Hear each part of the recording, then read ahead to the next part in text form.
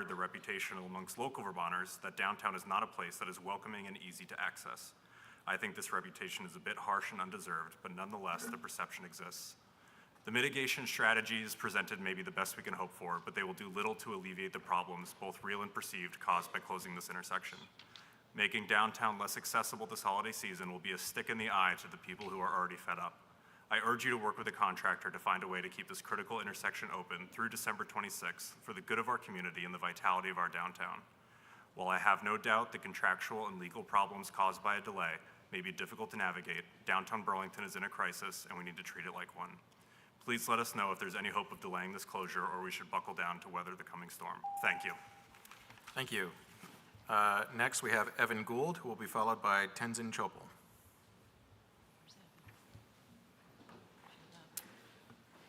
Okay, is that cool? Hi, councilors. My name is Evan Gould. I'm a resident of Ward 5. The first thing I'd like to speak on in the deliberative agenda is the appointment of Charles Dillard to the position of planning director. On this subject, I wanted to voice my full support.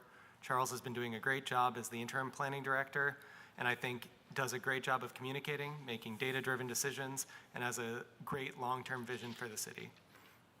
My second topic is a bit more somber. Last week, we lost a Burlington resident, father of 2 daughters, and cyclists on Shelburne Road. We don't know exactly what happened, if there was a mistake on either side, but it's the 3rd death at that intersection in the last 5 years and the 4th on Shelburne Road. The 4th was a longtime Burlington cultural icon, Birdman. Mistakes happen, they shouldn't cost lives. The section isn't in Burlington, but you can see a similar design today in the Colchester intersection.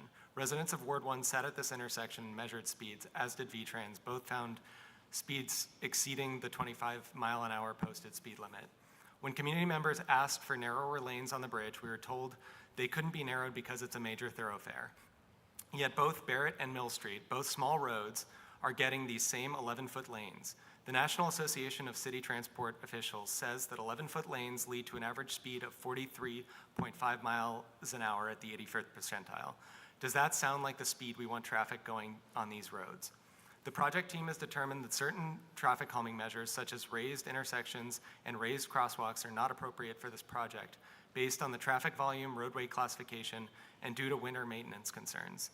Where are the concerns for vulnerable road users? So I ask you this, how many minutes is a life worth?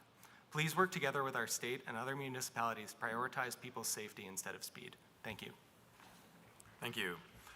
Our next speaker is Tenzin Chopal, to be followed by Jonathan Weber.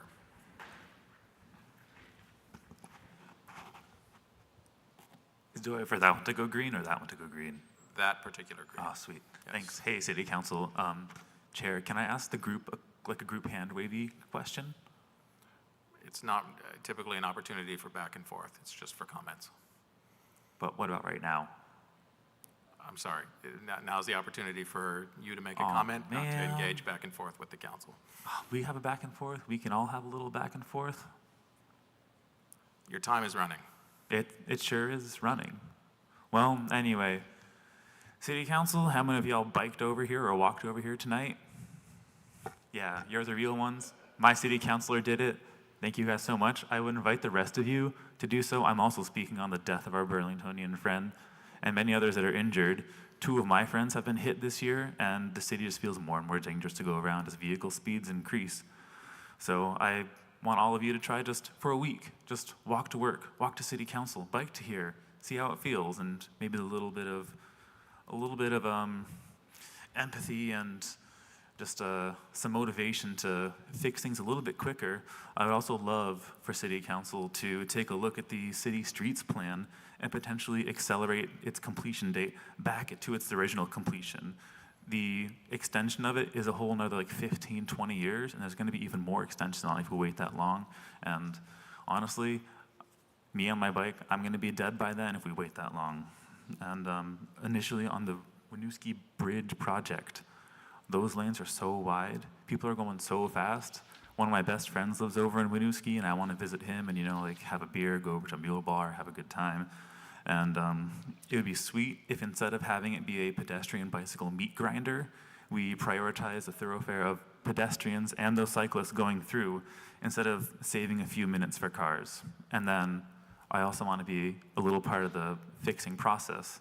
Like, I can use a shovel, I can jackhammer, just have, who is it, Philip in City Department of Public Works with the bow tie. Let me just take one of those city F-150s and some tools around, point me at a project. I'll do it way faster than SD Ireland. I mean, my whole bike gang is gonna join me, so I wanna feel okay riding on these streets and all my friends to do so as well, but thanks, guys. Thank you. Our next speaker is Jonathan Weber, to be followed by Martin Gillies. Good evening. My name is Jonathan Weber. I work for Local Motion. I live in Ward 4. Here tonight to ask you to take action to make Shelburne Road safer for everyone who uses it. Following the death of Sean Hayes, we circulated a petition in the community. It's got over 600 signatures, about half of which are from Burlington residents, so people want to see action on this. The recent fatal crashes, including the one last week that killed Sean Hayes, happened in South Burlington. So why am I here talking to you? First, several of the people killed on Shelburne Road were Burlington residents, including Joseph Allen, who many of us knew as Birdman, Sean Hayes, and Chris Zuckerman. Shelburne Road is a critical corridor for people who live and work in Burlington, and it's in our interest to make it safe for all of our community members. Second, addressing the safety issues on Shelburne Road requires changing the overall cross-section of the road, and that's something that needs to happen at the corridor level across town lines. Third, Burlington's segment of Shelburne Road is also hostile and dangerous for people walking and biking. Speeds are high, there's no bike infrastructure, and crosswalks are few and far between, despite the fact that it's surrounded by homes, neighborhoods, and destinations. So there are two things that we're asking Burlington to do to respond to these recent fatal crashes. We have a powerful voice in the region, and we're asking Burlington to bring it to bear by expressing support for the formation of a task force to identify immediate and long-term changes needed to make Shelburne Road safe for all users. So we're asking you to join us in asking VTrans and the Chittenden County Regional Planning Commission to take the lead on this. We're also asking you to lead by example and take immediate steps to make Burlington's segment of Shelburne Road safer. We should be implementing a road diet with safer crossings and improved bike infrastructure as soon as possible. I also want to briefly touch on the Winooski Bridge, since that's on your agenda later. The design currently proposes adding a car lane southbound downhill on Colchester Ave. This is unnecessary. It'll make the intersection more dangerous. And we have a plan for sidewalk level bike lanes on the segment of Colchester Ave. Thank you. We'd like for those to be built. Thank you. Our next speaker is Martin Gillies, to be followed by Isabella Fern.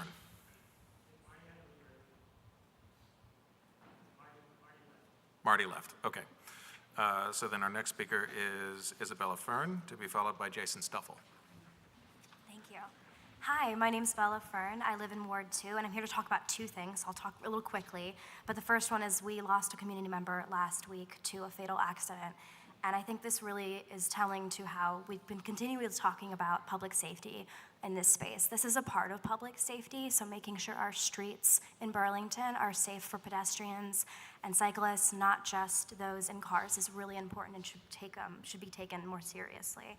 The second thing I want to talk about is the condo conversion ordinance. I know that's not being discussed tonight anymore, but I just want to say, in a city with 1% vacancy rate and a housing crisis at a breaking point, why are councilors proposing an ordinance that will make it easier for landlords to turn apartments into condos, reducing the number of rentals? This is something that will drive up rents. I also just want to say that this ordinance includes eliminating the condo fee that is used to help create affordable housing in Burlington. When we are in a housing crisis in Burlington, why are we doing anything to take away resources towards that? Thank you. Thank you very much. Our next speaker is Jason Stuffle, who will be followed by Brett Yates. Good evening, I'm Jason Stuffle. I live on Colchester Ave and am a member of the Burlington Walk Bike Council. I'm here tonight just to talk about the design of our city for people who are not in a vehicle. We know that the wider a road is, the faster people will go. It feels safer for them in a vehicle, but people who are not encased in a steel shell suffer greater consequences the higher the speed is. So where we have wider roads, cars go faster and there's more impact to people who are not in those vehicles. So Battery Street being a prime example of that, as well as Shelburne Street, where they're very wide and very unsafe for people. Grove Street as well, which is in my neighborhood, is a wider road, and there was a fatality there just a few weeks ago from a vehicle that was going too fast. And so I would urge you to do what you can to help lower the speed by making the roads narrower. We agreed, previously that 20 miles an hour is good for downtown, and I agree with that, and hopefully we can make those roads safer. Also, for the Winooski Bridge, there is the plan to widen Colchester Ave and add an additional lane on there. That is counterintuitive to the safety of people that live and use that not in a vehicle. That is being done for vehicle throughput and vehicle speed. And that being my neighborhood, I would urge you to not add an additional lane there and make the road wider. We are looking to narrow the roads in the city so that people who are not in a vehicle do not have to suffer those consequences of when a high-speed vehicle would have an impact to them. Once you get up above 25 miles an hour, the risk of death is much, much higher. So thank you, and please do what you can to make our roads safe for everyone. Thank you. Thank you. Next, we have Brett Yates, to be followed by Gabrielle Nelson. Gabrielle Nelson, sorry. Hi, I came here as part of a critical mass bike ride in honor of Sean Hayes. I also live directly next to the section of Shelburne Road that is owned by the city of Burlington. And I ride my bike on it every day, and it's, I know it's very dangerous. I live on the east side of Shelburne Road, which is the section where all the side streets are dead ends, so I can't get home or to or from anywhere else without using Shelburne Road. And there are people walking their dogs on a very narrow sidewalk. I use the street, and it's not good. But it's not just not good for me; it's not good for everybody. Between the crosswalk just below the roundabout and the crosswalk at Prospect Parkway, there's about a half-a-mile stretch that is just completely unusable for anyone outside of a car. And that stretch includes a popular restaurant, The Spot. It includes the Dunkin' Donuts. It includes an access point to Callahan Park. It includes a hair salon. It includes a lot of housing and several bus stops.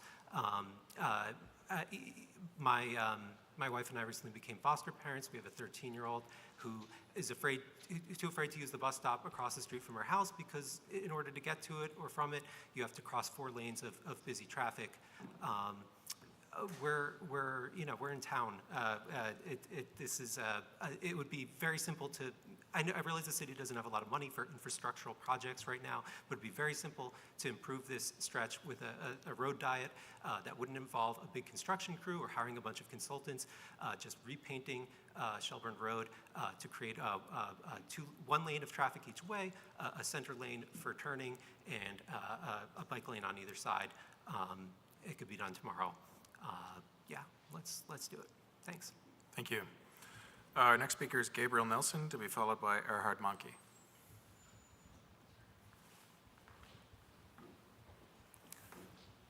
Hi, my name is Gabe Nelson, and today I'm here to speak about bicycle and pedestrian safety.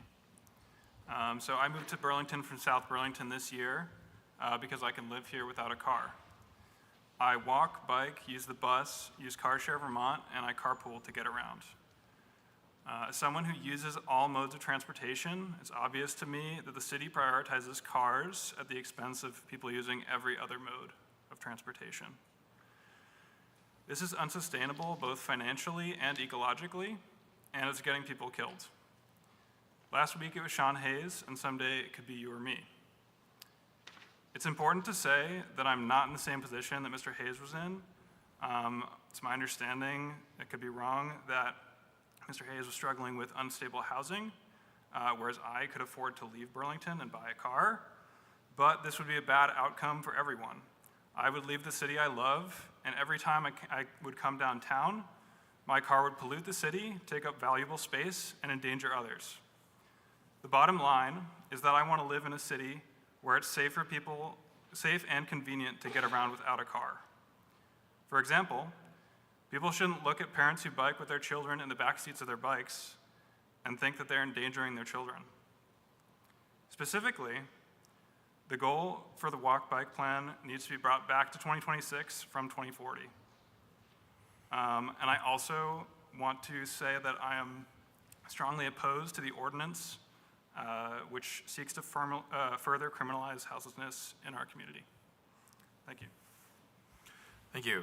Our next speaker is Erhard Manka, to be followed by Amy Wright.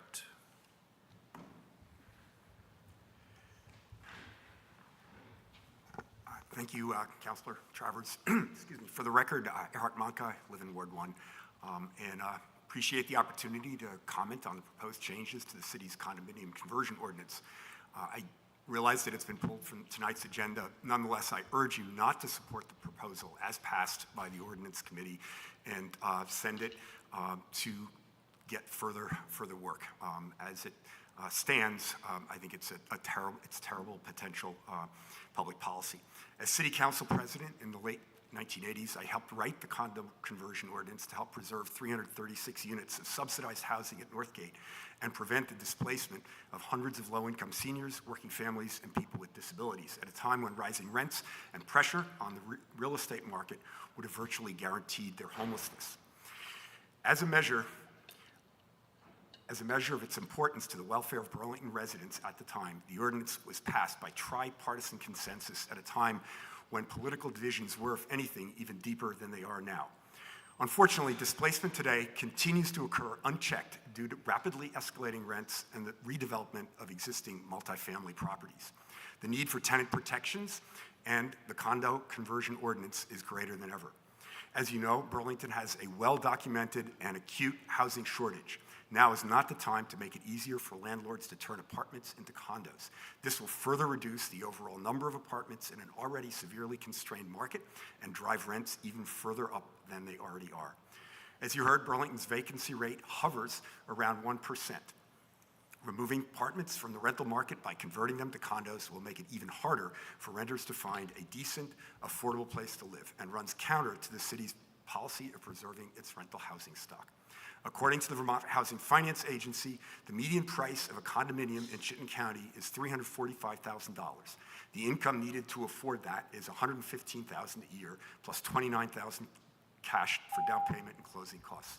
Most Burlington renters do not have the income and savings to buy their apartment as a condominium. Thank you. Prices. Thank you. Our next speaker is Amy Wright, to be followed by Adam Moran.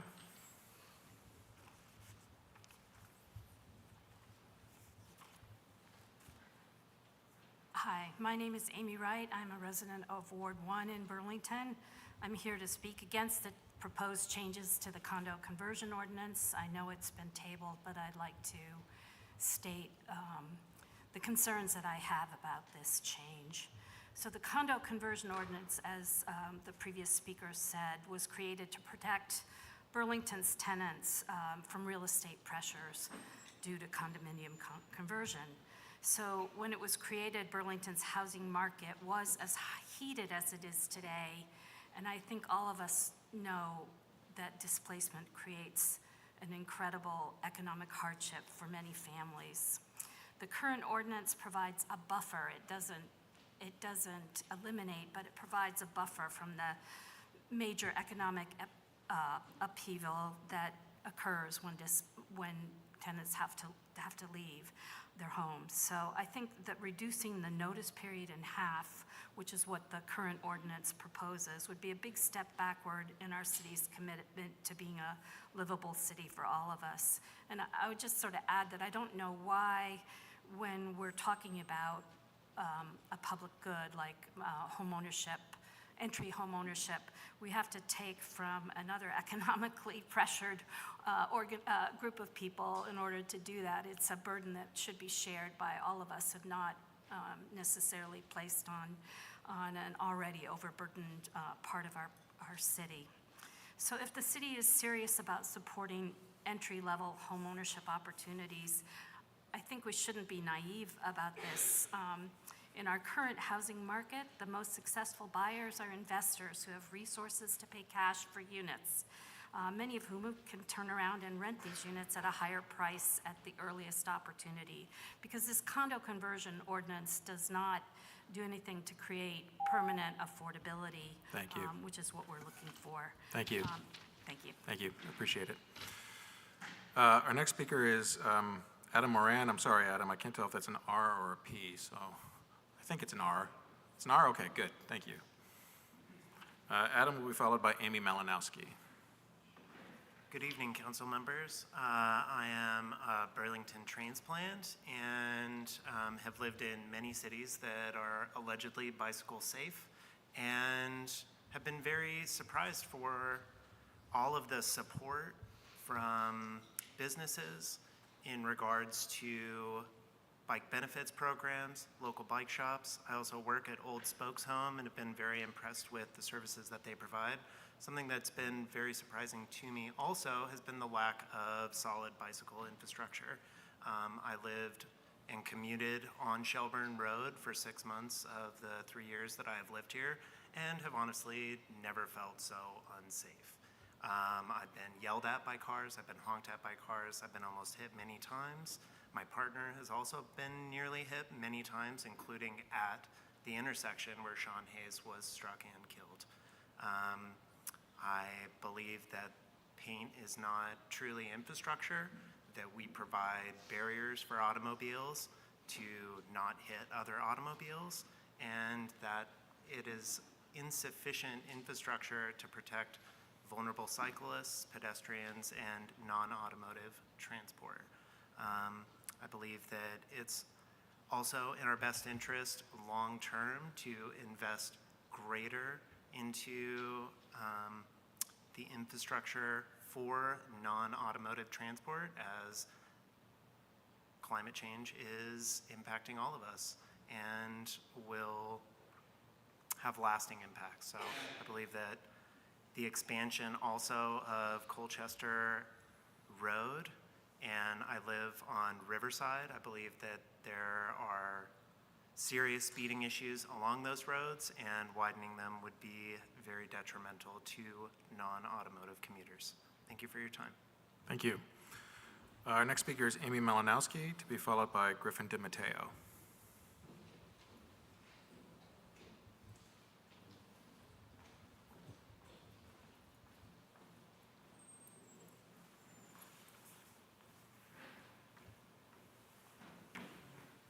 Hi, my name is Amy.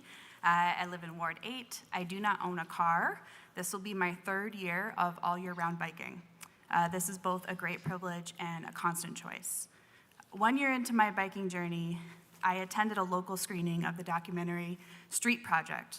It was actually edited by a Vermonter, and it's free to stream on YouTube. It was after watching that I felt the full gravity of my choice to bike, that no matter how many lights or reflectors and MIPS helmets I diligently layer onto my body and bike, there's a higher chance than I had realized that this would be how I leave this world.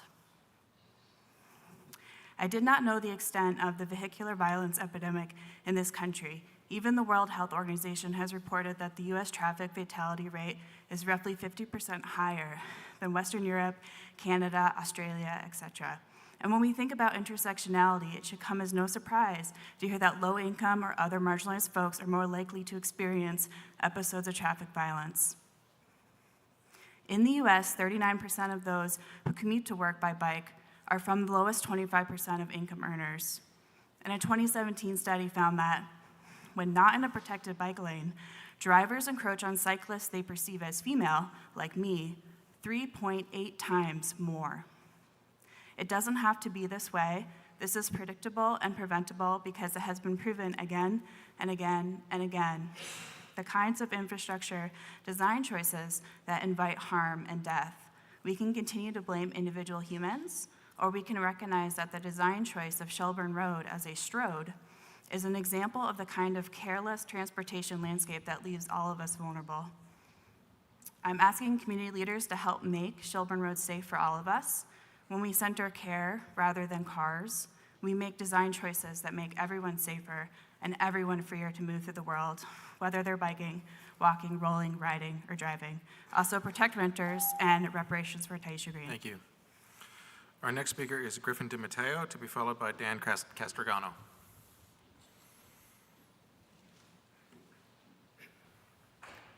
Hi, my name is Griffin DiMatteo. I'm a Ward 2 resident, and I ride to work and get around town on my bicycle.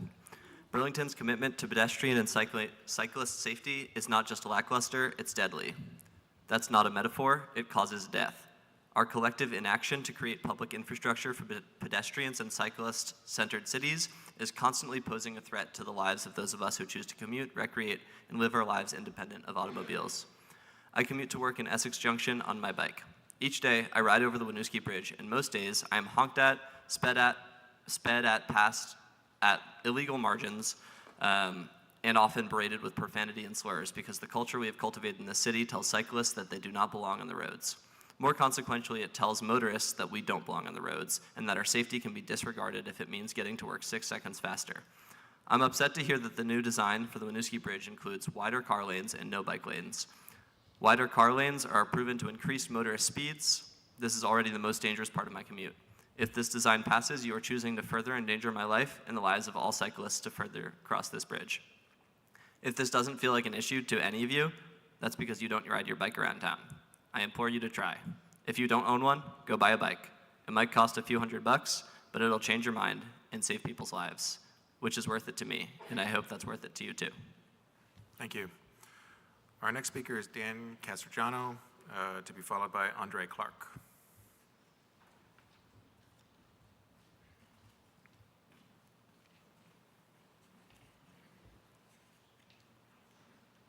Hi, City Council. My name is Dan Castrogano. I live in Ward 4. I'm here to register my frustration and anger at the lack of ambition and action regarding safe infrastructure to protect pedestrians and cyclists. We know when we build infrastructure and motorists drive fast, people die. That's just how it works. That happens all over the world, and it happens all over the country all of the time. The lack of action from the city makes me feel upset and angry. As Amy said, victims of traffic violence are more likely to be low income, unhoused, people of color. I don't want one of these bikes to be painted white because one of us gets killed because of lack of action from the city. The walk bike plan being pushed to 2040 is unacceptable. It is unacceptable. You can do so much of this stuff tomorrow, and you just don't want to. I bike almost everywhere with my 3-year-old, and I want it to be safe for him to get around the city. One example is the Burlington-Winooski Bridge, and I feel like we are constantly resisting all of these terrible designs, and I don't know why. Why would we have 11-foot lanes when we know motorists will drive faster? Why are we not acting at North Ave and Plattsburgh Ave when we have the data that says it's 37 miles per hour? People are going to die at that intersection. So just call the concrete bollard guy and put it in. I'm just sort of at a loss for why it's so slow. Thank you. Thank you, Dan. Our next speaker is Andre Clark, to be followed by Clayton Dykstra.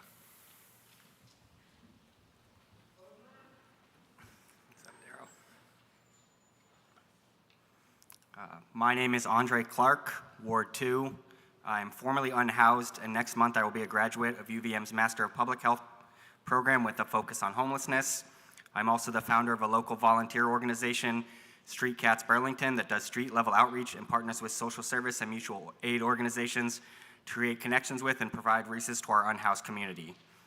I'm here to express my concern with the mayor's announcement at the last city council meeting that the city will be removing the public health resources at 3 encampment locations by December 1st. The justification for this was the potential for snow to limit access to service these locations and to prove to the city council that these resources are seasonal in nature. How can our response be seasonal in nature when the issue of homelessness is not a seasonal phenomenon? And we have over 350 people, according to the city's own reporting, who are actively living unsheltered. It is unconscionable to remove access to basic resources such as safe drinking water or a place to use the restroom. The removal of these resources will not alleviate any of the challenges our city faces. It would not cause people to go away, and it will not provide any benefits to our local community. I have heard complaints from the greater community that are focused on public urination and defecation, and I don't understand how this benefits our neighbors, housed or unhoused. This policy reversal is harmful for everyone and is likely to further exacerbate the challenges associated with unsheltered homelessness. We cannot solve the problems of unsheltered homelessness or support our community by removing effective and reasonable public health measures. We need more community, more care, and more resources, not less. I am calling on the City Council to change course and continue to provide and expand upon these resources. Everyone deserves a place to use the bathroom, a place to wash their hands, and safe drinking water. How can we, in good faith, pull back resources while we are advocating against the state doing the same thing by ending the emergency housing program? Thank you. Thank you. Our next speaker is Clayton Dykstra, to be followed by Nolan Rogers.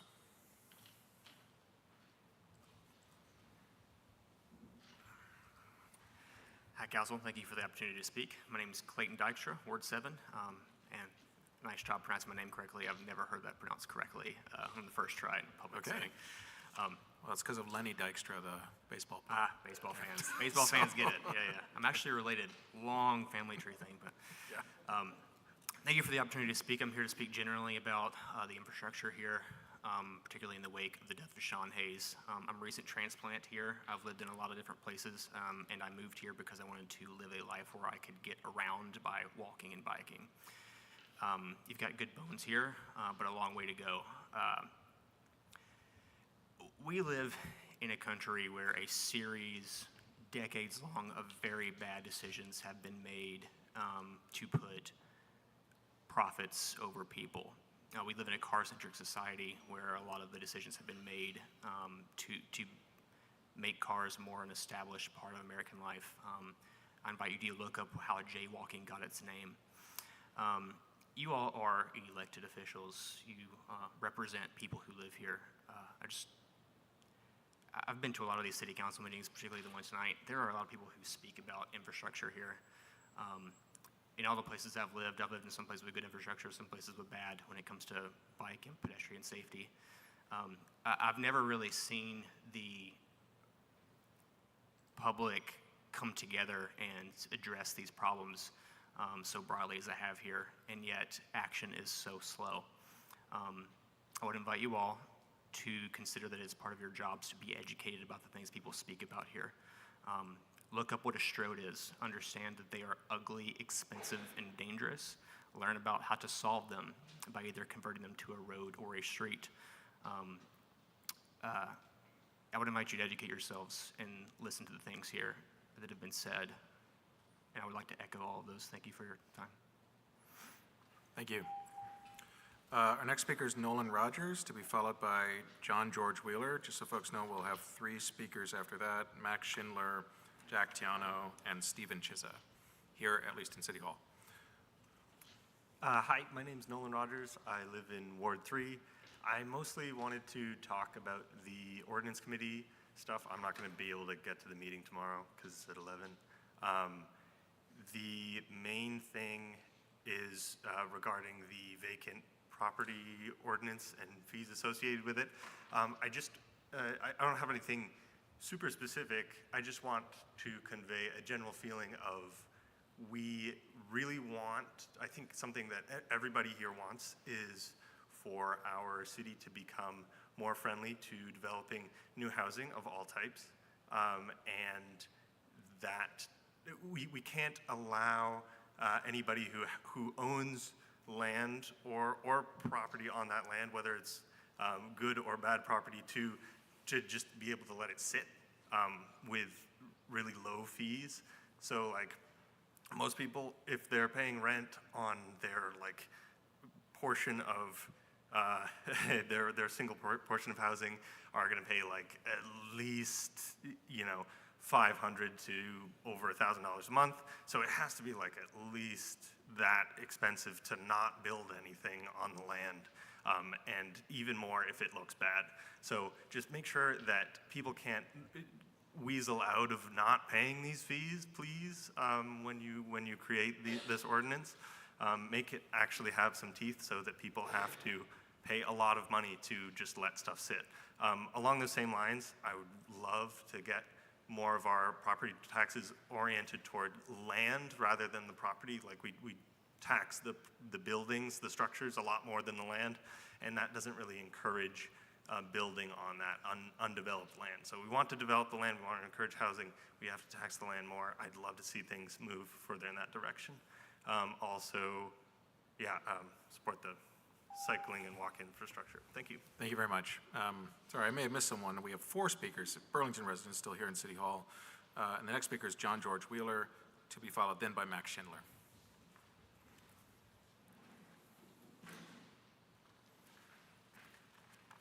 Good evening, councilors. Council President, I'm here to ask you to reconsider the timing of the closing of South Winooski in Maine. My name is John George Wheeler, Ward 5 resident, and I am an owner of Ski Rack in Patagonia, Burlington downtown. Both businesses, friends to Chapin and many in this room.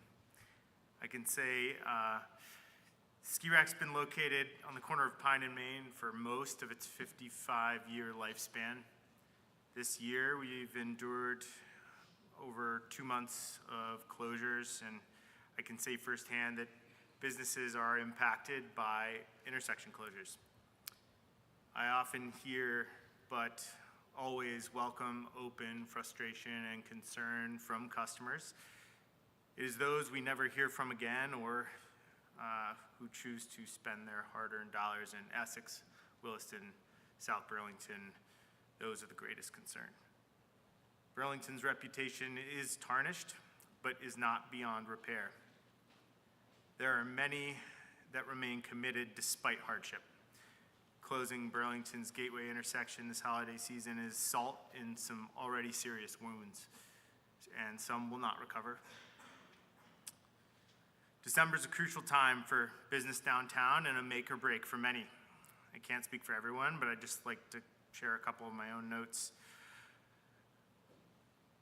For us, December is roughly an average of 13% of what we do in a year. Compare that to February, for example, average of just 7%, just over half of annual sales. This unfavorability continues on a monthly to decline through April. The point of me sharing this is that even though closures are never convenient, this is the worst time of year to close. This is also the 3rd year in a row we've seen declines. Excuse me, I'll finish there. Okay. Thanks for your time. Thank you. Our next speaker is Max Schindler, to be followed by Jack Tiano. I push it, right?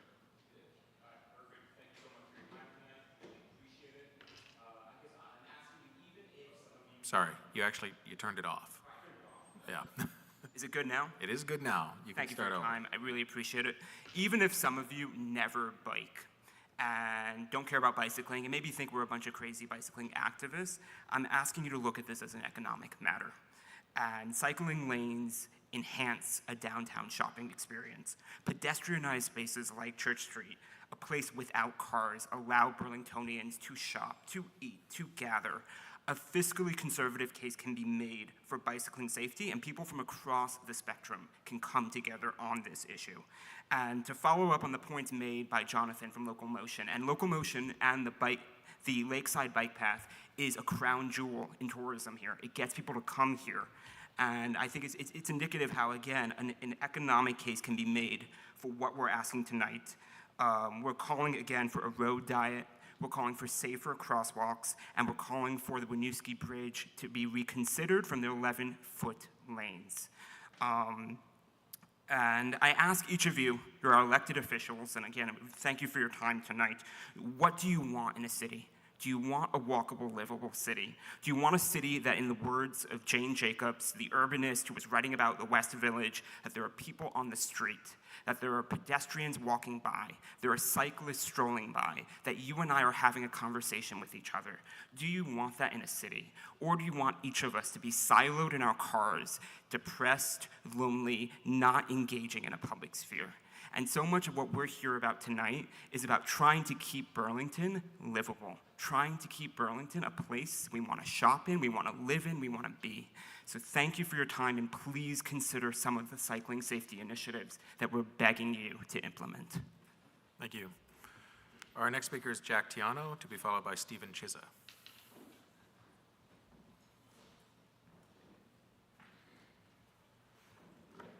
Hello, Jack Tiano, Ward 5. I also just wanted to start off by saying congratulations to Charles Dillard. He's been a great leader on city planning for a while now, and it's a well-earned promotion. So I wrote a much longer email or whatever, as I tend to do. I'll send it all to you later tonight. I didn't have it ready before this meeting. But what I kind of want to do with the 90 seconds that I have is to reframe some of this. Well, I agree with a lot of what everyone is saying around the need for urgent change around cycling and transportation, or cycling and walking infrastructure. I want to reframe this in the context of the failure of our transportation policy in the city. The data shows that we're not making progress on our stated goals. The walk bike plan set pretty explicit goals of mode share shift. So what is the percentage of the different ways people get around? Where are we at? Where do we want to be? They're all of our active transportation, all of our non-single occupancy vehicle mode shares are declining. Cycling has remained static, but it's half of where we wanted it to be by 2026. Everything else is going down. Car usage is going up.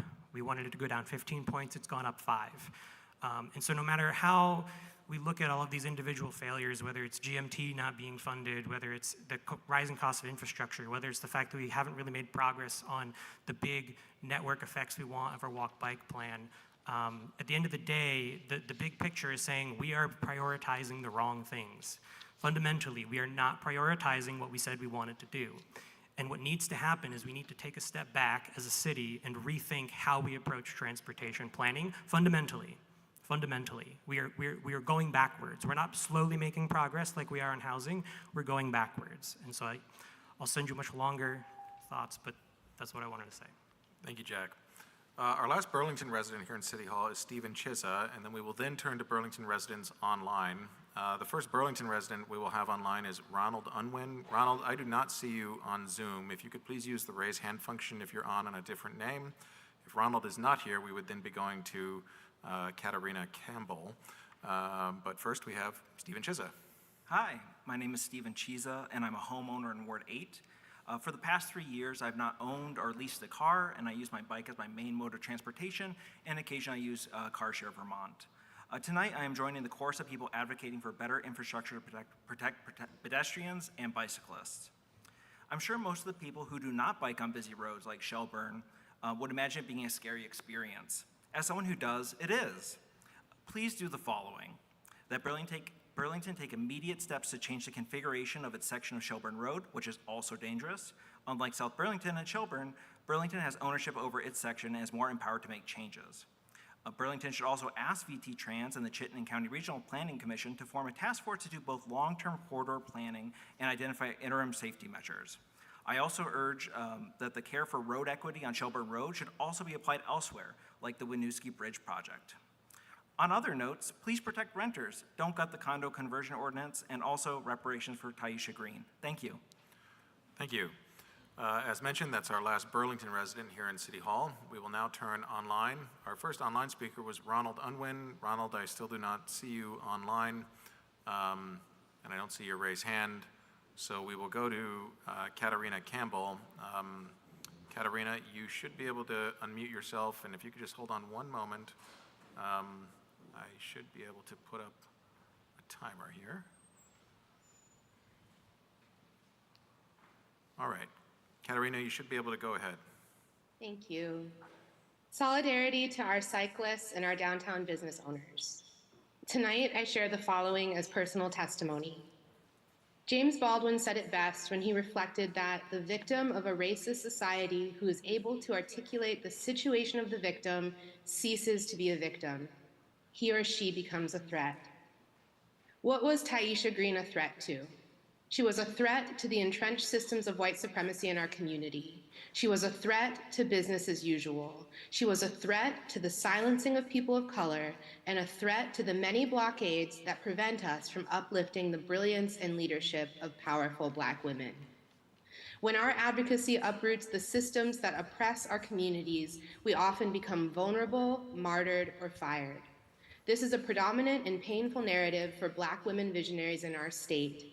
In Taisha Green's case, this has involved an onslaught of intentional mobbing, character defamation, public trauma, and an unraveling of the events and systems she stewarded to address racialized harm in our community. It is ludicrous that we are criminalizing Taisha Green for events that transpired outside of her tenure with our city, and that she has endured this level of bullying and inequitable scrutiny as our first Black female department head. It is our collective and moral responsibility to provide tangible reparations and to resolve the grievances against Taisha Green.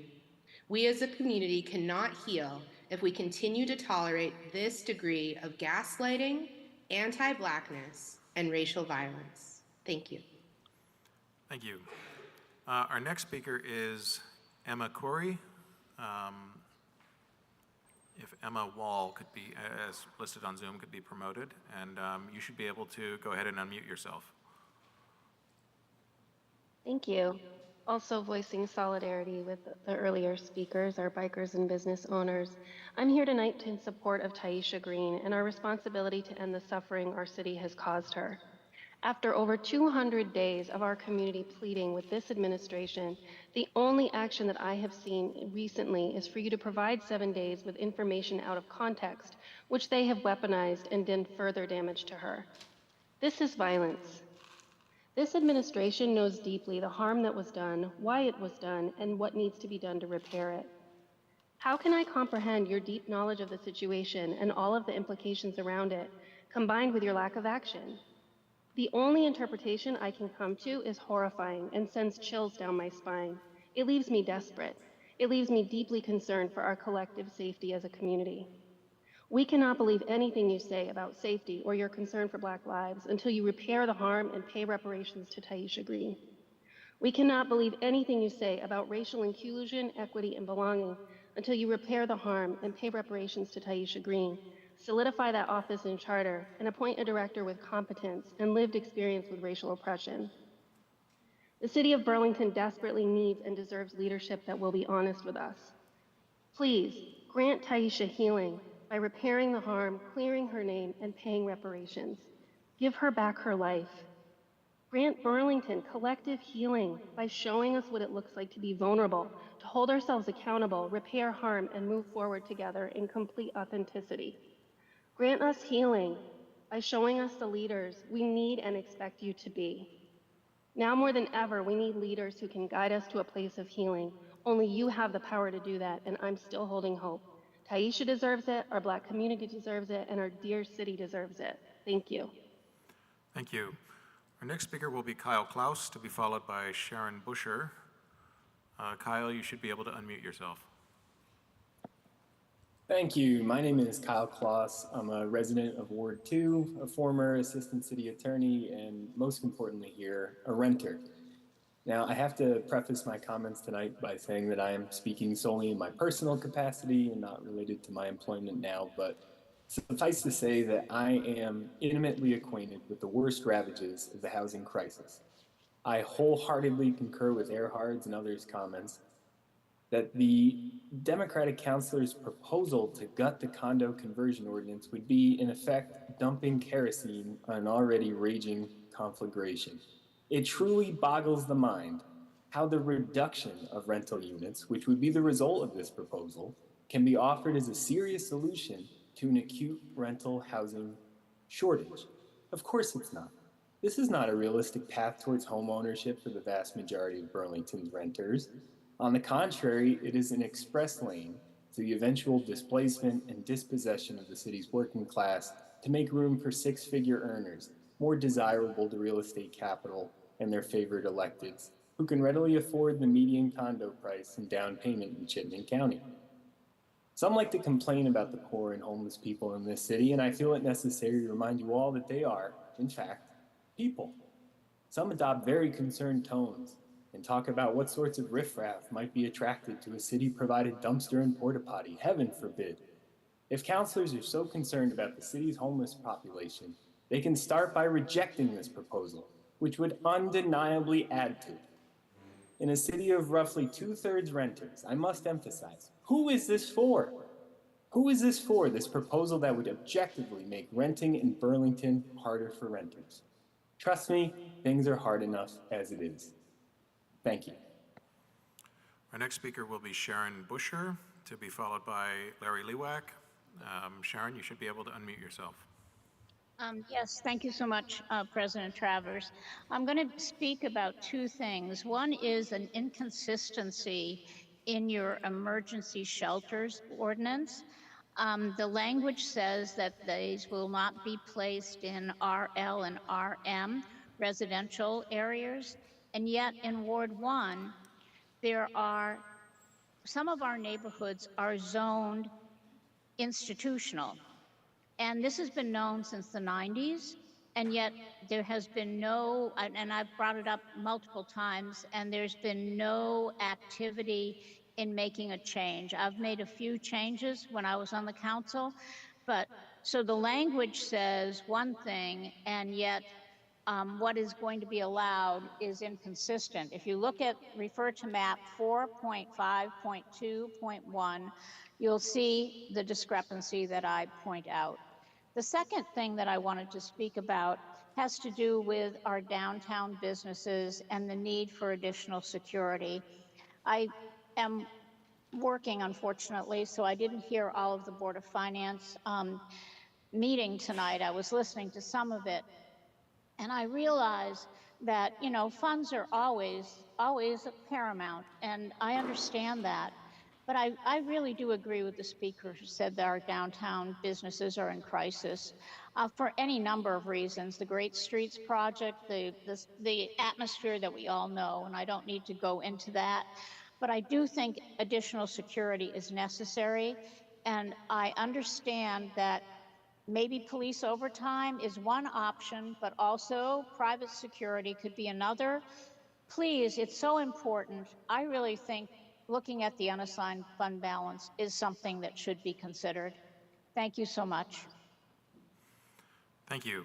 Our next speaker is Larry Lewak, to be followed by Christopher Aaron Felker. Christopher, I do not see you online. If you're under a different name, if you could please use the raise hand function. Larry, you should be able to go ahead. Hi, I'm Larry Lewak. I'm a resident of Ward 5. I recently learned of the proposal to make the changes to the city's condominium conversion ordinance, and I'm really a bit confused why this proposal is coming forward now in a time of urgent crisis for the city's renters. Why a majority of the council seems inclined to support what would be a frontal attack on the interests of renters, and which would, if adopted, would erode and reduce the stock of affordable rental housing in the city, which is already under threat and in crisis mode. I would echo the comments of Kyle Klaus a few minutes ago and Erhard Manka earlier that it's with a median price of a condominium in Chittenden County at $345,000 a pop, and with the income needed to afford that median price of $115,000 a year, plus $29,000 cash for down payment and housing costs, most Burlington renters do not have the income and the savings to buy their apartment as a condominium if it were offered to them. And I would just further point out that eliminating the condo conversion fee would reduce income to the city's Affordable Housing Trust Fund, and even with a proposed increase of to $2,000 for paying the cost of a displaced tenant to relocate, that's really a pittance compared to the likely costs of finding alternate housing for a renter who would be displaced if this ordinance were enacted. So I would strongly encourage you, when it does come up for a vote, to reject this ill-advised and untimely ordinance. Thank you. Thank you very much. Our next speaker online was Christopher Aaron Felker. Christopher, again, I do not see you online. If you could please use the raise hand function. If Christopher is not here, then we will go to our last Burlington resident online, who is Pike Porter. Christopher's not here. Pike, you should be able to go ahead. When you're done, we'll come back here to City Hall, and our next speaker will be Mark Sherman. Yeah, Pike. thanks for taking go my ahead. comments, and thank you for passing the resolution seeking a different VTANG mission several months ago. I'm here to make some comments on some of the slides I saw in the agenda packet today. I want to point out that VTANG refused to provide radar data for the noise maps, and noise maps are not based on any actual sound or noise monitoring data from the noise monitoring equipment around. The VTANG data is only based on pilot interviews. So I would encourage you to look at those maps with that in mind. I mention it because no, VTANG did not provide all the data willingly. They didn't provide the radar data like everyone else did. I have a slight issue with the claim on the slides that some of these improvements at the airport are at no cost to the communities. The communities are paying for these costs every day through stress, health impacts, quality of life impacts. It's really disheartening and disingenuous and really devalues the people living under these planes to say that some of these improvements are at no cost to them. I'd like to point out that the airport is planning on spending at least $5 million in sound insulation to avoid paying $4 million in airport services. There were 660,000 enplanements in 2023. That equates to about $6 per traveler. And I would say those are the people who should be paying for these services, the folks who are actually flying. It shouldn't be paid for on the backs of the people in Winooski and South Burlington. Finally, a question that should be asked in the statement is, what can we do to return housing to the 44 minutes, to the 44 acres? Thank you. Thank you. We will now return here to City Hall. We have 3 non-Burlington residents here in City Hall. On this item, we first go to those Burlington residents representing a Burlington business or organization, and there we have Mark Sherman. Mark, go ahead. Hi, my name is Mark Sherman. I'm one of the owners of Outdoor Gear Exchange, and I realize that you all have a lot in front of you. You're working hard to mitigate and resolve issues in Burlington that are indeed impacting cities, both small and large, across our state and nation. Thank you. I'd like to voice my support for item 810, authorizing expanded downtown security services, and thank you for this consideration. Everything we can do to make Burlington safer and appear safer to our customers and our staff is very much appreciated. My primary reason for addressing you tonight, however, is the anticipated closure of the intersection at South Winooski and Main Streets to begin as soon as December 9th. That will last 6 to 8 weeks. In your memo last week, you state that downtown is busy throughout the year and this work would be impactful at any point.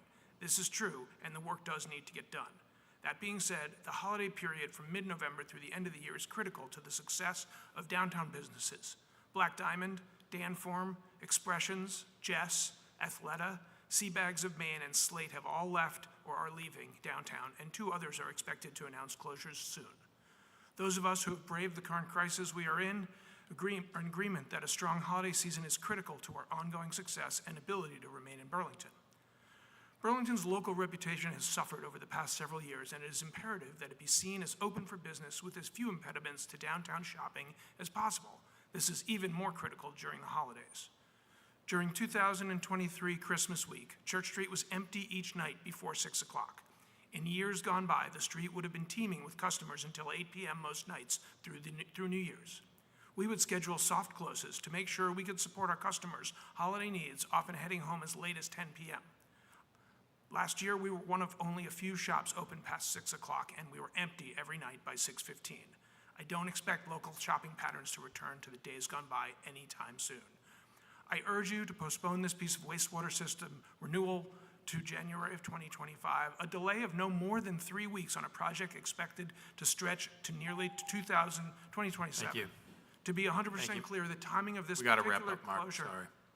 this seems tone deaf for a council and an administration that is both empathetic and compassionate. Thank you. Our next speaker is Jason Leventhal, who will be followed by Brenna Sweatman, and then we will go back online to 3 non-Burlington residents who signed up online. Hi. My name's Jay. I own Jay Skis right on Main Street, and we do about 30% of our annual sales November and December. We were just informed today about this.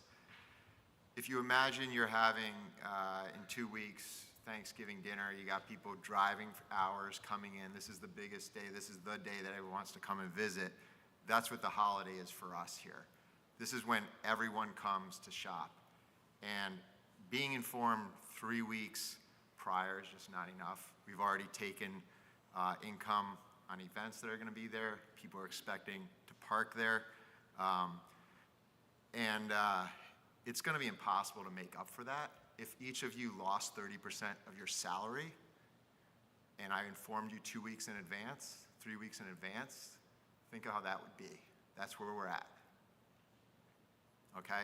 You push it off 3 more weeks, it's not going to make a difference in a 3-year project, but it's going to make a huge difference in all of the stores in downtown.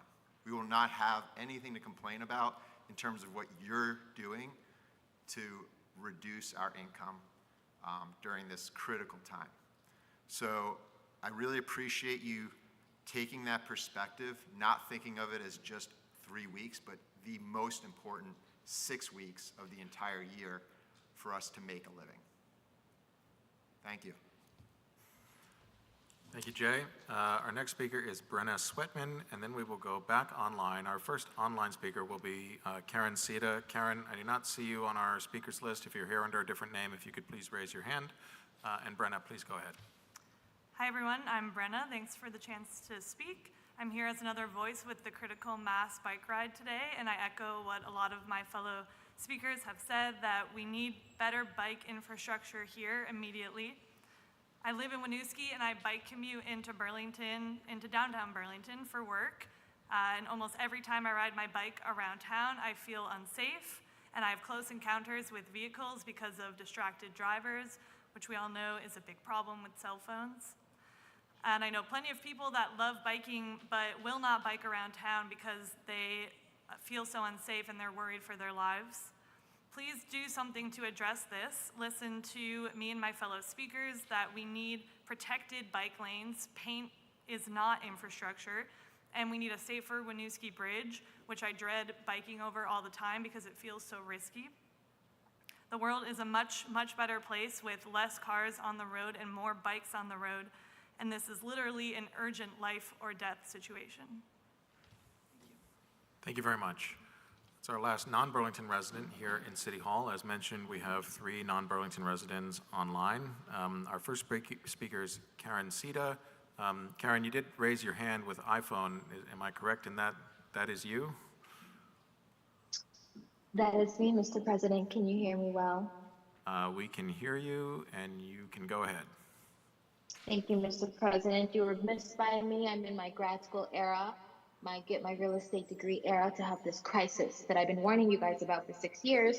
The fact that a major city in Burlington was not building any housing, and everybody was looking at me like, oh, there's that pretty black girl always talking, but never listening to the message. But thank you, Mr. President. I stand here not trying to be politically correct because we don't have time for that, because as we know, the people are dying. And God bless the families, and God bless the man who passed away. May he know that the blood is on the mayor's hand. I told you so, Burlington. Please don't personalize your comments like that, Karen. You can continue, but please do not personalize your attacks like that. Okay, I want more on my time then. I told Burlingtonians, I told them this would happen if we didn't prioritize the right leadership, the right policies, the right accountabilities. And now we are in a city of chaos, brewing chaos, an order that feels like an afterthought, and peace that feels like people cannot receive it, even though it is their right to live peacefully in their own city. I want to address the fact that we always talk about, sorry, I'm standing up. I want to talk the fact that we're always talking about allies. And sweet, Mr. President, are you going to add more time to me because you interrupted me? I'll give you a few more seconds after you're done. Keep going. Okay, well, I just want to talk to, Okay, great. I just want to make sure that we let the city know that I told you guys that we are in a major crisis. You guys need to start listening to Black women, listening to Black women who grew up in the city. I know you didn't listen to Taisha Green, and I don't know why you're not listening to Black people who have grew up in this state, who has walked Burlington, who remembers when Church Street was thriving, who remembers shopping at Church Street, remember being at peace at Church Street. Why don't we listen to those people, those Black women that are keep telling you there is a major crisis? The first woman to kill a person in Vermont was a woman. I mean, I keep trying to tell you there's a masculine energy that's going on. There's a lot of homicide that's happening here, crisis, and you guys do not want to listen. I sent a more polished version that I'm going to email to everybody because 2 minutes is not enough to talk about how you guys are at fault and the mayor is at fault. I'm a child of Mattel, but you guys are at fault. Thank you.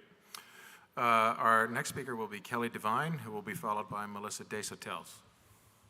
Kelly, you should be able to unmute yourself. Go ahead. Thank you, Council President Travers. This has gone long, so I won't waste too much time. I did send comments in writing to the City Council, and I think the business folks that preceded me said things very well. This closure of the major intersection coming into Burlington could be devastating for our local businesses, especially. I think it's good to remember that when larger national businesses want to leave, it's a relatively low risk proposition for them to close down. We've seen several of those close down in the last year, Walgreens, Black Diamond. For all of our local businesses, several of who spoke here tonight, they have their hearts and a lot of their assets and a lot of their livelihood on the line.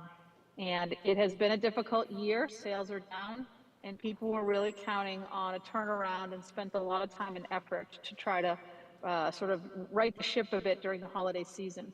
I think it's also important to mention that this project is funded by tax increment financing, and that increment is dependent on a vital downtown. And so we can't have the project really put a serious dent in downtown vitality and still expect it to be able to pay for itself through a tax increment on the other end.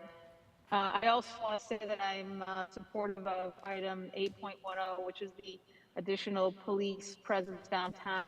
We are seeing a really pretty significant problem with retail theft, and that adds to the challenge of doing business, especially for our local folks who can't write it off on a big national bottom line. So I hope that you'll do whatever you can to continue to vote to support our local business. Thank you.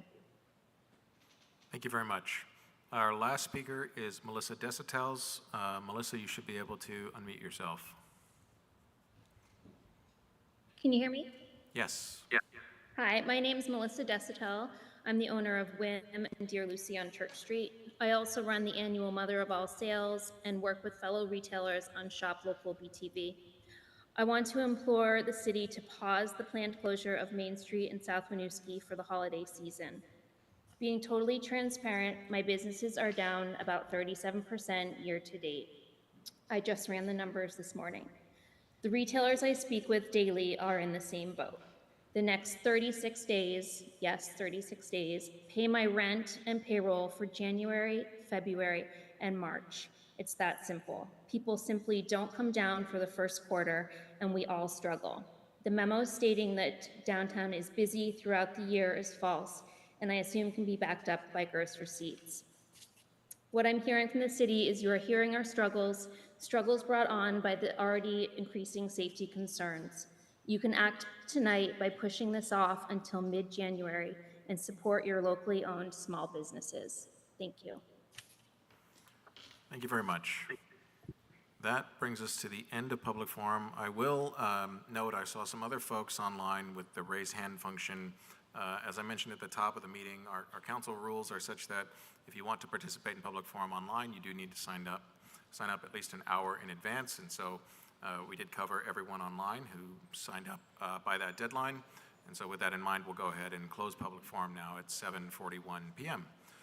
That takes us to the third item on our agenda, which is a work session regarding the Burlington-Winooski Bridge Project and Colchester-Barrett Riverside Base Technical Concept. And on this item, I believe we have, well, who do we have? Everyone who's here, come on up. I know we have a number of folks.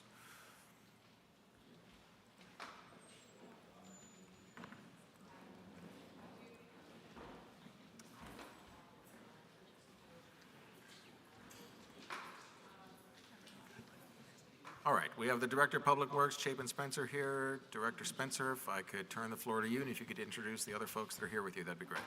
Great.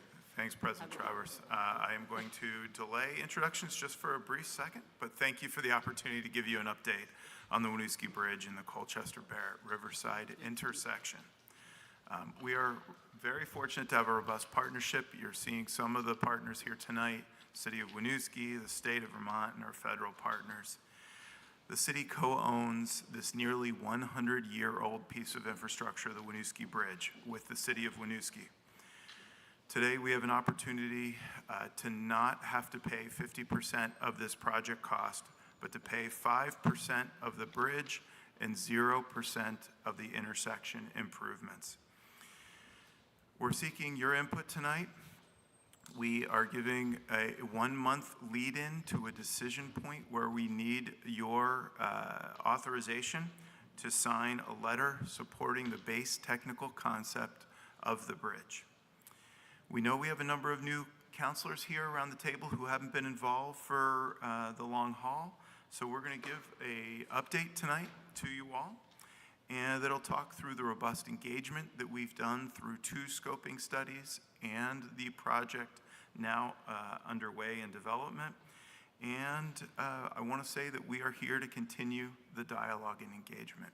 We've heard from a number of you, thank you, on your input over the last few days, wanting to know more about engagement that we've done and answer questions on the design. We've put a number of memos together, including a written correspondence just providing today answers to your recent comments. With that, I'm going to turn it over to Josh Olin from HNTB to do introductions. Thanks so much. Yep. Great, thank you. Let me just share my screen here. We'll walk through our presentation as noted. Excellent. So joining me tonight, if this will advance. There we go. Joining me tonight, myself, I'm Josh Olin from HNTB. I'm a consultant working for VTrans in the cities. Joining me, I have Bob Kleinfelter, the Structures Project Manager with VTrans. Mike LaCroix, he's the Traffic Project Manager. He's responsible for the intersection portion of the project. Carolyn Coda, who's our Program Manager at VTrans. And Steve Spear, who is our consultant project manager for the intersection as well.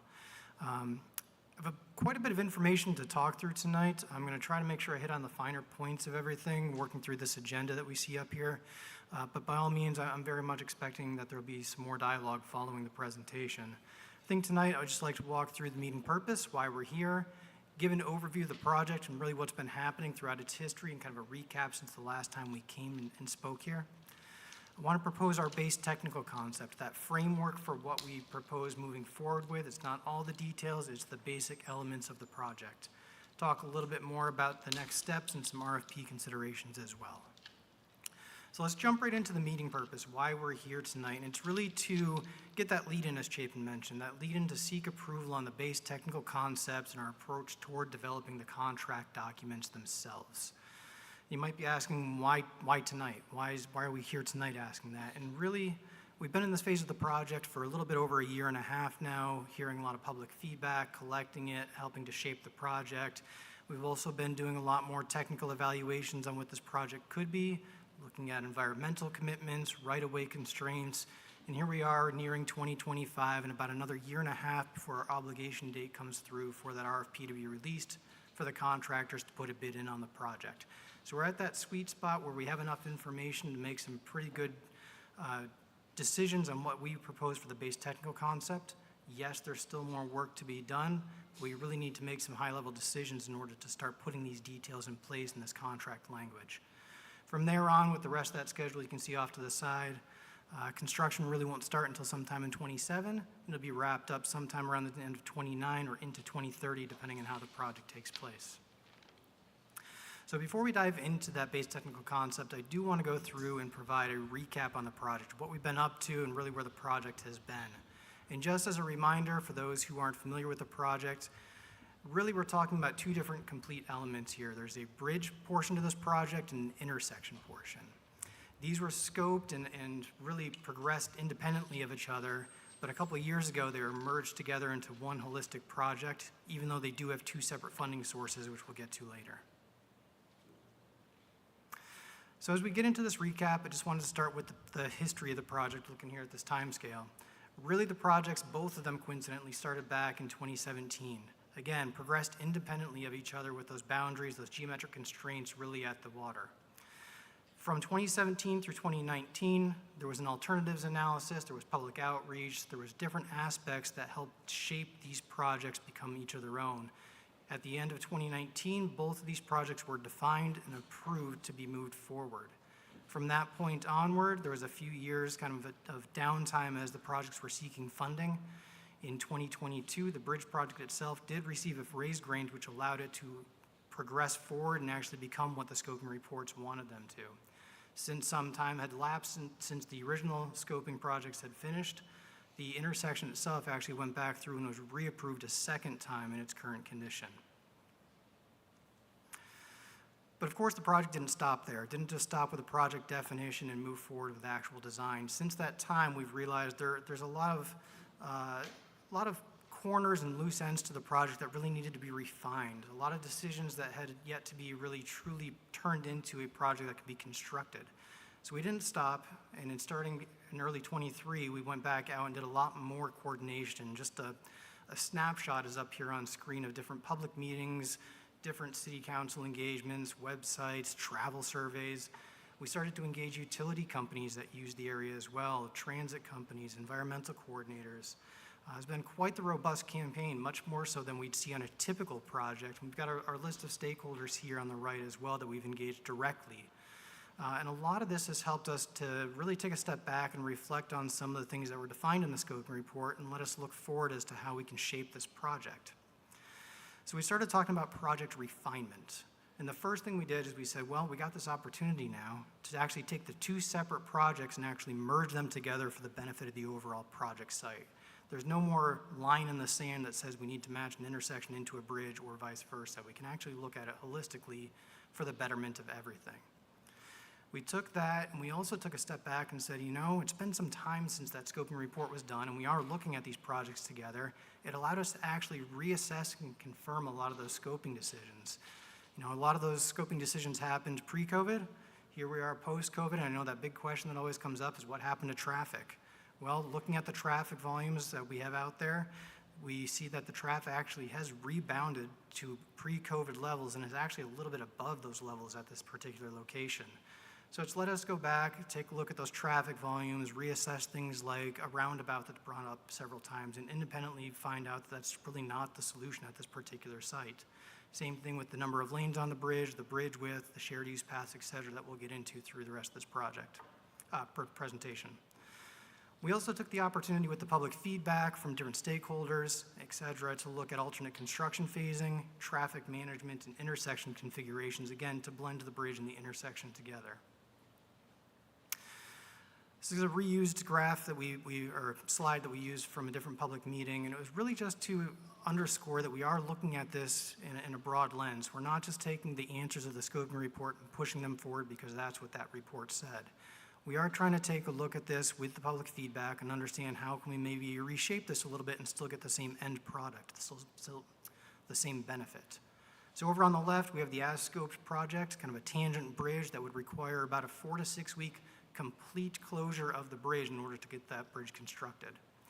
Versus something on the right that we've been able to look at, which is more of a shifted alignment version that has a bit of a curve to it, that reduces the traffic impacts and only requires 2 lanes to be closed on the bridge, but for a slightly longer duration. These are some of the benefits or some of the differences we've been looking into. Similarly, we've taken a sharper look at traffic throughout the area. We keep hearing traffic management during construction is going to be critical for businesses, for emergency response, and for everybody who uses the site in general. So I'm not going to go through the entire slide. Again, this is a reused slide from past presentations, but the highlights are, if you look on the traffic maps on the right side of the screen, the upper right is kind of an existing condition of what's out there today with 4 lanes open on the bridge. You see some yellows, some greens, a little bit of red throughout the area, kind of talking about stop and go type of traffic with that red. If we were to close the bridge, of course, you get a lot more closures, a lot more red area out on the bridge, a lot more congestion for that 4 to 6 week period. It's basically kind of gridlock on those streets. And then looking into that middle range of just closing 2 lanes and only detouring southbound traffic, so keeping northbound traffic on the bridge, we see kind of a combination, a sweet spot of some green, some yellow, and a little bit of red. And we detour those southbound, that southbound direction because it's primarily right-hand turn, so it's a little bit more free-flowing and fewer conflict points. And of course, with the bridge, all the bridge evaluations, we've been looking at the intersection as well and how we can merge everything together. We have the as-scoped intersection up there on the upper left and something that's what I would call a rotated intersection on the right to blend in with that shifted alignment bridge. And it might look a little bit different, but I reassure you that it meets the same purpose and need as the one that's been approved twice and was shown in the scoping report. It's still a four-way signalized intersection, still simplifies the intersection and reduces conflicting movements, manages traffic congestion, provides improvements for mobility and safety, and does have a shared use path that extends from the bridge through that intersection as well. So that leads us into the base technical concept. We took all that background, all that scoping information, all that public interaction, and tried to boil it into something we can push forward. And again, this base technical concept is not every single detail. This is the framework, kind of the nuts and bolts, the layout of what we want to move forward with. And I'll start right off with the typical section of the bridge. It should look a little bit familiar. This does have those 4 travel lanes down the middle, which replicates those existing conditions, although as we've heard, ever so slightly wider. And it still has the 2 shared use paths on the outboard, 12 foot on the right, and one thing we've heard from the public is they want a wider shared use path someplace. From our standpoint, it makes the most sense on the downstream side of this bridge. We're actually opting to push that open to 15 feet and give more space to pedestrians and bicyclists within these shared use paths. This would tie in with the Riverside Path and also tie into plans through the Winooski Park on the northwest quadrant.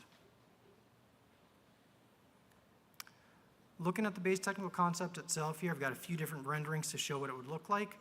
The left-hand side is going to be the existing condition, just a drone image, untouched. The right-hand side is the base technical concept we're proposing and what it could look like. You'll see that the intersection comes to that singular focal point at Barrett, Colchester, and Riverside, and the bridge has that shifted alignment, although a much more gradual curvature than that previous reuse slide that we saw earlier. You'll see again that these are just renderings to show the framework. They're not getting into detail, so if there's something that you have a question on, something that seems to be missing, please ask it as we get to the end of this. Just a view from the opposite side of the river as well, looking back into Burlington. Again, you can see the reconfigured intersection in the background. You can see here in the foregrounds. It will continue to tie right back into the circulator as it does today. And finally, just a side view looking at it as well, just to get a little bit different perspective, one that's maybe a little bit tougher to get in a daily commute. You can see over on the Winooski side, we are going to be rebuilding that underbridge path that's going to help us in bike connectivity through the park, which is not currently shown in this rendering. In fact, we're not showing any sort of revegetation, landscape architecture, or anything in these. We're just opting to show grass for the time being to focus on the bridge and the intersection. And then the intersection itself, we wanted to provide this colorized engineered graphic, which is more advanced than those renderings I just showed you. This is something that we can talk through a little bit more as we get into the RFP considerations, but I did want to point out that the shared use path from the bridge on the bottom side of the screen does extend through the intersection itself. It does connect across Barrett up onto Colchester to allow for continued improvements going up Colchester. But really, again, this is that rotated intersection that blends with the bridge and pushes Riverside traffic as the through movement as opposed to Colchester Ave. So I mentioned we also looked at traffic control and construction phasing and really kind of the benefits of moving to the shifted alignments. And I wanted to walk you through the traffic pattern here on the bridge because it does keep traffic and pedestrians and bicyclists moving across the river at all times. So starting off on the left, we'd have the existing bridge there with 4 lanes of traffic.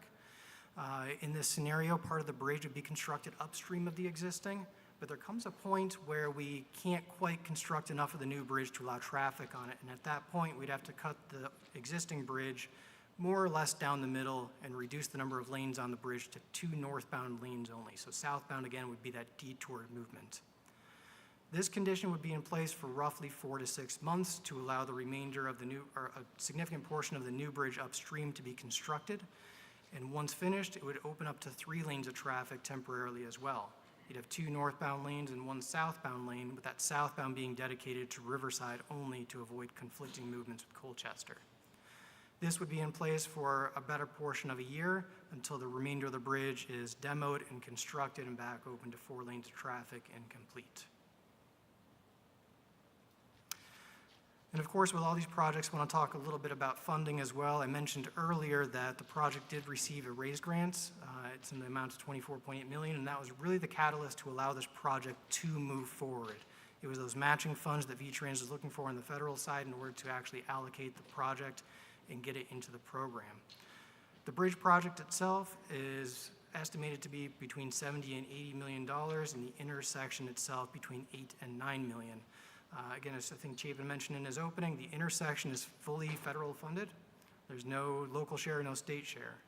The bridge has a range of splits. It's 80% federal, 10% state, and 5% to each of the cities.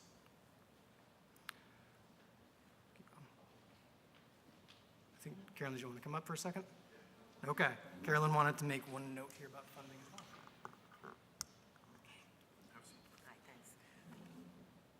So as just a reminder, we have budgeted, I'm Carolyn Code again, Structures Program Manager, so I manage all the bridges in the state for construction, et cetera.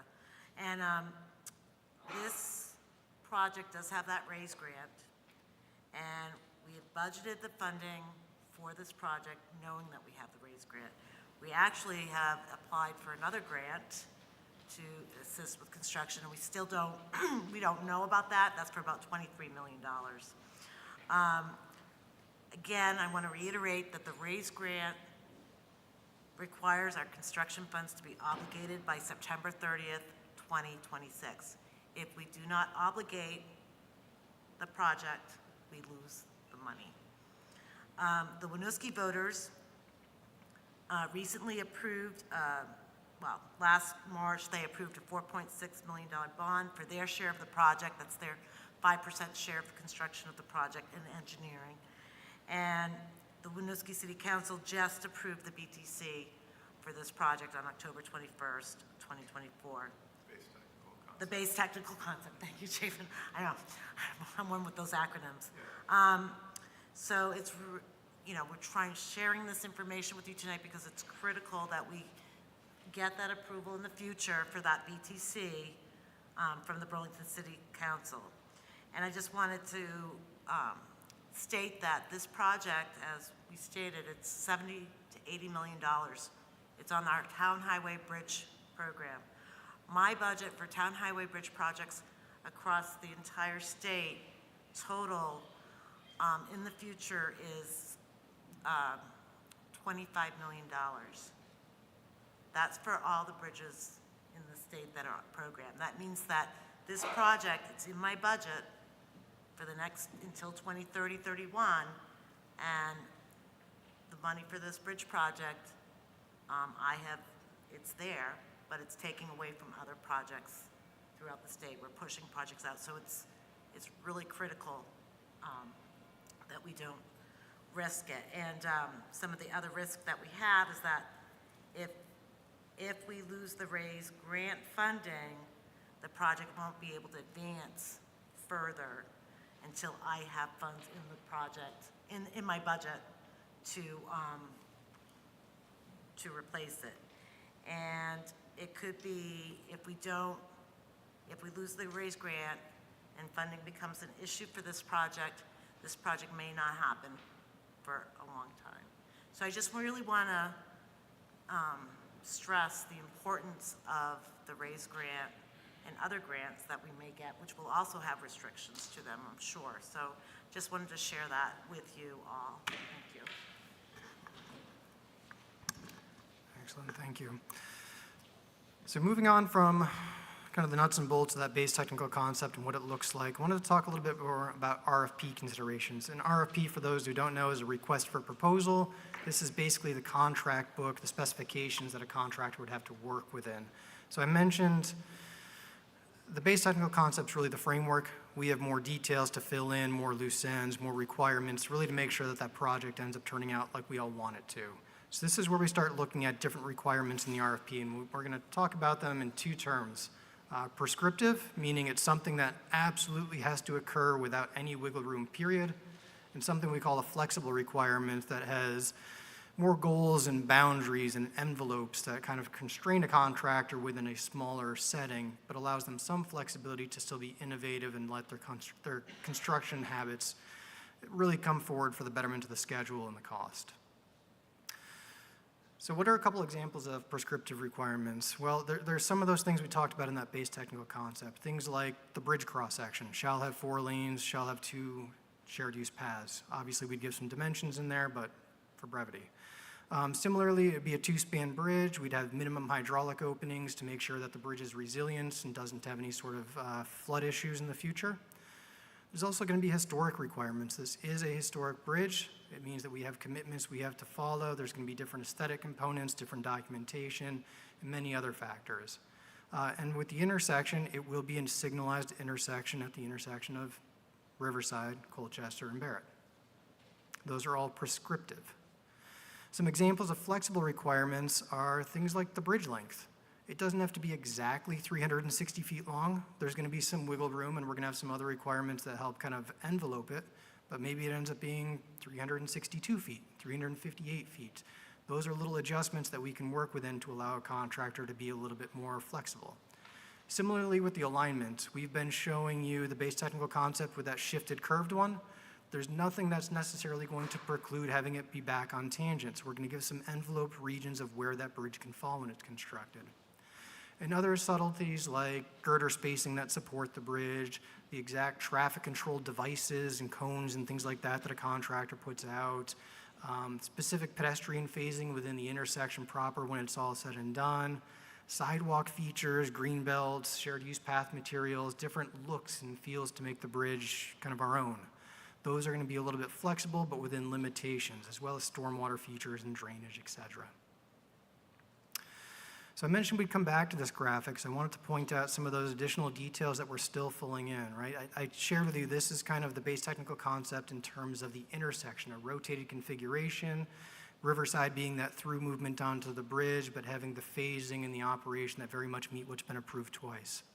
But we still have other things to consider, things like street trees. Where are they? What's the spacing? What type?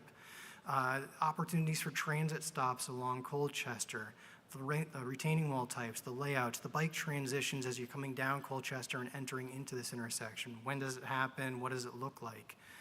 What does that shared use path look like through the intersection compared to esplanades, compared to other sidewalks, compared to walkways? Similarly with the Mill Street crossing, the layout, the bump outs, the types there, and of course across the street, there's landscaping as well that's on that side of the river, and there's a potential for an under bridge path as well. That's something else we're going to be looking for public feedback here in a few more weeks as we get in front of folks.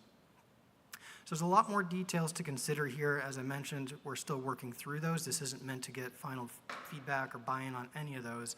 It's the framework. And again, just thinking about some of those flexible requirements here, here's a couple different views of the intersection. Again, looking at, do we put the sidewalk and the pathway against the road, or do we put it more against the river? What does it look like for the sidewalk across the street? There's a lot of things we're still considering in how those feel and look for the final product. So we talked a lot about the base technical concept. We know we have more work to do with the RFP considerations, so what are those next steps to get us there?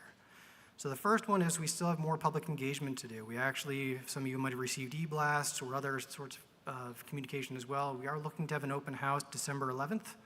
So that will be their next step to get the public engaged. It'll be more of an informational meeting on a lot of the same information we're presenting tonight. But we're also going to be looking for specific feedback on the looks and feels of the bridge, the railings, the lights, et cetera. From here, once we get past our base technical concept decision, we're really going to be putting language down on those contract documents, those RFQs, the request for qualifications, and the request for proposals to make sure that we get this bridge built and the intersection built the way we want it to. And of course, to make the project a success, there's more stakeholder engagement and very specifically right-of-way engagement with property owners, environmental commitments to work through, and utility coordination to make sure everything's put in the right place. And with that, we'll open it up for questions. Great. Anything further from you, Director Spencer? No, but if other members of the project team want to come on up, you're more than welcome to. Thank you. Okay. Thank you for being here. Thanks to everyone from the project team for your work on this and for being here as well. We'll go ahead and open the floor to councilors for questions. I have Councilor Litwin and then Councilor Bergman. Thanks very much for the presentation. I have a couple questions for you, and I'm going to be focused really specifically on Mill Street, which I know you know about because we've been talking about it. This is arguably a dead-end street that has the Chase Mill on it with dozens and dozens of businesses, and of course, folks who live on that street. And so the proposal that you've brought forward is that anyone exiting Mill Street is only allowed to take a right turn, which would mean that anyone living on Mill Street or working on Mill Street or patronizing the businesses there would have to turn right, go over the bridge, go through the Winooski roundabout, which has, by my count, roughly 15% of all accidents in Winooski in the past year, and then bring them back over the bridge to go anywhere in their community. And currently we have 2 stoplights at Barrett and at Mill Street within 200 feet of each other. I understand that there are likely some regulations, and so my question then to you is, I know that generally you use the MUTCD to determine what the placement of things like stoplights and stop signs and things like that should be, but I'm unable to find any regulations that would require that the distance be within a certain amount of feet, that it might be optimal over 800, but it's not necessarily required.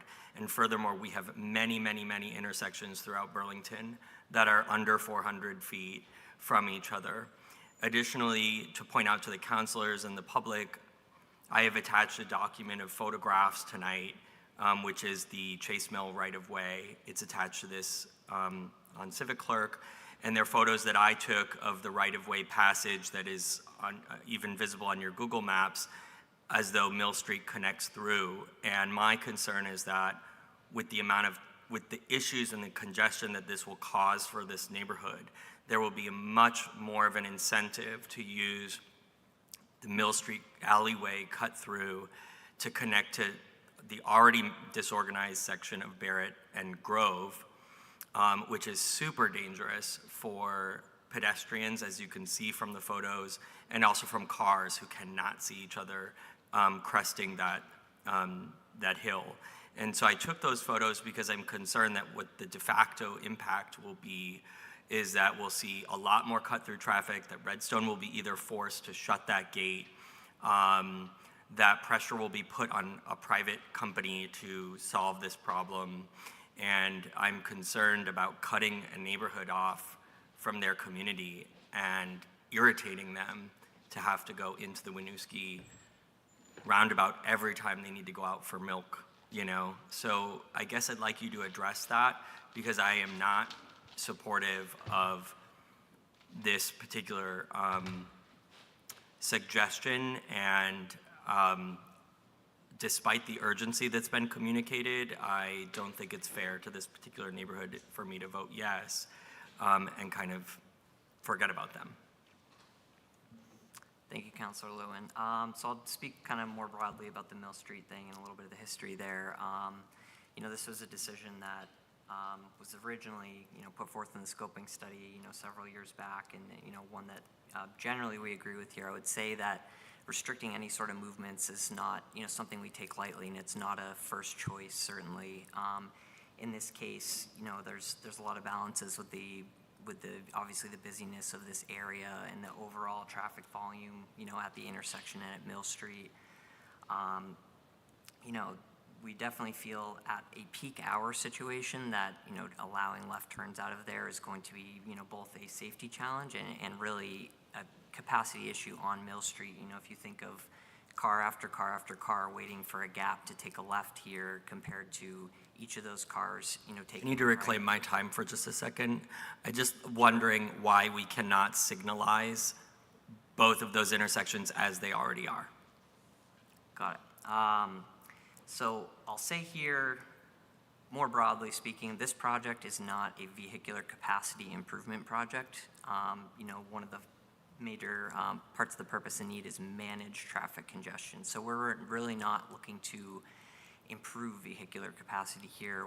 A big factor here to consider is right now the traffic signals that are out there have concurrent pedestrian phasing. There is no time dedicated solely to pedestrians.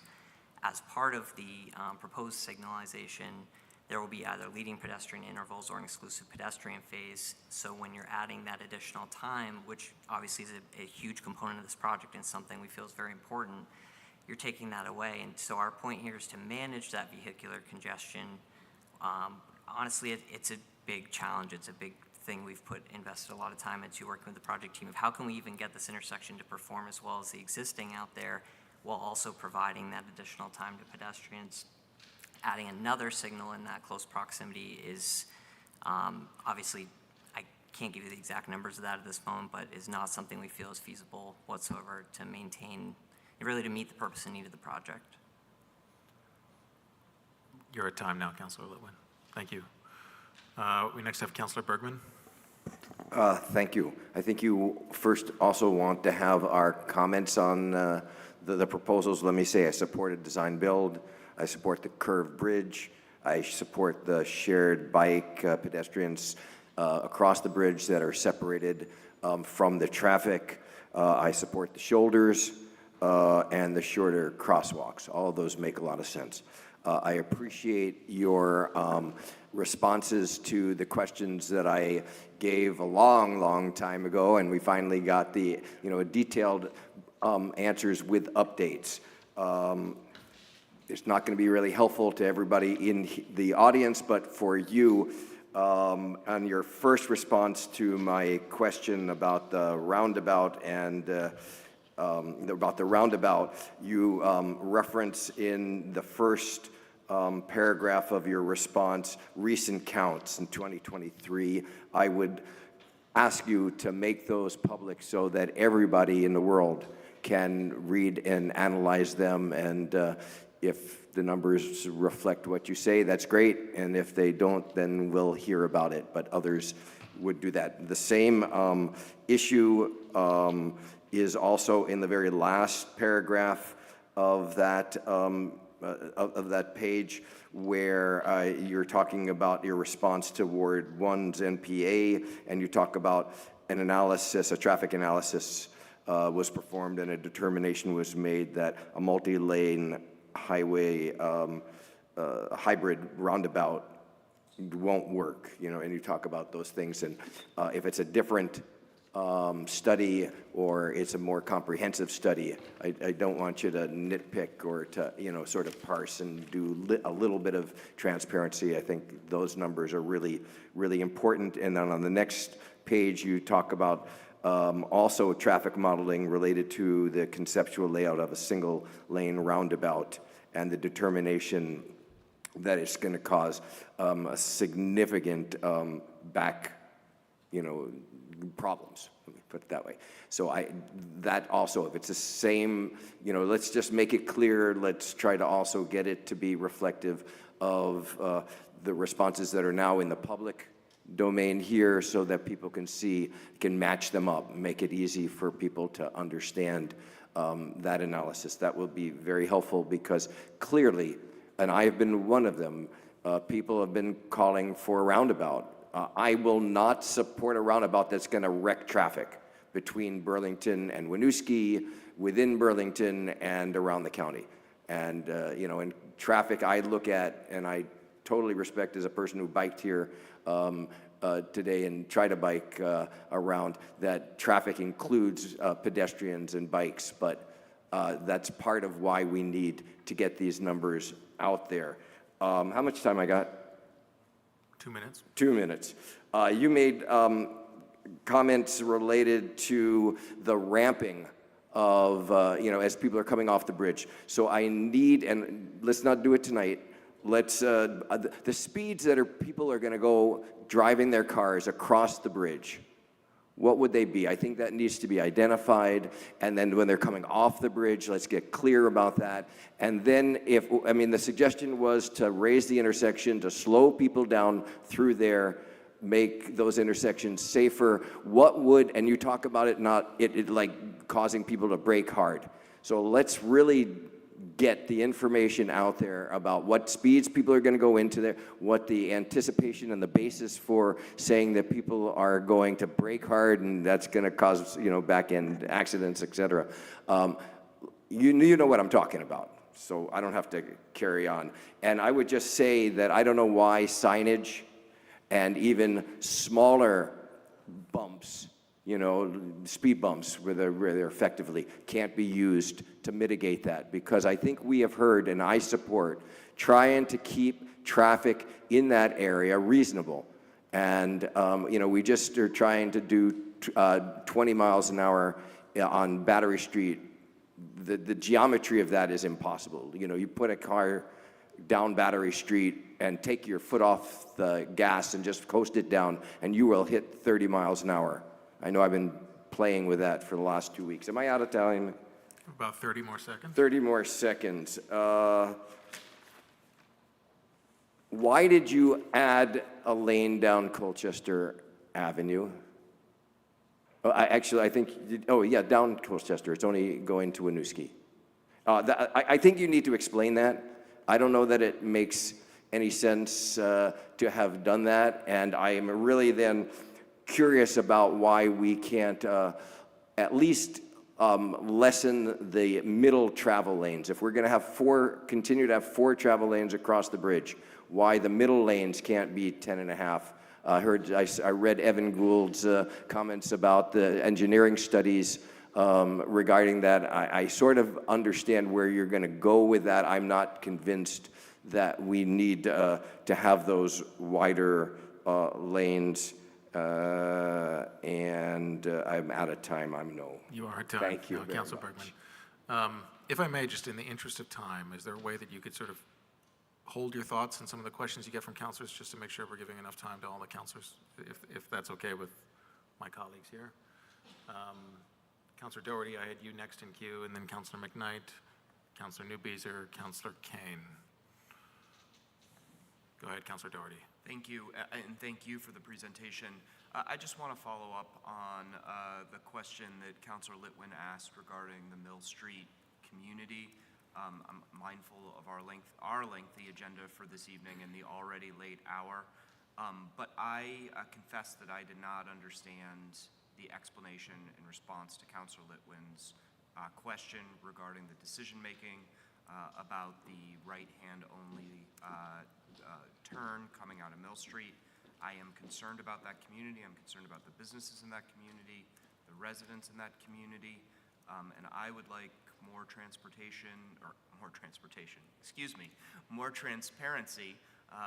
regarding the decision-making that has gone into this and the various pieces that went into those decisions, because I will signal to you that this is an area of concern to me, like Councilor Litwin. Thank you. Councilor Doherty, and Councilor Bergman, are you okay if I continue to go to councilors and then we'll turn to you all at the end? Okay. So Councilor McKnight and then Councilor Newbeezer. Thank you, President Travers, and thank you all for this detailed presentation. Really appreciate it. I agree with Councilor Bergman that I'm glad that we've moved in a direction where we have the curved bridge, where we have separate bike ped. I am concerned to hear that the curvature piece, you mentioned that's in the flexible section of the RFP, which concerns me. I'll just say that for now.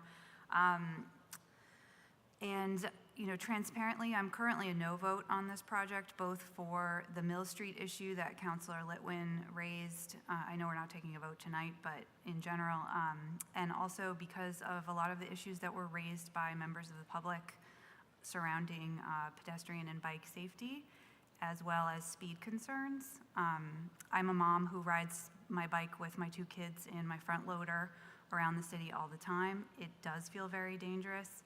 I transparently have never ridden my children across the Winooski Bridge because I would not feel safe doing that right now, and I think we all deserve a bridge that does feel safe to cross, as well as the intersection leading up to that bridge. I also just care about the safety of my fellow community members and keeping us all alive and keeping this planet livable for my grandchildren and all of our grandchildren. So I'm concerned that we're designing this infrastructure, we've talked a lot about mitigating traffic, but we don't have a plan simultaneously to reduce cars. There's no incentives for people to stop taking their cars.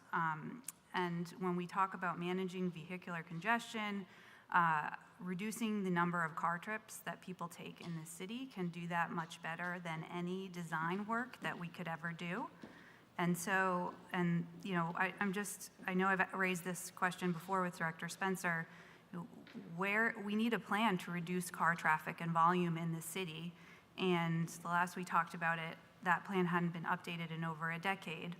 And I just think it's really essential that projects like this one, big multi-million-dollar, multi-year projects, we can't keep doing this in a silo apart from the big picture of how we think about transportation overall.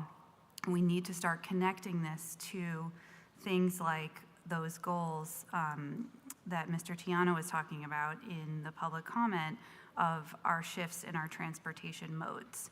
So I'd love to see some thinking about how this project in particular will potentially reduce car trips in Burlington and increase bike trips, for example. I'm also not clear on why we need to add a lane going down the hill on Colchester Avenue. I would like us to see exploring narrower lanes in the intersection leading up to the bridge. And I echo Councilor Bergman's thoughts on using speed bumps. I don't buy it that that's not going to work, and I think they could be really effective to slowing down traffic and creating a safer intersection. So that's a lot, and I know we'll talk more about that offline. Thank you. Thank you, Councilor McKnight, Councilor Newbeezer, and then Councilor Kane, and then Councilor Carpenter. Well, first, let me just say thank you for all the work. It's appreciated. I will speak to, I'd emailed you in advance, and a lot of what I had asked was answered in this presentation, so I appreciate that. A few things, I guess, just to give a sense of where I am for your all's sake and what questions I still have.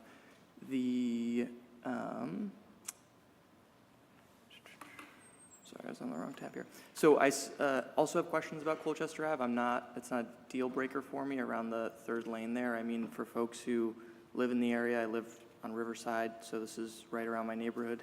When you're going down Colchester in a car and you're trying to take a left and you've got one car sort of blocking traffic right there, the two lane is tricky. So I don't know that the solution is 3 lanes, or I'd love to hear that. But that is a challenge, and it's a safety challenge. Generally support narrower lanes wherever we can do it. I really want to understand, or will want to understand before the final design, the sort of entry and exit points for bike infrastructure. Because if you're coming down Riverside now, we've got that. If you're going toward Winooski, we've got a painted bike lane, but then it's sort of just right around those vacant buildings. Just ends, you know what I mean? And then it's, right in this busy lane of traffic that's relatively narrow. So wanting to better understand just how all of those lanes will connect is important for me. Generally, again, in my perfect world, I'd like separated bike infrastructure, so I wanted to reiterate that. The other piece, let me make sure I'm not missing anything here. One question I had too was the current, there's technically a sidewalk on the current bridge, although some of it's falling apart. Sort of just to get more perspective on, I know it's 15 feet on the sort of left side looking at Winooski, but what's the current versus that? Because I think, again, part of the problem with shared use paths that aren't separated is I'll walk from my house over to go to Sneakers or something for breakfast, but you've got bikes zooming down. I've got a stroller. I'm half asleep because of a newborn and I'm trying to keep my wits about me. So sometimes, not always, but it kind of, it's hard to both walk and bike at the same time, and hopefully folks can go slower, et cetera, but it's just a challenge that I'm certainly mindful of in this area. The last thing I will say is that I think it's important for this council to support this design. We just had a conversation last council, or not this design, rather this project when we get there, and I think you all have been good faith partners in taking feedback. We're talking about $25 million toward a major capital investment. We just had conversations about our water infrastructure, about our high school bond, the pressure it's putting on property taxes. I don't see a world that I won't support millions of dollars of funds that don't put pressure on taxpayers here in Burlington toward a very needed investment because the bridge is crumbling. So there you go. I don't know if that was my time, but I'm done there. Thank you. Well, that wasn't your time, Councilor Newby. That was the time on the overall item here. But we will give the councilors in the queue here an opportunity to round out the discussion. I have Councilor Kane, Councilor Carpenter, and Councilor Grant, but would ask councilors to be mindful of the fact that we are over time on the item, and we do want to hear some responses from the team here. So, Councilor Kane, go to you. Thank you. So recently we reduced the downtown speed limits to 20 miles an hour, and the senior transportation engineer repeatedly reiterated that street design informs how fast people drive, and we don't get many opportunities to redesign our streets. We're making a decision here that's going to have a century-long impact and bloody ramifications, if we're being honest. I would like to know, going back to the Stantec report, why Alternative 3 was rejected, despite scoring best on pedestrian safety, crashes, and managing peak congestion, which is responsive to a point that Councilor Bergman raised about moving traffic through. No evidence has been provided, as far as I know, that the roundabout favored option in the Stantec report, again, is infeasible. In fact, the designs that I see in the packet seem to show a possible forking of the bike path going down Riverside, with a left fork going along the embankment and tucking under the bridge, which confuses me in relation to concerns about the geometry. I've measured the Shelburne Road roundabout, for instance, and I'm not understanding the geometric infeasibility. Slide 16 in your presentation shows a side-by-side of the current bridge from the Burlington perspective and then the proposed design. And what I see is a sea of asphalt in the new proposed design. The Alternative 3 from the Stantec report had a traffic circle, and it also had 4 sets of concrete barriers. It looked very safe and inviting for pedestrians and cyclists. If you attend any meeting or Google about this project, you're inundated with requests to not widen the lane widths. And I haven't found any evidence of opposing views. I think at a January public meeting, there was reference to GMT complaints about a mirror or two being hit, but my understanding is that there have been more pedestrians hospitalized than mirrors hit. Documented case of mirrors being hit. A pedestrian, I understand, was hospitalized in a crash with a vehicle crash as recently as late October, within the last month, per police reports, on the Burlington side of the intersection. At the April 15th meeting, this past April, we discussed this project, and it was clarified that the community will ultimately get to make the decision on the lane widths, and the community seems to be very clear about this, that they don't want the lanes widened. I have gone back and reviewed, reasoning, public reasoning for widening the lanes, and I'm just not understanding it. So I see, for instance, justification for widening the lanes with the curved design, curved design would generally have wider lanes on highways. They can't have somewhat wider lanes on curves. I'm just not understanding, though, why we would need to do that if given that we already see higher driving speeds than we want. And people are talking about, counselors at this table are talking about, are asking for things like speed bumps. So I'm not sure why the curved design would require wider lanes. Yeah, I would also like details related to just a clearer picture related to the funding, when we would need to get the project going materially, and in terms of how long it would take to redo the designs, which are currently drawn out and in this packet and don't show the roundabout. I may have more questions, but I'll pause my time there. Thank you. Thank you, Councilor Kane. We'll go to Councilor Carpenter and then Councilor Grant, and then try to provide our speakers an opportunity to wrap up here. Councilor Carpenter? Yep. Thanks. As a councilor who is not a traffic engineer, won't pretend that I can advise you on this, and I think we need to trust your expertise. But I still was a little muddled by the answer you gave Councilor Litwin on why the signalization is not feasible. I understand you're re-signalizing for better pedestrian trafficking on Barrett Street. And I appreciate that a second signal in that short distance will slow things down, but I hear lots of people saying we'd like to slow things down, and so I just, again, would appreciate explaining to me why it is just not feasible. Thank you, Councilor Carpenter. I think we'll let Councilor Grant wrap us up here and then turn the table over here to wrap up the item. Hi. So, I have a unique perspective. Well, not so unique, but I'm with a whole bunch of people. This is my morning commute. And I think about this stuff every time I go over the bridge, which is almost every weekday. There is no question that widening the lanes is going to increase the speed.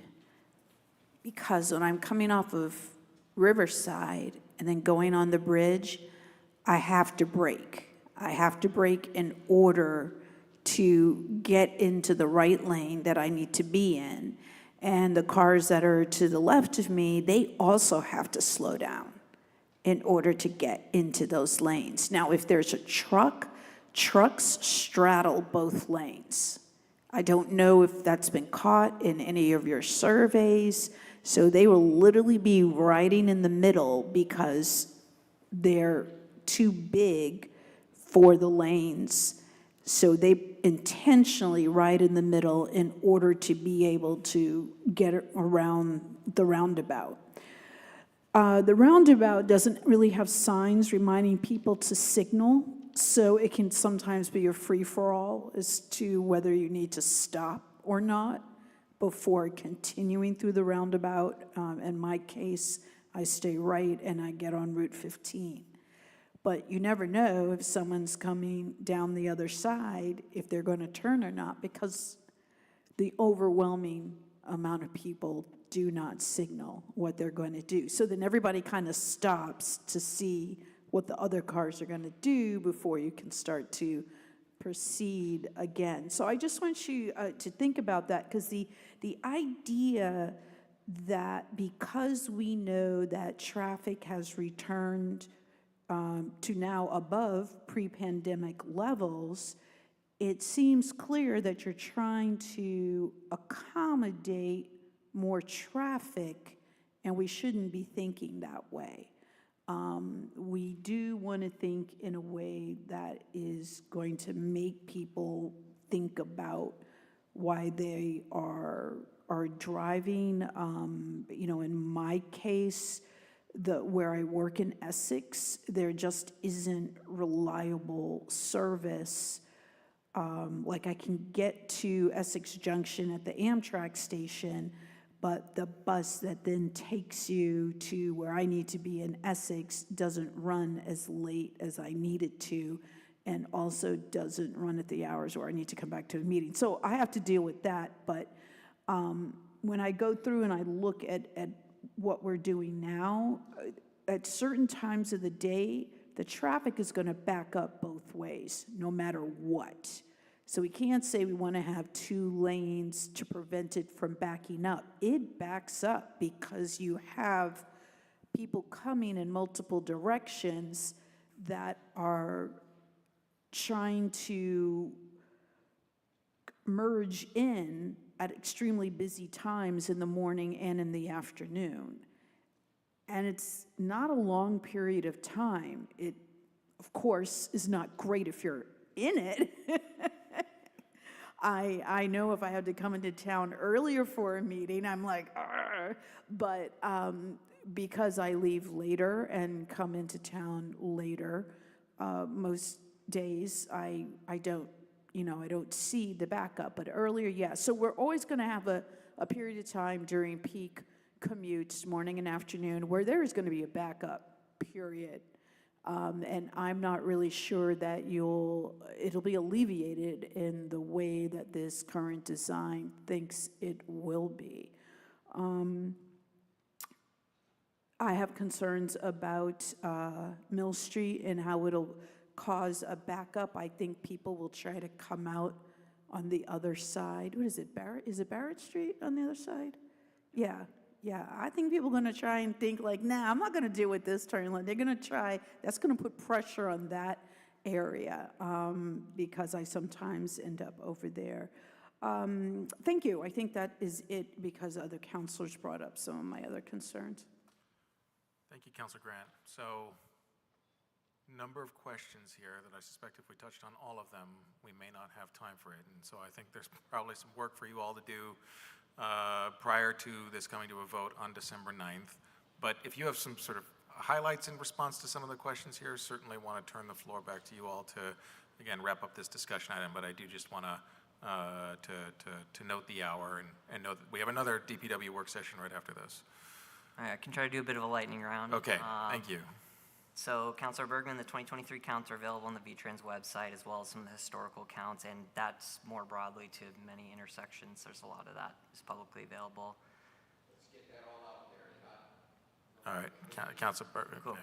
All right, the roundabout, obviously there's a lot of content there. I'm not going to go into great detail of that. There is some of the written responses. I will say that we took a bit of I want to emphasize that we took a bit of an unprecedented step here and went back to a scoping report and pulled something up that was previously ruled out and tried to look at it from a different perspective and really see if it's possible. We certainly see the benefits of roundabouts in many locations. I mean, the VTrans project manager, Michael LaCroix, is the Shelburne Street roundabout project manager. We really feel it's not appropriate for the site and doesn't meet the project purpose and need. I fully understand both the councilors and the public desire for that here, and we took another fresh look at it after scoping to make sure nothing was prematurely ruled out, and that's not something that would typically be done. That was based on public feedback, both from the general public and the council. So just want to note that. We can certainly provide more specifics on some of that. The two lanes on Colchester, I'll just briefly, that ties to that discussion earlier. If this is not a vehicular capacity improvement project, to be able to, introduce that additional pedestrian phasing that doesn't exist today, we need to do some of those things. Widen on Colchester to be able to more or less maintain capacity through that, in that northbound direction on Colchester. That's the primary reason for that. Lane widths on the bridge. Curved bridge, 11 feet, we feel is required based on, off-tracking of vehicles and being able to stay in those lanes. Speeds in the intersection, very much understand that concern. I think one thing to highlight of the shifted intersection alignment is that every single movement now essentially has to make a turn at the intersection. So it's certainly subjective, but one could argue that could help decrease speeds. Mill Street, I'll try to explain a little more eloquently. At a peak hour situation, we feel that people trying to make left-hand turns out of Mill Street, they're going to chase unsafe gaps, make aggressive turning maneuvers. We feel that's a safety issue. Introducing a signal, a second signal there is really going to degrade the overall capacity there. And again, we're just trying to manage that, and I think it's in direct conflict with the purpose and need of simplifying the intersection. Obviously, part of the challenge and the safety issues out there, there's so many different intersection points and conflicting movements. That's something we're trying to reduce. We think that also the important thing to note on this is not to make light of, one vehicle movement over another, but the Mill Street left turns are, I think it's 28 vehicles an hour at the peak hour projected for the left turns, whereas we're talking thousands and thousands for some of the other movements, and certainly that's part of the consideration here, and it's not to say that those aren't important and we're not, marginalizing those movements, but it is a consideration when we look at this. With Mill Street, again, I think we're open to more discussion on whether that's just peak hour. I think, what we proposed was no left turns at all, but perhaps it's just a peak hour thing, and I think that's something we can discuss when we're going forward. I know there's some overall concerns about bike and ped safety, and would just note that, that's a big piece of this project, and, the introduction of significantly wider, I think the question was, what's the existing? It's a 6-foot sidewalk on each side in the existing. We're gonna have 15 and 12 barrier separated. In the proposed, the shared use path extended through the intersection, the widened crosswalks, and the exclusive or leading pedestrian and pedestrian phases. So we certainly feel it's an improvement in that case, and I think that covers the majority of it, and I know we're way past time, so thank you. Thank you for your time. I will say that we do have 4 weeks before we're back in front of you. We all took copious notes. We are going to get back to you prior to the next meeting. One of the pieces we need to do, as Josh alluded to, is develop what's our prescriptive design elements and what are the flexible elements. And based on today's conversation, what we'll plan to do is come back to you with a draft list for you all to review so that we can get even further into this, as we do have a once-in-a-generation opportunity to get millions of dollars of investment done with the 5% Burlington share, less once you factor in the intersection.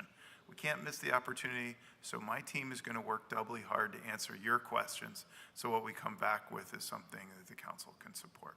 Thank you. Thank you.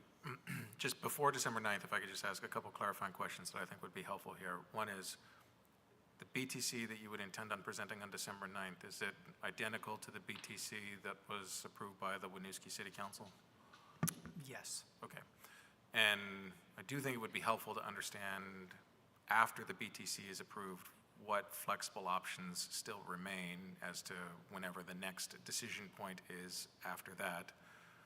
And just 2 follow-up questions for you, and you may not have the answers tonight, but I think it would be helpful to have them on December 9th. One would be, if the Burlington City Council were to support a BTC different than what the Winooski City Council approved, what issues does that present from your end? Does it require alignment between our 2 municipalities in order for you to move forward? Or would our differing proposal then have to go back to Winooski for alignment there? And then another question that I'm particularly mindful of, given the change in federal administration that's coming up here, is whether or not there are timelines on your end with respect to when we need to make a decision on this issue in order to retain access to those raised grant funds, and if there's any concerns on that end. I think those questions would be helpful to know, certainly, as we head to a vote on this, potentially on December 9th. Okay. Thank you very much for that presentation, and we'll look forward to seeing you back a few weeks from now. Great, thank you. Just in terms of a schedule for tonight, we will now turn to the other work session with DPW.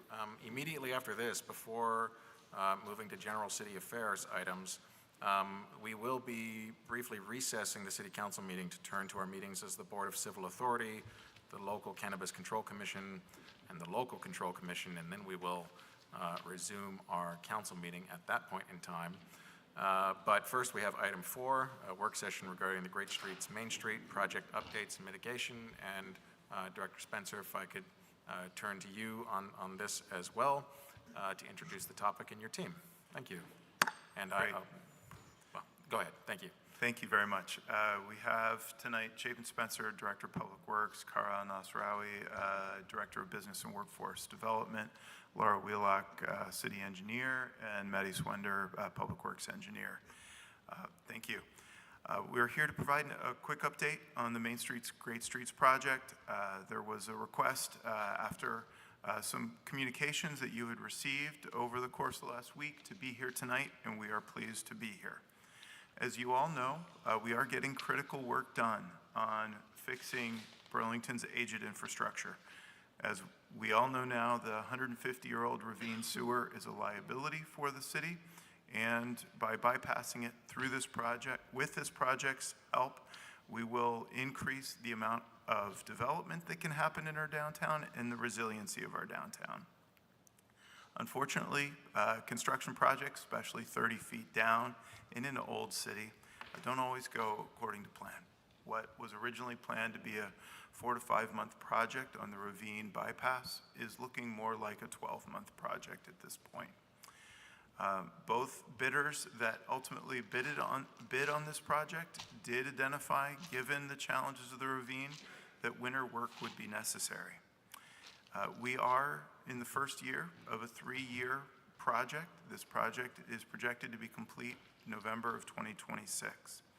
And we have worked extensively with the Main Street stakeholders. I want to thank the team here with me for all of that outreach. That said, we do know that members of the downtown community go far beyond Main Street. So I have personally met, and team as well, with the owners of the contractor to look and explore options for how we best move forward. It is not lost on me as a resident and as a consumer to downtown that there are a myriad of challenges that we face these days. What we have landed at this point is that the contractor needs to proceed with this project through the holiday season in order to complete the bypass work within this 12-month window. This, I know, is a difficult conversation. The contractor understands as well and worked with us extensively today and Friday on a whole range of mitigation efforts on top of what, thanks to Kara's team and our team, have put in place already.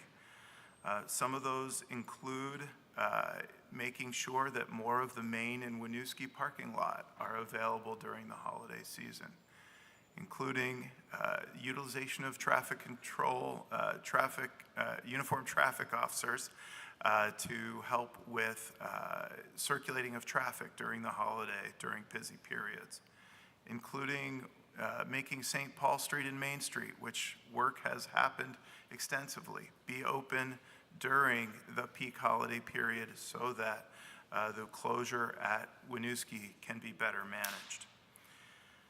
All that said, we are then continuing everything that we've discussed to date: subsidized parking in the courthouse plaza, the promotional efforts with business and workforce development, etc. With that, I want to turn it over to Laura to talk about the schedule in more detail, and then the most important thing is to have a conversation with you.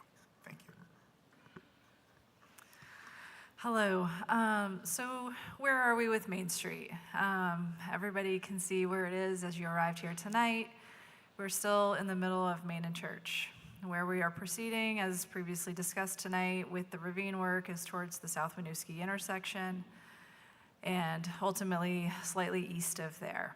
That is the work that we have over the next coming weeks. That is specific to the ravine. But what's happening elsewhere in the corridor is a lot of other infrastructure improvements. We've been replacing 1860s water main that feeds the city. They're old pipes that are underground that were still in use. The services that are off of that are being replaced to every property owner at the cost of the project and not the property owner. This is a significant benefit for every business that's along Main Street. Similarly, with all of the sewer work, we are replacing sewer laterals at the cost of the project, which is normally 100% on property owners. Again, a benefit of the properties.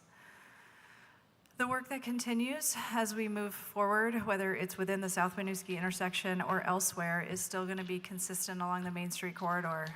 the construction contractors for this project, both bidders, were going to work through the winter. And so what is that work going to be? It's utility work. It's what's underground. The stormwater tanks that need to be constructed near the Pine Street intersection and near the St. Paul Street intersection to help manage our stormwater, to help control our flows to the wastewater plants. That is work that happens in the wintertime because that is work that we can control the heat for, that we can finish and complete in that time frame, and are usually challenging winters to work through.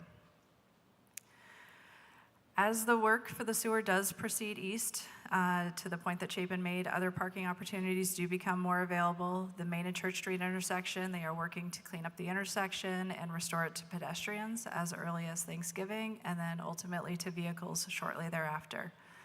This provides a new opportunity for vehicular movement to St. Paul Street, as well as parking opportunities behind the ravine sewer work along Main Street to the east. So this is generally the work that's going to happen over the wintertime. It is no less impactful, and if we held SD Ireland up from working in the Main and Winooski intersection, it means that they're working elsewhere. It means that they're going to go back to being in the Pine Street intersection. They're going to go back to being in the St. Paul Street intersection. They are front-facing Main Street businesses because their workers need a place to be. They don't go and take a break for the 3 weeks. This is contracted work. These are other people's lives. It's their paychecks. It's the workers' paychecks. So asking them to stop doesn't necessarily hold the project. It just moves them to another activity elsewhere in the project limits. I think it would also be helpful to have Cara speak a little bit to what her team has done. We are roadway engineers. We don't do marketing, and her team has done some pretty amazing things for us. In an attempt to mitigate the negative impacts of this project, my team and my marketing team have created unique assets to encourage shoppers to come downtown. We also did for the South End when Pine Street was under construction this summer. Their playful assets, there's one that's placed in the memo, just so you can get the look and feel for them. We did digital, print, and paid social, as well as regular social media pushes for all of these. We are now putting sandwich boards out with individual businesses' names on them at all of the intersections.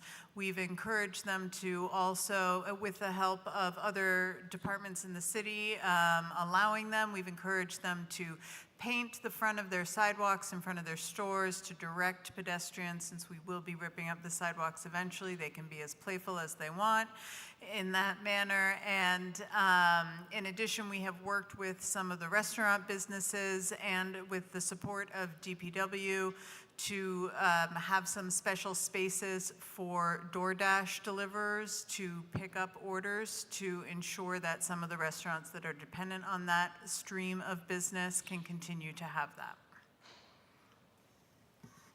Thank you. We're happy to answer questions. Okay, thank you very much. I have Councillor Doherty, and then Councillor Newbeezer, and then Councillor McKnight. Thanks very much, and thanks for your presentation. Director Spencer, I have long been an admirer of your department, both as someone who has lived most of his adult life here in Burlington, and as someone who owns and runs a business here in Burlington, actually right in the area to be affected. And I have the highest respect for your efforts and for your integrity, and I think everybody in Burlington sees those results all the time, and Cara, the same sentiments go to you, and I say that as a preface so that you know the space that I'm coming from. It may be on me that I missed the scheduling of this and some of the documents that we have seen, but I was unaware until very, very recently that the scheduling of this project was going to, a project that I have continuously defended and will continue to defend, that I missed the scheduling of the closure of this vital intersection in the most important time of the year for our already beleaguered downtown businesses. I do not know what the solution is, but I implore you, please, figure, and Laura, I understood your statements. They are well received. They are fair. I implore you, figure out a way to keep the intersection open during this key time. There has to be a creative way to manage this project, to keep it on schedule, to keep our folks at SD Ireland working, and not further compromise our local businesses that are struggling through the relentless stream of problems that downtown is facing right now. You know, we heard today Burlington tarnished, you know, but not defeated, and we have to do what we can do, and so I ask you to redouble your efforts and to figure out a way that this doesn't happen. Thank you, Councillor Doherty. We'll actually go to Councillor McKnight now, and then we'll go to Councillor Newbeezer. Thank you. I echo Councillor Doherty's comments, both in my appreciation and respect for all the work you do, and in my very deep frustration with this issue. And we need to fix this. To me, this is a black and white situation. I get all the reasons you laid out. They need to go away somehow, and this needs to be fixed, because this is an unacceptable position to put our downtown businesses in during this time. You know, my questions for you, and as we think to future holiday seasons, okay, we anticipated that winter work would be done with this project.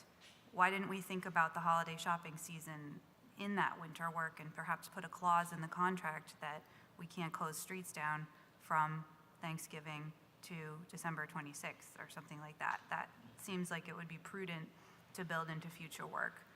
I'm also concerned that this discussion is coming before this table 3 weeks before it's supposed to happen.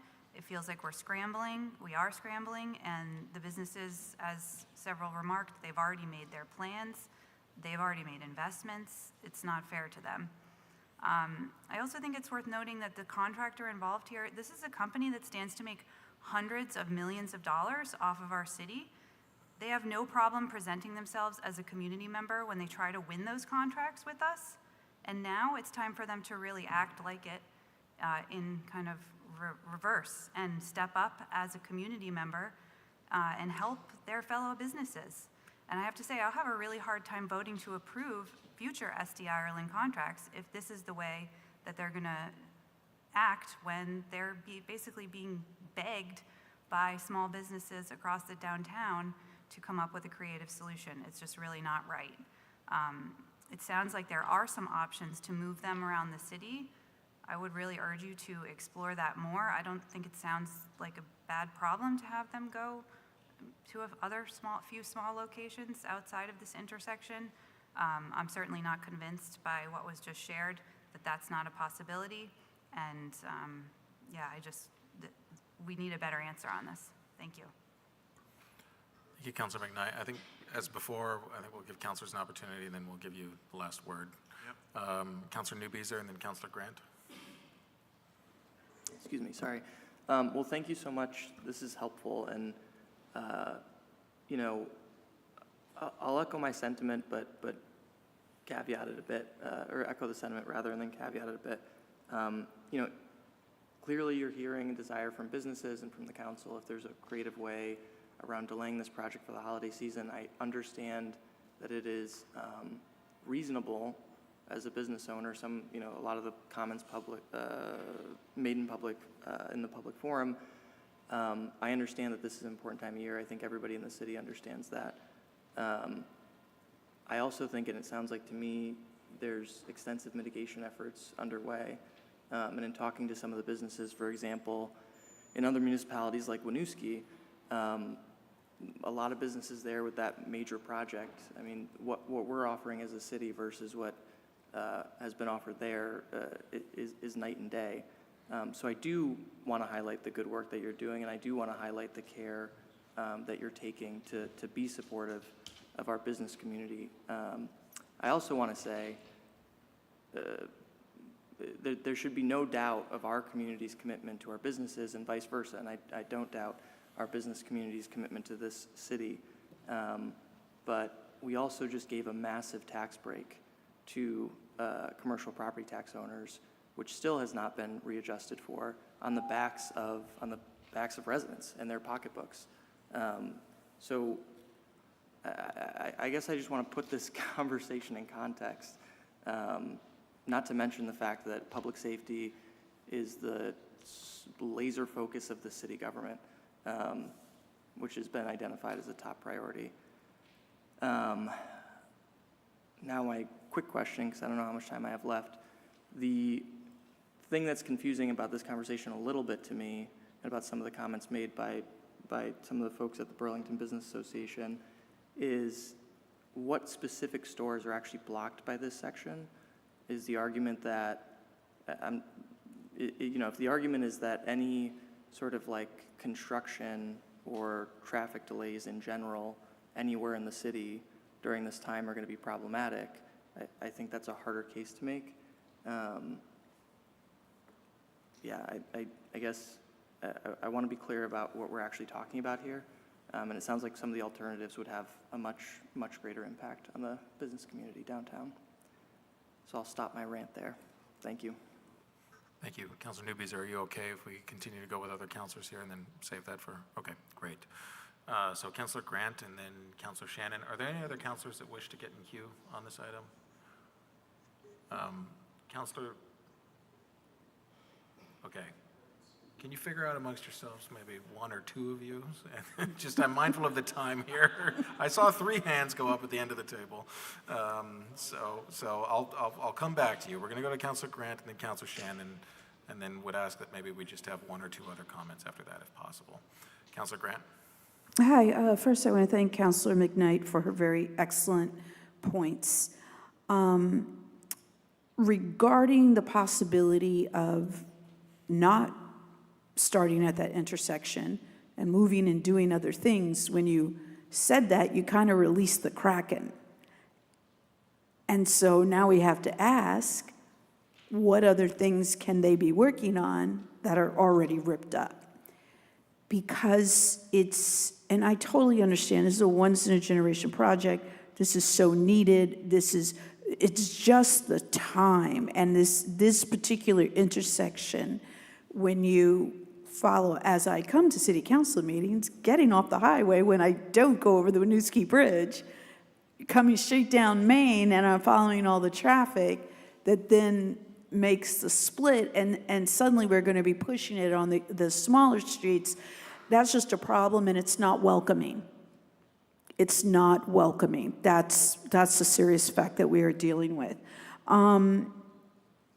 So looking at that option, can they be working someplace else? Being very clear what other intersections could stay open. And do we figure out places people can park, and maybe we have SD Ireland pay for a trolley to move people around? And this idea came to me because the city of Winooski, and no shade on the city of Winooski, but I participate once a year in a wonderful event they have, which is our holiday pop-up. And this year, they're actually hiring a trolley to come into Burlington and take people to Winooski to shop. So we need to be thinking outside the box like that. Is there areas beyond what we've made where we're making these, discounted parking? Can we have people parking on UVM? Will UVM let people use certain lots on the weekends, and then we have trolley service downtown so people don't have that aggravation of trying to find spots, trying to negotiate the driving on these streets that they're not expecting to be on when they're, making trips into the city that they don't normally make. So their familiarity with all the, I know all the different side streets I can go and where they're going to take me, but when we have our visitors, it's such an enormous hit this year. I just don't, there's no way it can be overemphasized, the problem that this is, and how our businesses are feeling. And getting back to the public safety stuff, as a Central District Councilor, I've just been living, breathing that. And then just when a business owner reached out to me, I was like, what? So it is problematic to know this late in the game. Thank you for listening. Appreciate it. Thank you, Councilor Grant. Councilor Shannon, and then Councilor Litwin. Thank you, President Travers, and thank you for the presentation and your work to make this better. Director Spencer, I know you to be one of the most creative problem solvers and committed problem solvers I have ever met. I've seen you do it over and over again. And I am really praying that you come up with something here, not to put any pressure on, but this isn't going to work for our community. And I know people just heard that there was a commercial property tax break. I don't know what that is. I don't know of any commercial property tax break. Our commercial businesses pay 120% of their market value in property taxes. They also pay on an income approach to value. And so when we impact their income, they will pay less property taxes. It's not a top property tax break. It's that their property is worth less when they don't have the income. And this is going to impact that income. In addition, we made a commitment to gross receipts.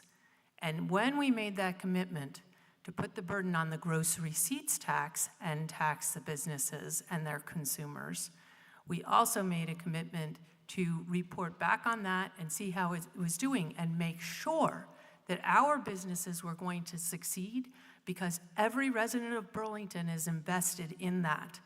If we don't assure the success of our businesses, that tax burden for the gross receipts will then fall to the property taxpayers, or we will have to reduce services that are essential.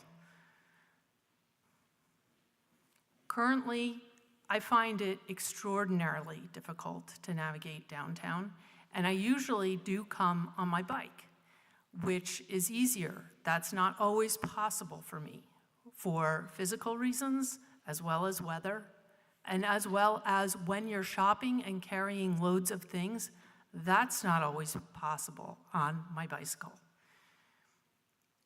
The parking has been blocked where it doesn't need to be blocked, it seems. Some people have illegally parked there, as we heard at our last meeting when there was a call because somebody was being towed on Main Street.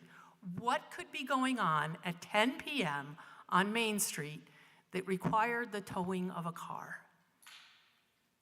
If we can open up the parking, that would certainly help.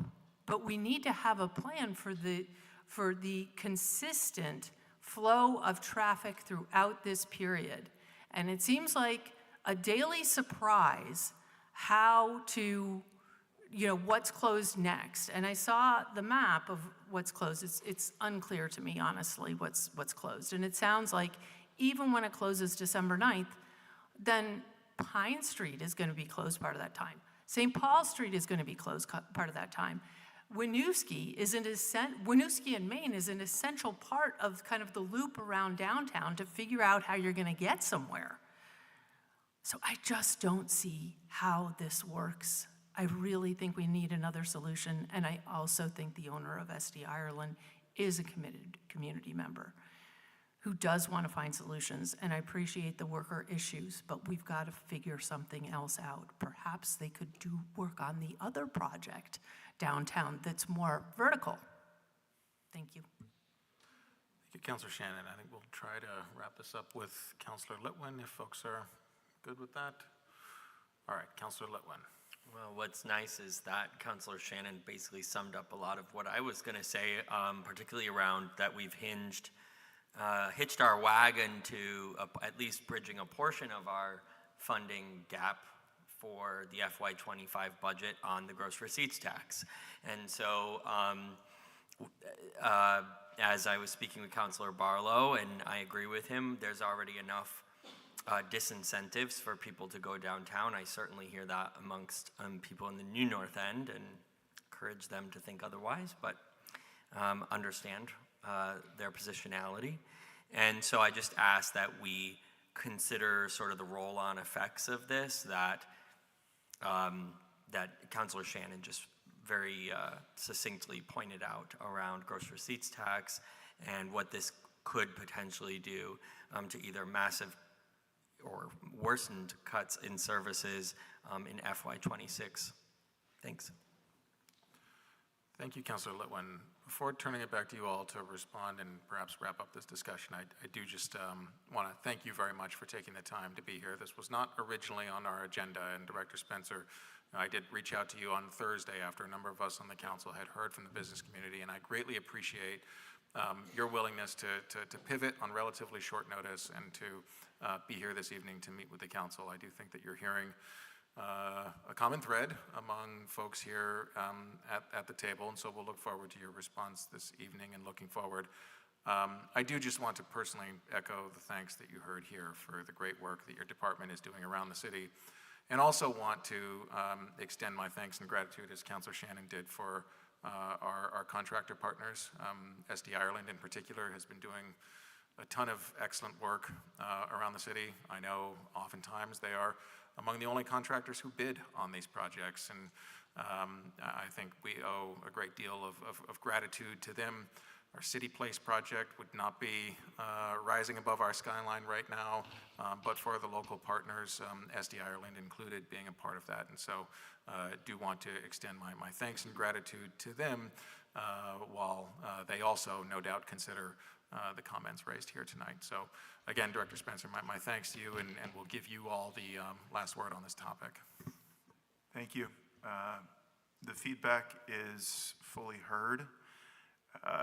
We are going to take this to heart, and I am going to see what we can do.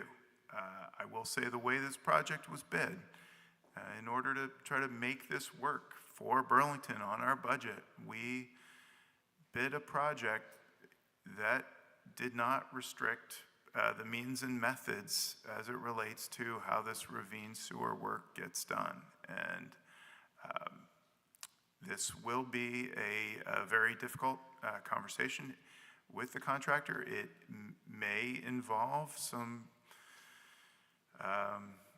further evaluation about risk and tolerance of risk, but I think, the hard questions and conversations are reasonable to have, and I will see what further information I can bring back to you after working with the contractor more. City Engineer Laura Willock, would you want to add anything to that? I do think that it's important to recognize, our typical outreach to businesses and property owners is 3 weeks ahead of the public receiving the information. One of the messages I'm taking back from tonight is, maybe that's not quite enough. It's served us well to the project to date, but I recognize that that's not enough.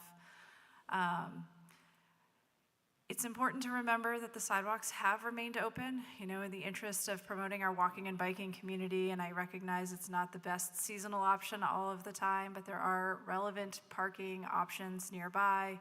We are making accommodations on our adjacent streets, recognizing they're not used to taking the load that they'll be asked to take when this intersection does close.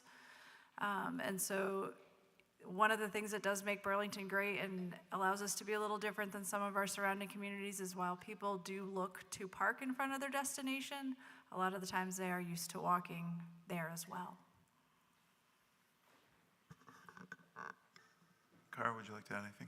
Okay. Thank you. All right. Well, thank you very much for being here, and we'll be in touch on this topic. Yep. Appreciate it. Thank you. As mentioned, there are some other hats we need to wear tonight, and the first would be as our Board of Civil Authority. To address these meetings, I will briefly recess the City Council meeting at 9:15 p.m. and call to order the Board of Civil Authority at 9:15 p.m. And the first item on our agenda as the Board of Civil Authority is a motion to adopt our agenda. Is there a motion to adopt our agenda? So moved. Thank you, Councillor Grant. Is there a second? Councillor Carpenter, second by Councillor Carpenter. All in favor of that motion, please say aye. Aye. Any opposed? That carries unanimously. We have one item on our agenda, which is the consent agenda. Is there a motion to adopt the consent agenda and take the actions indicated? So moved. Thank you, Councillor Barlow. Is there a second? Second. Seconded by Councillor Grant. Any discussion on that motion? Seeing none, all in favor, please say aye. Aye. Any opposed? That carries unanimously. Seeing no other business before the Board of Civil Authority, I will adjourn that meeting at 9:16 p.m. and call to order the Local Cannabis Control Commission. And the first item on this agenda is our agenda. Commissioner Shannon, as Chair of the License Committee, may I turn to you for a motion? Move to adopt the agenda. Thank you. Is there a second to that motion? Second. Second by Commissioner Grant. All in favor of that motion, please say aye. Aye. Aye. Any opposed? We have our agenda.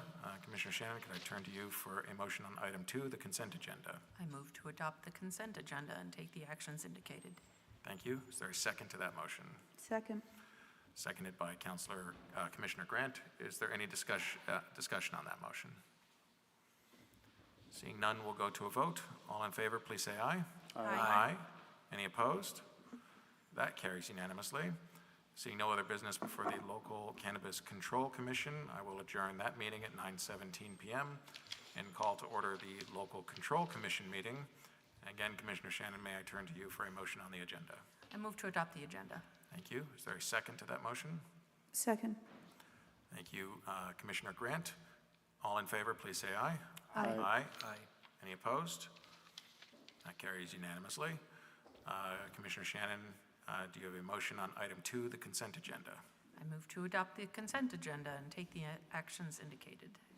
Thank you, Commissioner Shannon. Is there a second to that motion? Second. Seconded by Commissioner Grant. Any discussion on that motion? Seeing none, we will go to a vote. All in favor, please say aye. Aye. Any opposed? That carries unanimously. And we have one deliberative agenda item, item 3.1. Commissioner Shannon. I move to adopt, I'm sorry, I'll start over. I move to approve the 2024-26, it says 26, is it 2024, 2025, Lori? It is. Okay. I move to approve the 2024-2025 second-class liquor license application for CSC Quick Stop, 1563 North Avenue with all standard conditions. And we'll note that this is a change of ownership of an existing business. Thank you, Commissioner Shannon. Is there a second to that motion? Second. Seconded by Commissioner Grant. Any discussion on that motion? Seeing none, all in favor, please say aye. Aye. Any opposed? That carries unanimously. And seeing no other business before the Local Control Commission, we will adjourn that meeting at 9:19 p.m. and now turn back to our regular City Council meeting, which will resume at 9:19 p.m. I've just mentioned the time there. I will note that it is 9:19 p.m. and as councilors know, we have a fairly lengthy deliberative agenda as well. The next item on the agenda is the Mayor, General City Affairs, and we'll turn to you momentarily, Mayor, but as councilors are planning their any comments for City Council, General City Affairs, or later in the agenda, I did just want to flag the hour. So Mayor, the floor is yours. Thank you. And because I think we were here less than a week ago, I'm going to be a little bit lighter on my mayor update because it's just been 6 days, I think. And I want to start beginning, and I wanted to leave space for the council to ask our department heads and staff on those last 2 Department of Public Works large projects, but I do want to also, I know they've all left now, I hope they all left now, my deep appreciation for how professional these individuals are, how much they continue to hold and adapt and respond and then re-respond and get into the details and weeds to make sure that we do our best to field every single question we possibly can have. And do so in the public setting, as you know, also, and a lot of one-on-ones with all of you. I continue to be impressed with their commitment to trying to adapt, to steward these very complex projects going forward. The Great Street Main Streets project, of course, was started before my tenure, and it proves to be probably one of the most complex projects that the city has seen, given the 100-year-old ravine in the bottom of several crisscrossy parts of this part of the city. So it is not for the faint of heart, and to steward this all going forward with all the other complex overlapping issues that the city is facing really takes a high level of professionalism and stewardship, so I would like to just really appreciate them. And I whispered to them that I was going to say that, so hopefully they play back the tape. But moving on, tonight you also have on your agenda the legislative priorities, which we'll come back to, but just I want to briefly let folks know that we, assuming that there's an affirmative vote on the 5 top priorities within that legislative priority list, we will continue with our new process as a city and meet with the state delegation that has been elected as of November next week, and then also continue the tradition with meeting with our colleagues across the river, Winooski, for a joint legislative meeting later in December, like a legislative breakfast, I imagine, as it's been done in the past, to make sure that we're collaborating as communities, seeing where our joint and overlapping priorities are, and to continue that tradition. We have hired a lobbyist to represent the city of Burlington after putting out an RFP a few weeks ago. We received 2 competitive bids. Our qualified and lower bid response was from the firm Mickenberg and Dunn and Zatz and Renfrew. They will start their work with us. We're finishing contracting right now. It is a contract for the upcoming session. We'll see how it goes. I was very impressed with their experience and their joint proposal in particular. So we'll talk more about the legislative priorities in hopefully a few minutes, but we'll see how this goes. And I want to also let folks know that we have, in the policy realm, on Friday, we'll continue a regional policy discussion with our partners at CCRP, CHT, and also South Burlington to talk about some of our continued work on unsheltered policies.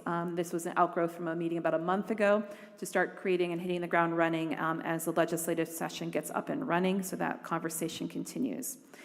To Town Meeting Day 2025, we have scheduled a public forum for December 11th at 5:30 p.m. at the library. We'll double check the location. My note says the library on December 11th.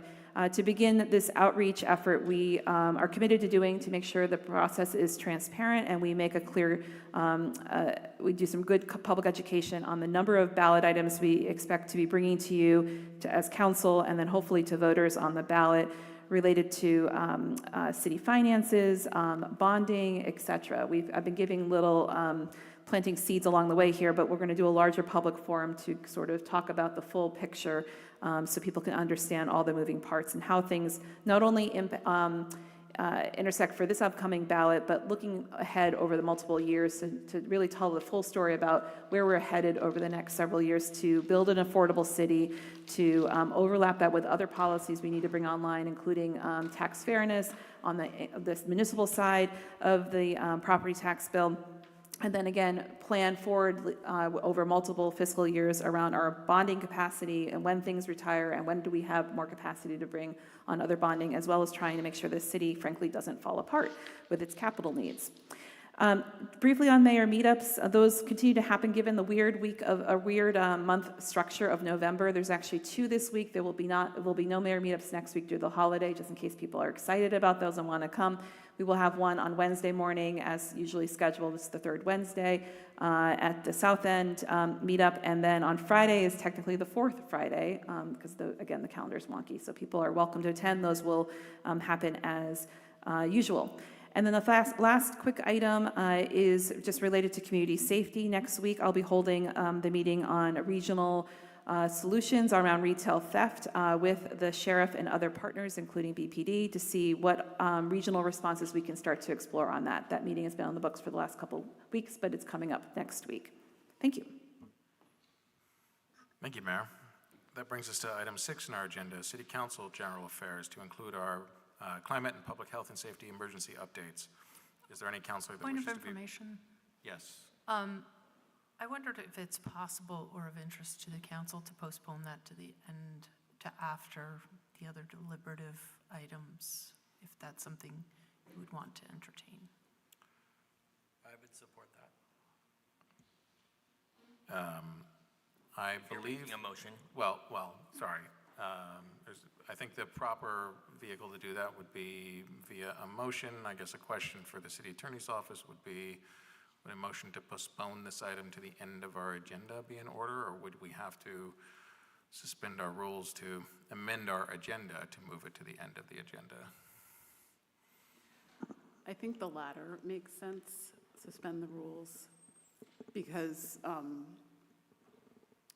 the time to amend the agenda was at the beginning.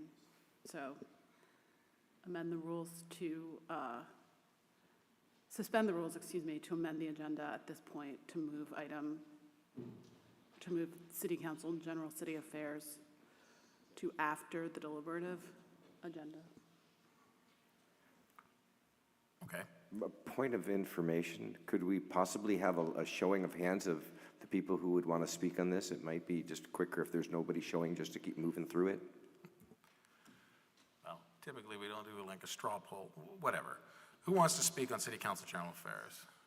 Councilor Grant. Okay. Councilor Broderick. Councilor Newbeezer, was that a hand? Okay, I thought I saw a hand there. So we have two councilors that wish to speak on this item. Okay, Councilor I Shelburne. retract my second. Okay. I don't know if there was a motion, but there was a retraction of a second anyways. Okay, so with that in mind, and we'll keep it to two councilors. We'll keep it to Councilor Grant and Councilor Broderick. So we'll go to item 6 now, City Council General City Affairs. Councilor Grant? Thank you. I just wanted to congratulate the fire department just for their continued innovation in terms of coming up with solutions to help improve our overall community safety system. They have been working on the Prevent initiative for a few months now. We had a presentation on it from Chief McCombie back in July, and a press release was put out by the fire department last week announcing that this program is indeed live. And I do recommend that people go back and watch the original presentation if you haven't seen it yet. But in a nutshell, this is offering medically assisted treatment to help those suffering from substance use disorder get to treatment, get to that moment of clarity, and offer something that previously wasn't available to them if they chose not to be transported to the hospital after an overdose. So I think this is another really important program that they are bringing forth. And once again, I thank them very, very much. I want to give another plug to the Public Safety Committee meeting, which is happening this Thursday. We are going to have 2 people from the Crime Research Group, and we are going to be talking data, specifically talking top to bottom again about issues of bail and lack thereof, and issues of violations of conditions of release. 2 topics that constantly come up in our city, and even though we've had we've had like bail addressed before, but still a lot of people don't understand what the Vermont laws are around it. So we'll have that discussion, and also the reporting that will be reviewed will be available to the public to look at. Thank you. Thank you, Councilor Grant. We'll go to Councilor Broderick and then to item 7. Thank you. This is just a public service announcement to all my fellow renters in the city as it's getting colder. According to our minimum housing standards, your apartment in all the habitable rooms and bathrooms at all times must be capable of being heated to 65 degrees Fahrenheit. So if you don't have control of your heat and you are noticing that your apartment is not being heated, and you've reached out to your landlord and your landlord refuses to fix your heating or heat your apartment room, please, you do not have to suffer in your cold apartment. Please reach out to permitting and inspections. You can submit an anonymous tip about the conditions of your apartment and any reasons that it's violating our minimum housing standards, or reach out to your city councilor. I say that because I recently, one of my constituents recently reached out to me, and I am helping them get their heating in their apartment. So thank you. Thank you, Councilor Broderick. Please if folks could please keep it in order here. Thank you, Councilor Broderick. We will move to item 7 on the agenda, which is our consent agenda. The recommended action here is to move to adopt the consent agenda as amended and take the actions indicated. Is there a motion on that recommended action? So moved. Is that you, Councilor Litwin? It was. Thank you. Is there a second to that? Second by Councilor Carpenter. Any discussion on that motion? Seeing none, we'll go to a vote. All in favor, please say aye. Aye. Aye. Any opposed? That carries unanimously. So that now takes us to our deliberative agenda. And the first item on our deliberative agenda is item 8.1, a tobacco license application for CSC Quick Stop, 1563 North Avenue. Councilor Shannon, could I turn to you for a motion on this item?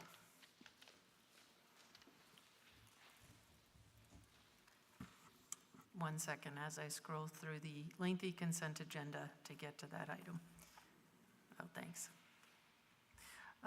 Move to approve the 2024-2025 tobacco license application and tobacco substitute endorsement application for CSC Quick Stop 1563 North Ave, which again is a change of ownership. Thank you, Councilor Shannon. Is there a second to that motion? Thank you, Councilor Broderick. Is there any discussion on that motion? Seeing none, we'll go to a vote. All in favor say aye. Aye. Any opposed? That carries unanimously, which takes us to item 8.2 regarding the appointment of the city's planning director. I suspect, Mayor, that you would ask that, is Charles here? Okay. I will slowly talk and begin this big moment for you. If I may offer a suggestion. Sure. Oh, here's Charles. Okay. Charles, we're at item 8.2, your big moment. Yeah. Come on up, Charles. Come on up to the table. Now, Charles, you can come on up. It's the big table moment. Here we go. Are you ready, President Yes, Travers? please, Okay, Mayor. thank you. Yes, thank you. So I'm pleased today, hi Charles, I'm pleased today to present to you for your consideration the appointment of Charles Dillard to be our next planning director here at the City of Burlington. Many of you are quite familiar with Charles and his work. He's been the principal planner here in our planning department for the last 2.5 years. He has very aptly served as my interim director for the last several months since former planning director Megan Tuttle left us for the Midwest. We wish her well, of course. And I've been very impressed on his ability to really tackle several complex projects that are underway, to merge right into a leadership role among his colleagues, which is not always an easy thing to do, especially in a small department. His approach in general to urban planning and design has been very much appreciated. We've had many conversations, and I really appreciate how values-driven he is in his work as a planner, and now as certainly a formal leader among his colleagues and peers. And a lot of what we talk about in planning, obviously, is the future of the city and what do we really want, and where do vision in a visionary way, how do we really advance the kinds of projects that generations from now we know will be meeting the needs of this community. So I've very much appreciated his ability to merge into all of those conversations since serving as interim. We conducted a national search. This is in the letter I provided to all of you. We did 3 rounds of interviews. There were 3 candidates who came to me. They were all highly qualified. But again, I was very impressed with Charles and his ability to really already express strong leadership on behalf of the city. I want to extend my gratitude to many folks who helped with the vetting process here, including multiple city departments, our Burlington Planning Commission, CCRP, which is the Chittenden County Regional Planning Commission, including my own staff, to make sure that we were doing this process as fairly and thoroughly as possible. And so I very much appreciate that Charles accepted this nomination, this appointmentship from me. His resume is included in the packet. You'll see he's worked in several larger communities, actually, which I think I can see has really informed his strong perspectives he brings to the city of Burlington, for which I'm very appreciative of. He also has a love of good community engagement and really looking at things with an equity lens, which, as you all know, is part of what makes my world go round. So I very much appreciate Charles being here, and I look forward to any questions or discussion the council has. Thank you, Mayor. Before turning to Councilor Doherty for a motion on this item, I will open the floor to councilors for any questions or comments they have. Councilor Grant. Thank you, and congratulations. I look forward to seeing the things that you can do. I appreciated our conversation, and I was just wondering if you could speak on a couple of things, because we, with a lot of the other things going on in the city, the Plan BTV comprehensive plan is, I think, kind of been lost in the shuffle. And then at the same time, we have the comprehensive plans for transportation and parks as well, all needing to be kind of looked at and updated. And we have the mayor doing the Modern Gov initiative. I'm wondering what you think about kind of the consideration of structural reorganization around dealing with those three comprehensive plans and dealing with the fact that we have many people in the city, but they're siloed in different departments doing various parts of planning for the city. Is there maybe something down the line, I guess this would be a second question, where it could be possible that they're all together? Because it would seem to me that planning could go more efficiently if they were together and being more coordinated instead of being currently siloed, and also being more supported. Thank you. Sure, I will answer that, but first, my friends asked me what my walk-up music was going to be tonight, and it turns out it's the sound of a toilet flushing. So, yeah, no, and I appreciate our conversation this morning. Holistic planning is the only way to plan. I think we've heard tonight from members of the public, and Councilor McKnight also spoke to this as well earlier about, you can't do transportation planning without thinking about housing or other services or parks. We do have our comp plan coming up. We're required by the state to update that every 8 years. The Parks Department is required to update their own plan, not by the state, but by an accrediting board every 10 years. And DPW transportation staff has been asked to undertake a comprehensive transportation plan. So when I and others in the city, Director Spencer and the Parks team have, when we figured out all of these plans that were going to be happening at the same time, a spark went off in my head, and I immediately thought, well, we should combine these plans. It's responsive and respectful to the community, for one. It eliminates a lot of duplicitous community engagement. It's better to ask the community to come to one meeting than to three very important meetings. It reflects how people live and engage with the city and experience the city. They don't see the city as a siloed organization or a set of silos. They see us as the city, and so I think it is most respectful to acknowledge the way that they do experience the city. In terms of planning content, again, in a past life as a consultant, I worked on a parks district master plan in a town in Illinois. And that parks plan was actually mostly about transportation and mostly about access. It had very little to do with the actual programs and design of the parks. And I think the same can be said for housing. I think if we want to encourage growth, whether it's infill housing or large projects like the South End, we need to think, very holistically about transportation. So yes, I agree that in the coming years, I would continue to advocate for breaking down those silos, for thinking more holistically about planning. We're going to be doing this in Plan BTV New North End.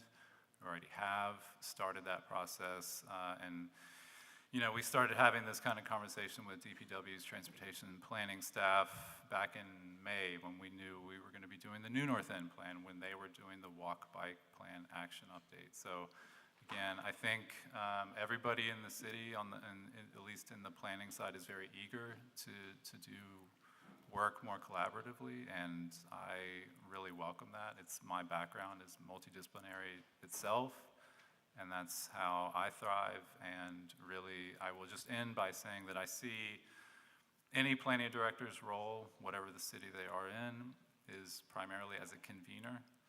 I think that's a strong suit of mine, and luckily we have, you know, a very engaged community, very passionate, smart community. We have an administration and a council who, though don't share all of the values together, I think everybody is looking to create a more positive future from a planning perspective. And we've also got some great partners internal to the city, external as well. The staff at the city is incredibly passionate and smart, and I'm really honored and humbled to lead with them and to do this work with them. Thank you, Charles. Any other councilor wish to be recognized on this item? Seeing none, Councilor Doherty, I would turn to you for a motion. Yes, thank you. I am very pleased to move to confirm the appointment of Mr. Dillard to the position of the Director of the Office of City Planning. Congratulate him and the mayor and her team for this move, and I'm very happy to make this motion. Thank you, Councilor Doherty. Is there a second to that motion? Second by Councilor Bergman. Before going to a vote on that item, I will echo Councilor Doherty's congratulations, Charles. I will also note that there are representatives here from the Planning Commission as well as from the Planning Office, no doubt here to support your appointment, and I think that's a testament to your good work in this role. With that, we will go to a vote on Councilor Doherty's motion. All in favor, please say aye. Aye. Any opposed? That carries unanimously. Congratulations, Charles.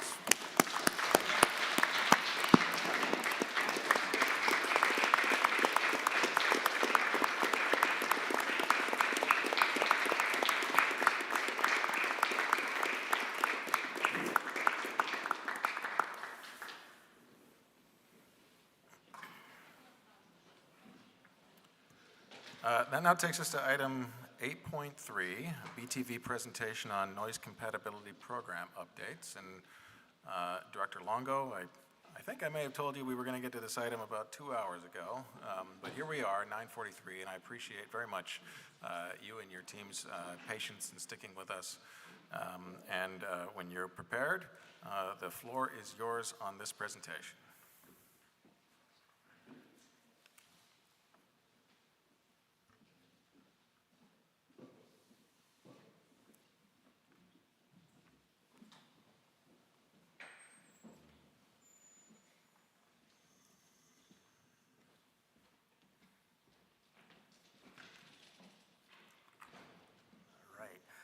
Thank you, Council President Traverse. Thank you, City Councilors.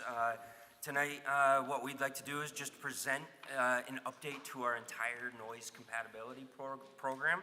I'll try to be quick, brief, to the point, and starting with a little bit of history and a little bit of terminology on what is Part 150.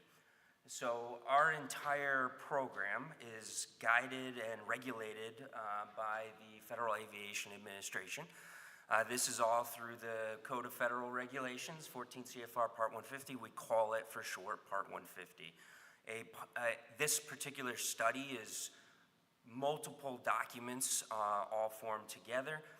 The first being a noise exposure map, and followed by a noise compatibility program. Again, two different documents that the airport has had a long, multi-decade history with. We started these programs back in the 1980s.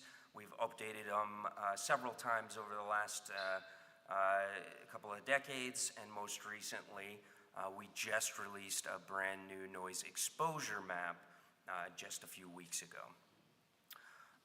Both of these documents, a noise exposure map and a noise compatibility program, are required to receive any sort of federal funding for our program, sound insulation and those types of things. Our noise compatibility program, that is the basis of what we do within a noise exposure map. Whatever's in that noise contour line, the noise compatibility program is what defines these programs. Through 2019, the only program within our noise compatibility process was acquiring and demolishing properties. We stopped that process, we updated our noise compatibility program, and we added a significant amount of volunteer actions that homeowners, property owners can participate in. Specifically, these are the 3 new major programs that are now available to homeowners.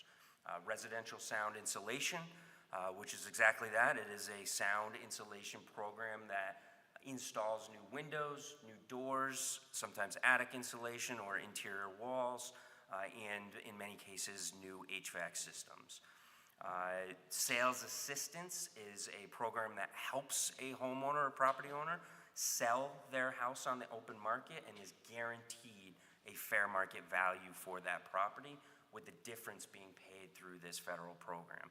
And the final one is purchase assurance, where the airport actually purchases the property from the individual or the entity.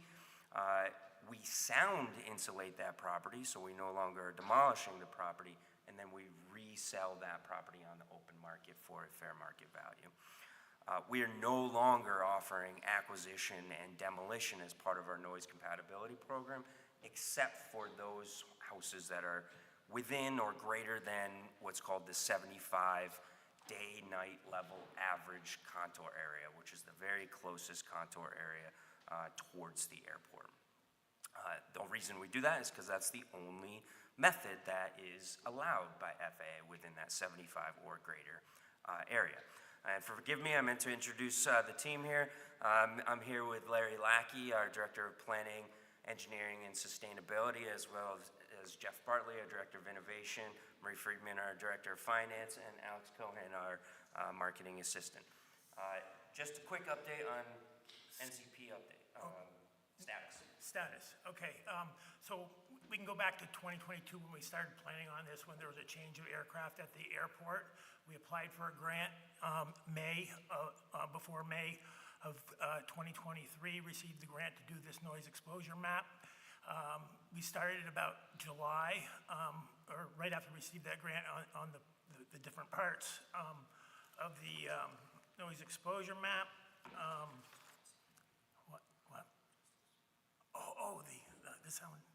The sound insulation program. Oh, sorry about that. Okay, my apologies, I was going through the wrong thing. Okay. We are now into phase 4, going forward with phase 5 of our sound insulation program. Phase 1 and phase 2 were pilot programs where we did 16 homes. Phase 3, and we also started doing outreach and design for the next 50 homes. Phase 3, we applied for and received the grant to do sound insulation for 52 homes. Within that 52 home grant, we received money to do outreach for 50 more homes design and outreach.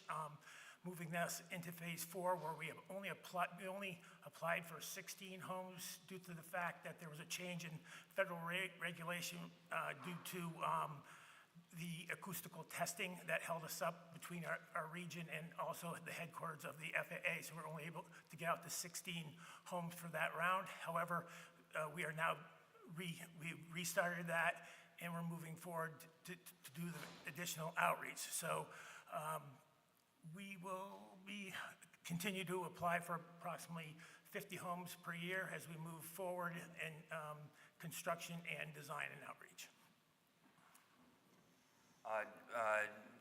We also have completed multiple projects as part of our noise compatibility program listed here, including a positive ventilation or an HVAC system within the Chamberlain Elementary School within the neighborhood. We have installed and we have 3 active noise monitoring systems, one in Winooski, one in Williston, as well as one at the Chamberlain Elementary School in South Burlington. And I just want to touch back on the purchase assurance and sales assistance, those 2 additional programs. No property thus far, including what Larry just explained, has voluntarily wanted those particular properties. Everybody has asked for the sound insulation program, which currently sits at an average of $130,000 per house of sound insulation materials and design work. So that was the noise compatibility program. The noise exposure map is that secondary document. We update this document essentially every 5 years, or if there's a major change in operation. This is a significant document. Larry has the full document right now, which is available on our website at btvsound.com. The document spells out all land use compatibility within a noise exposure map. We collect radar data from every single aircraft that flies in and out of the airport, and then we map this all out through computer models, which again is the only method that the FAA accepts, into a noise exposure map. This is our new noise exposure map. Again, this was just released a couple of weeks ago, and there's 3 contour lines, or 3 lines, circles around this airport that indicate 3 different average noise levels around the airport. The closest one, or the inner circle, being the 75 dNL. As you go outbound, the middle line is the 70, and the outer line is the 65 dNL line. The FAA specifies from that previous chart everything in the 65 dNL or greater on what land use is compatible within that zone. And what we're trying to do within our noise compatibility program is create compatible land uses by sound insulating or doing one of the programs that is within that noise compatibility program. So all of these documents, everything is highly connected and highly coordinated. I think it's hard to tell a little bit what our new noise exposure map without a little bit of context of what the old map looked like. So here's a comparison of what we produced back in 2019. The orange lines are our future forecast for F-35 operations, as well as all other aircraft at the airport. This was the first map that had the change of operations by VTENG. The black line is our new map, so it is a reduced map of what we forecasted back in 2019.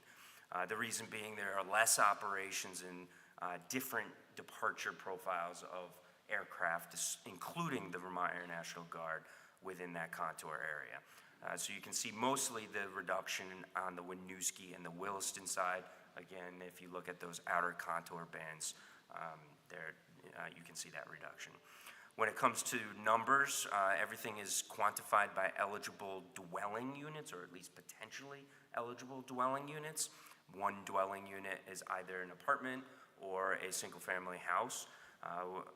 And you can see the approximate numbers both within our 2024, and we always use a 5-year future forecast. So we have a 2029 future forecast of around 2,400 dwelling units within the new contour line, an estimated population of about 5,500 people within those contour lines based on the 2020 census. And this signifies approximately a 10% decrease from our previous noise exposure map. Again, this is all online. This is an open document. This is within a public comment period right now on this document. At btvsound.com, there's a live map, a zoom-in Google map that homeowners and residents can look at their individual properties, as well as the full document and some PDF images of the map itself. On this same website, there's also a near live flight and noise monitoring system. We've had this system operational for a few years now. This is essentially what it looks like, and you can not only see almost live data. We're not allowed to indicate live data. It's a 10-minute delay per the FAA. But you can see almost live data and the 3 noise monitors within the 3 communities. And there's a feature where you can rewind. So if anybody needed or wanted to look at a prior flight, you can rewind to generally the day that we opened this a few years ago. Again, this is within the noise exposure map document, the document that's in front of Larry, as well as the images of the noise contour lines, is now within a public comment period for about a week longer. We have a dedicated email address through our consultant agencies at btvsound@jonespain.com. There's also a comment feature on our website, and you can still write in or request both physical copies, or there's digital copies of the entire document online. Every comment, every question that we receive regarding the noise exposure map will be answered, will be compiled within a spreadsheet, answered and submitted and incorporated as part of our noise exposure map and submitted to the FAA later this year, which is our deadline.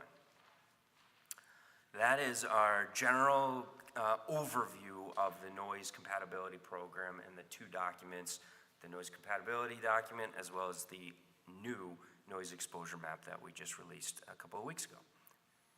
And I'm happy to take questions. Great. Thank you very much for that presentation. Does any councilor wish to be recognized on this item? Councilor Newbeezer. And then Councilor Barlow.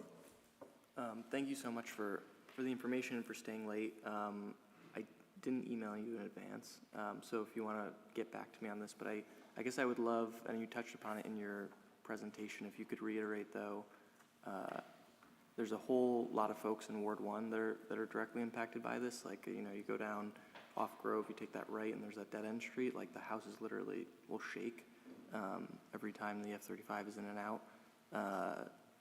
So I'm just wondering, you know, in terms of walking through residents, how they access these noise mitigation funds for their own home.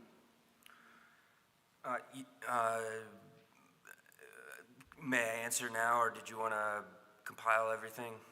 You can go ahead. So the only eligible funding is within the noise contour area. So FA requires that anybody within the 65 DNL, which again is that day-night average level of noise, anybody within the 65 or greater DNL is eligible or potentially eligible for noise mitigation as part of our compatibility program. Folks outside of that noise contour area are not eligible for federal funding. Thank you. All set, Councilor Newbeezer? Okay.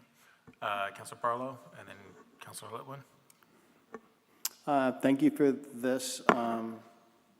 This is helpful for me, and I'm going to visit the website and check that out. But I had a question about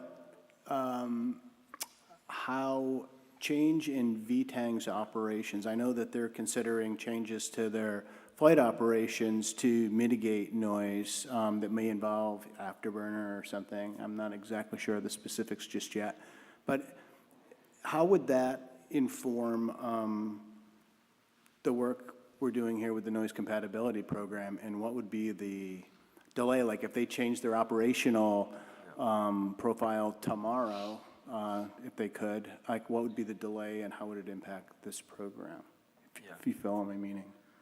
I do, and I think we're going to talk about it at the next presentation as well, but essentially any change in their operation would require a NEPA action and would require a significant time frame related to changing that type of operation.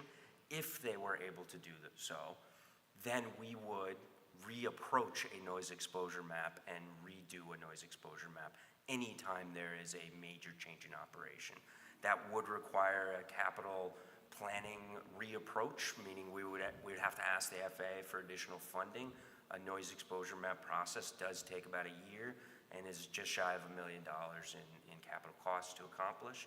But if there was a change in operation, we would reapproach this map. And it would take about a year, you said, to like have that percolate all the way through the system and result in a new in changes to the noise compatibility program.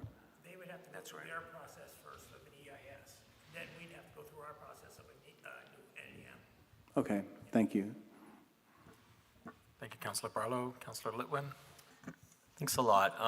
It's always very educational for me, and I really appreciate all the work going into this. I do want to ask, because I may be learning on the fly here, but I had always thought that these noise maps had been the decibels, and what I think I'm learning is that it's the decibels based on this DNL.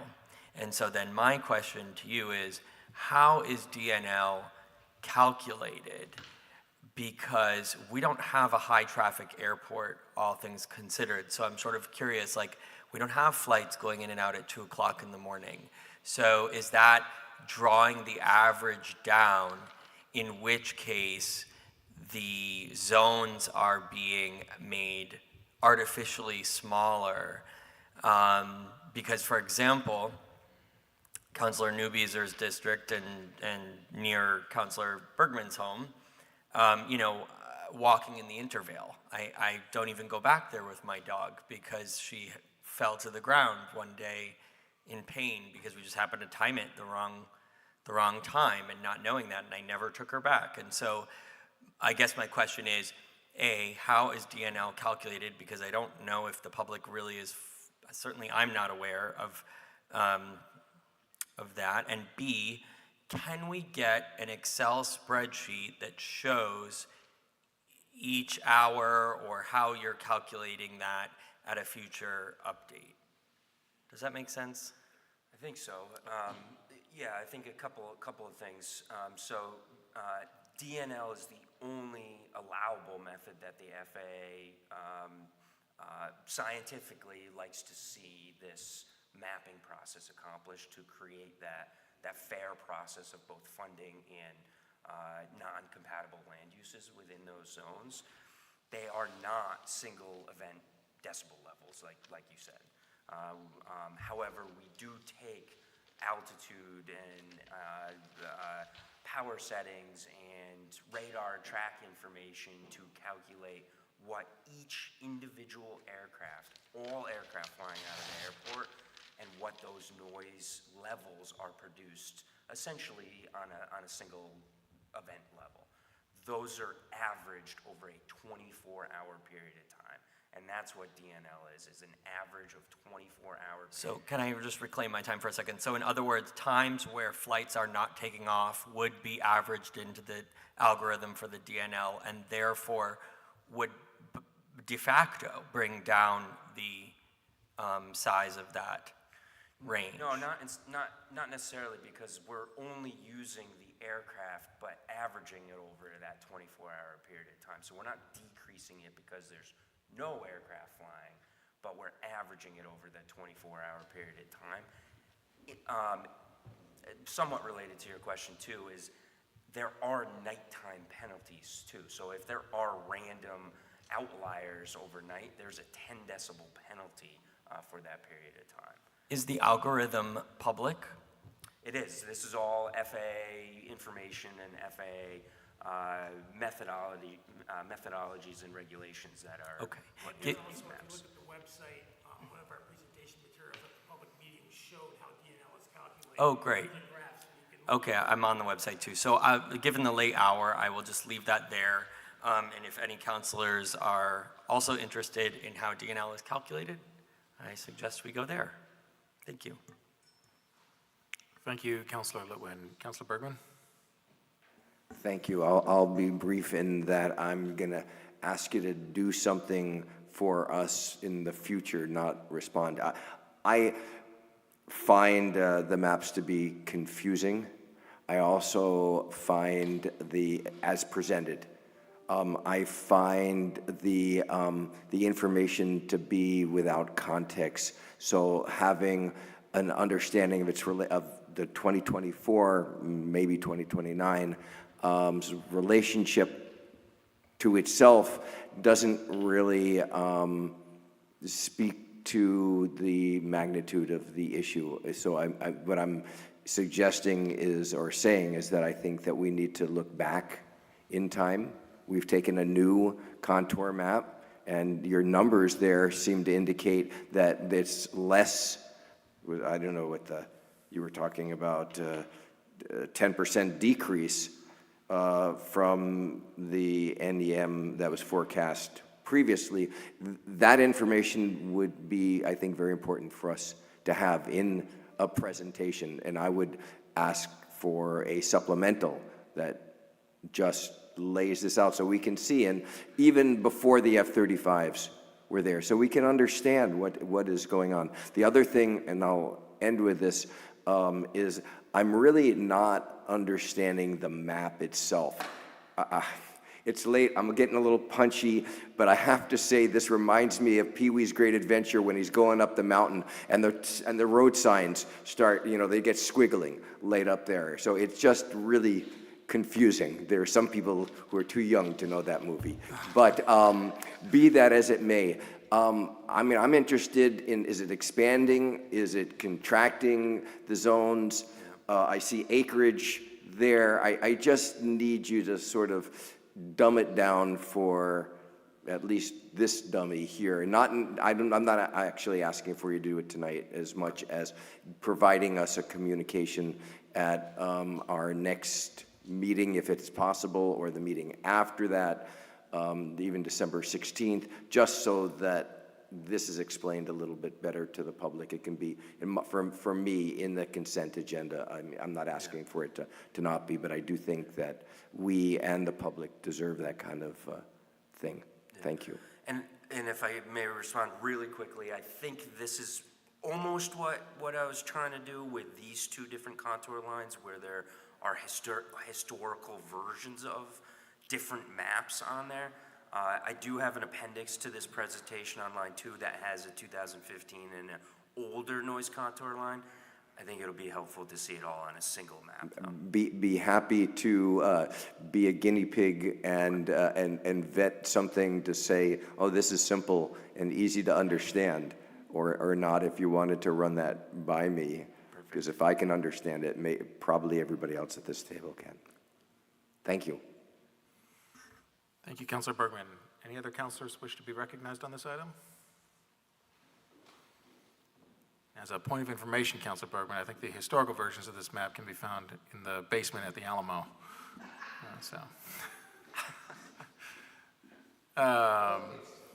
I don't know. Well, we had a Lenny Dykstra reference earlier, now a Pee-wee's Big Adventure reference. It's a nostalgic evening. So if there's no other councilors in the queue on this item, then I think we will turn to item 8.4, which is the mayor and BTV update on our resolution regarding the F-35 congressional delegation request. And Mayor, Director Longo, I don't know who we're going to first on this item, but whoever it is. Briefly me, then back to Director Longo, and then back to me, just to keep you all awake. Think of ping pong or something. All right, so I just want to begin by reminding everyone, and largely the folks who are watching and maybe watching this later on, the council passed a resolution back in August of this year with a few resolve clauses and assignments to the administration. And so this report back is the result of doing our due diligence to address a few questions posed to us, and it also reflects a meeting we held with VTANG on September 24th, I think I have that right, where Director Longo and I sat down with the leadership of VTANG to get into the weeds of understanding how best to answer these questions. And so Director Longo and I tag teamed this presentation. He's going to begin with the first section of it, and then I'll take the last couple slides. Okay. Thank you, Mayor. So what we did was we consolidated the resolution, which is what you see on the screen here. This is the final resolve clause, which gave the mayor and the city some action items. I'll read it really quickly. Be it further resolved that the City Council respectfully requests the mayor meet with the leadership of our airport and the Vermont Air National Guard and report back to the City Council on 3 specific items: collaborative noise mitigation efforts, VTANG's contributions to the airport's capital infrastructure, and how, if at all, this resolution may impact VTANG's future operations at the airport. What we did was then separate those 3 items and provide a little bit more context to each one.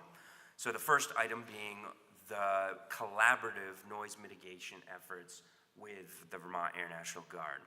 First, as I just walked through the new noise exposure map, there's significant collaboration, not just on this one, but all of our noise exposure maps throughout the many decades, that requires significant action from the Vermont Air National Guard, not just on data, but specific interviewing of how these aircraft operate out of the airport. And like I mentioned, that noise exposure map is a computer model, so how those input methods are submitted within that computer model so that it meets those federal standards. That all is a part of our collection and data collection of the noise exposure map. Generally, our noise exposure maps are done every 5 years, like I said, but they are required to be updated to continue to receive Federal Aviation Administration noise mitigation funds, which right now we receive around $5 million annually, or at least we strive for $5 million annually. VTANG's specific noise mitigation efforts physically in the air have also been consistent with how they operate. They've made operational changes based on community requests and community collaboration. A specific example is over the Winooski High School, where the Vermont Air National Guard now does not fly over the Winooski High School for specific noise mitigation decreases to the high school. Nick, I'm sorry, just real quickly. I got some feedback from some folks online that when you turn your head away from the mic, that they are not hearing you as well. So if you could just move the mic a little bit closer to you, I think that would be helpful. Okay, sorry to interrupt. Thank you. No, I move a lot. VTANG continues to explore those operational changes. I think we mentioned one with Councilor Barlow, that they're exploring potentially using a different departure method or takeoff method. That's going to take time, that's going to take effort. That does trigger the National Environmental Protection action on this particular item, because their current departure profile is regulated by the existing environmental impact statement that was done about just over 10 years ago. That would require a supplemental environmental impact statement, additional public comment and additional public feedback, and some contracts in place. So everything that we're gathering is that is going to take time before they can use and implement those changes. However, those are changes that they voluntarily asked about and are exploring to, again, reduce those numbers within the charts significantly even further. Theoretically, we don't know. That's going to take time. That's going to take effort to change the EIS, but also change our own noise exposure map. And like I mentioned, there are examples like the Winooski High School where they operate at different times, broadcast different times of when they are operating for their requirements, and make sure that they're doing as many things as they can for physical noise mitigation efforts. One recent big collaborative item is a new appropriation within the Department of Defense for noise mitigation programs. This one is specifically appropriated at approximately $18.75 million, not approximately, exactly $18.75 million.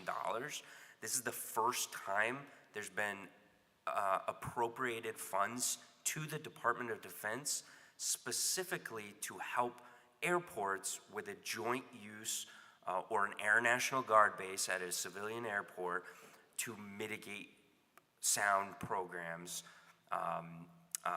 with active noise compatibility programs such as Burlington. This is, like I said, this is a brand new program. The Vermont Air National Guard supported our grant application, supported not just in letters, both from General Knight as well as the wing commander, Colonel Finnegan, to not just ask for a portion of this funding, which again, this $18.75 million is nationally competitive, but we requested the full amount of funding, all $18.75 million. We're supposed to hear back from the Department of Defense later this year, in fact, by the end of December, to see if all or a portion of the funds would be allocated towards our existing noise compatibility program. This would be on top of Federal Aviation Administration funds, as I mentioned before, which is about $5 million annually. And VTAG supported those grant application processes to receive that funding. That was item number one. Item number two is VTAG's specific contribution to the airport's capital infrastructure.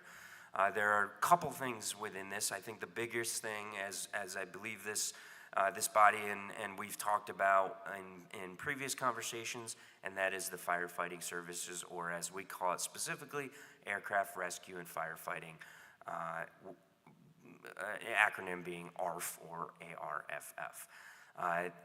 The entire firefighting department and program is run and operated and funded by the Vermont Air National Guard at BTV Airport. That building maintenance and construction, as well as the equipment and the vehicles, are at no cost to the airport. We receive all services to support not just medical responses within our terminal building or throughout the airport itself, but also for all aircraft emergencies. They also support that outside of the airport at no cost to the airport again, or to the communities surrounding us. It's important to note that we are required by a specific section of the federal regulations to maintain not just trained staff, but very specific pieces of equipment at the airport, and no commercial aircraft operation could operate without a fire department. Again, that fire department is 100% maintained by the Vermont Air National Guard. That is an estimated cost of around $4 million annually, just in salaries and maintenance costs, to operate that existing fire department to support our commercial flight operations, our airline operations. That $4 million, or a portion of it, potentially could come back to the airport onto our operating budget. Not just the annual operating cost, but there's also the capital costs associated with running that department, the actual building, the equipment, and then of course the vehicles. So that fire station, that equipment, none of that is included within our capital program, both within grant funds as well as our airport capital program that is not grant funded. That is all coming from the Vermont Air National Guard. All of that, not including it within our capital program, not including it within our annual operating budget, does help us retain and even reduce airline rates and charges. Our capital budget is essentially a $18 million budget. We would have to increase that budget if we were to maintain any level of service of firefighting, and that recovery of those costs would be offset by asking the airlines to pay an additional cost to the airport. That would challenge us. That would increase or rather decrease the competitive nature of how we are a lower cost airport within our area, which is a really good thing to retain and to grow our airline services for our community. There are a couple of smaller items as well that VTANG has contributed to the capital infrastructure, again outlined within that resolution.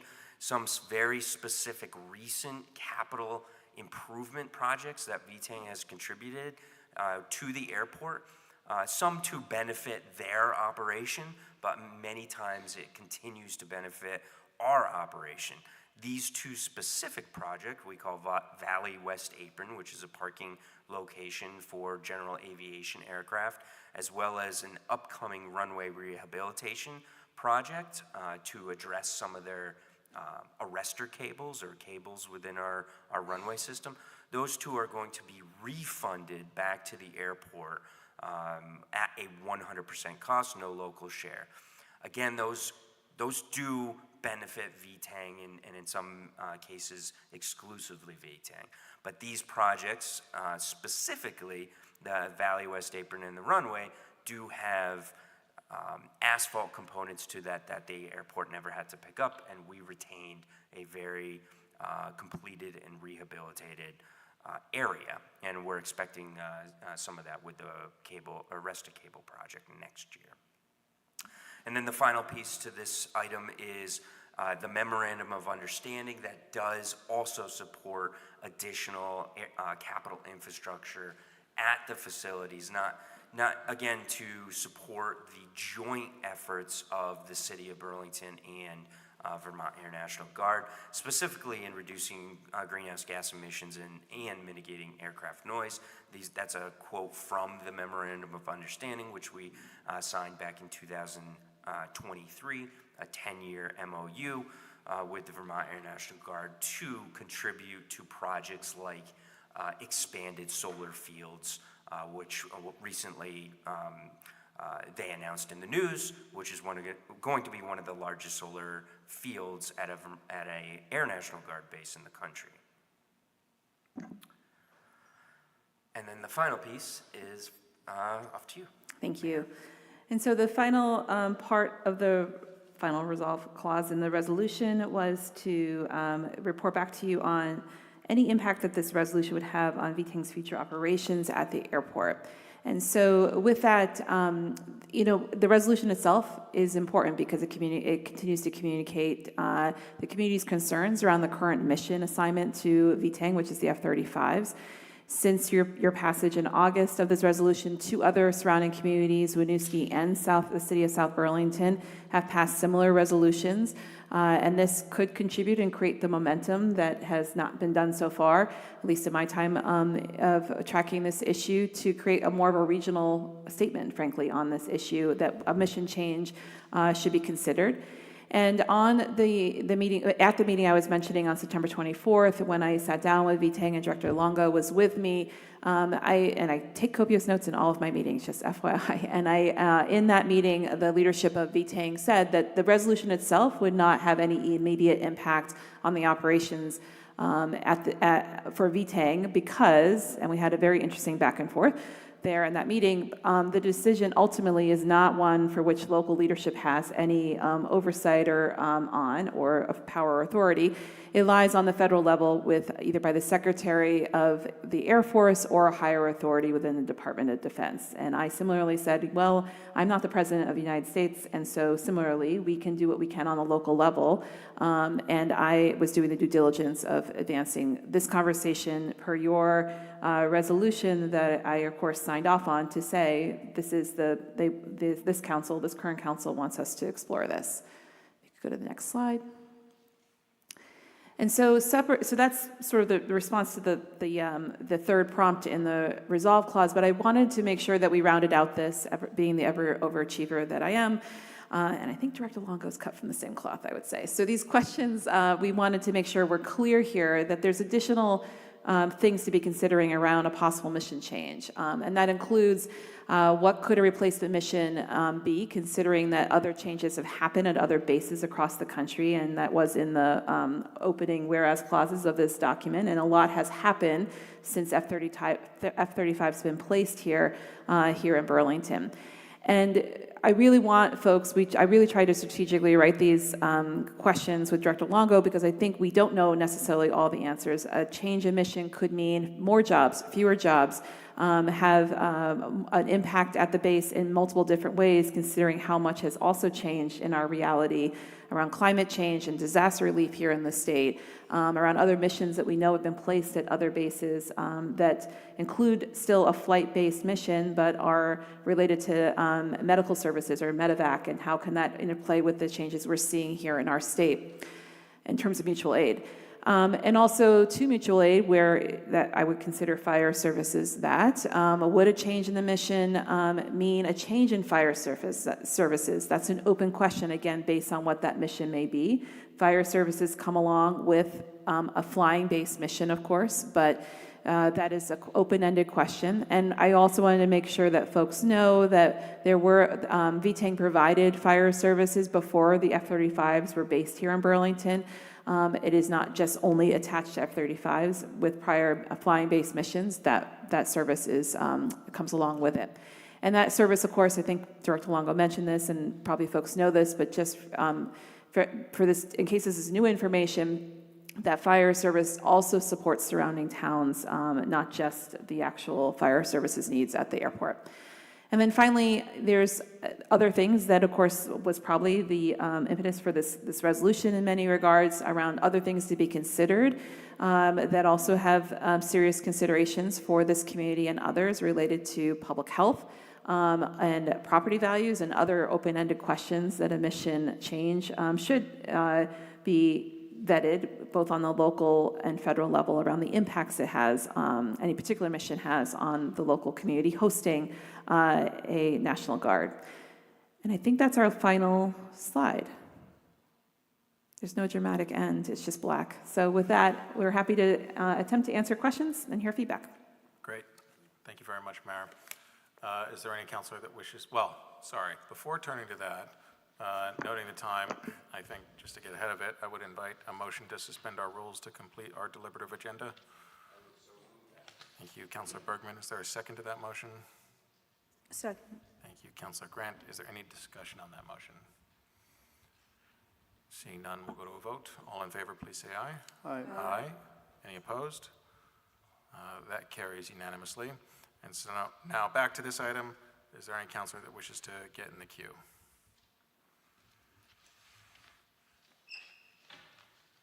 Okay. How about that? You covered everything, Mayor and Director Long. Oh, Councilor Barlow? Sorry, Too soon. I'll be That's short. okay. Thank you for that.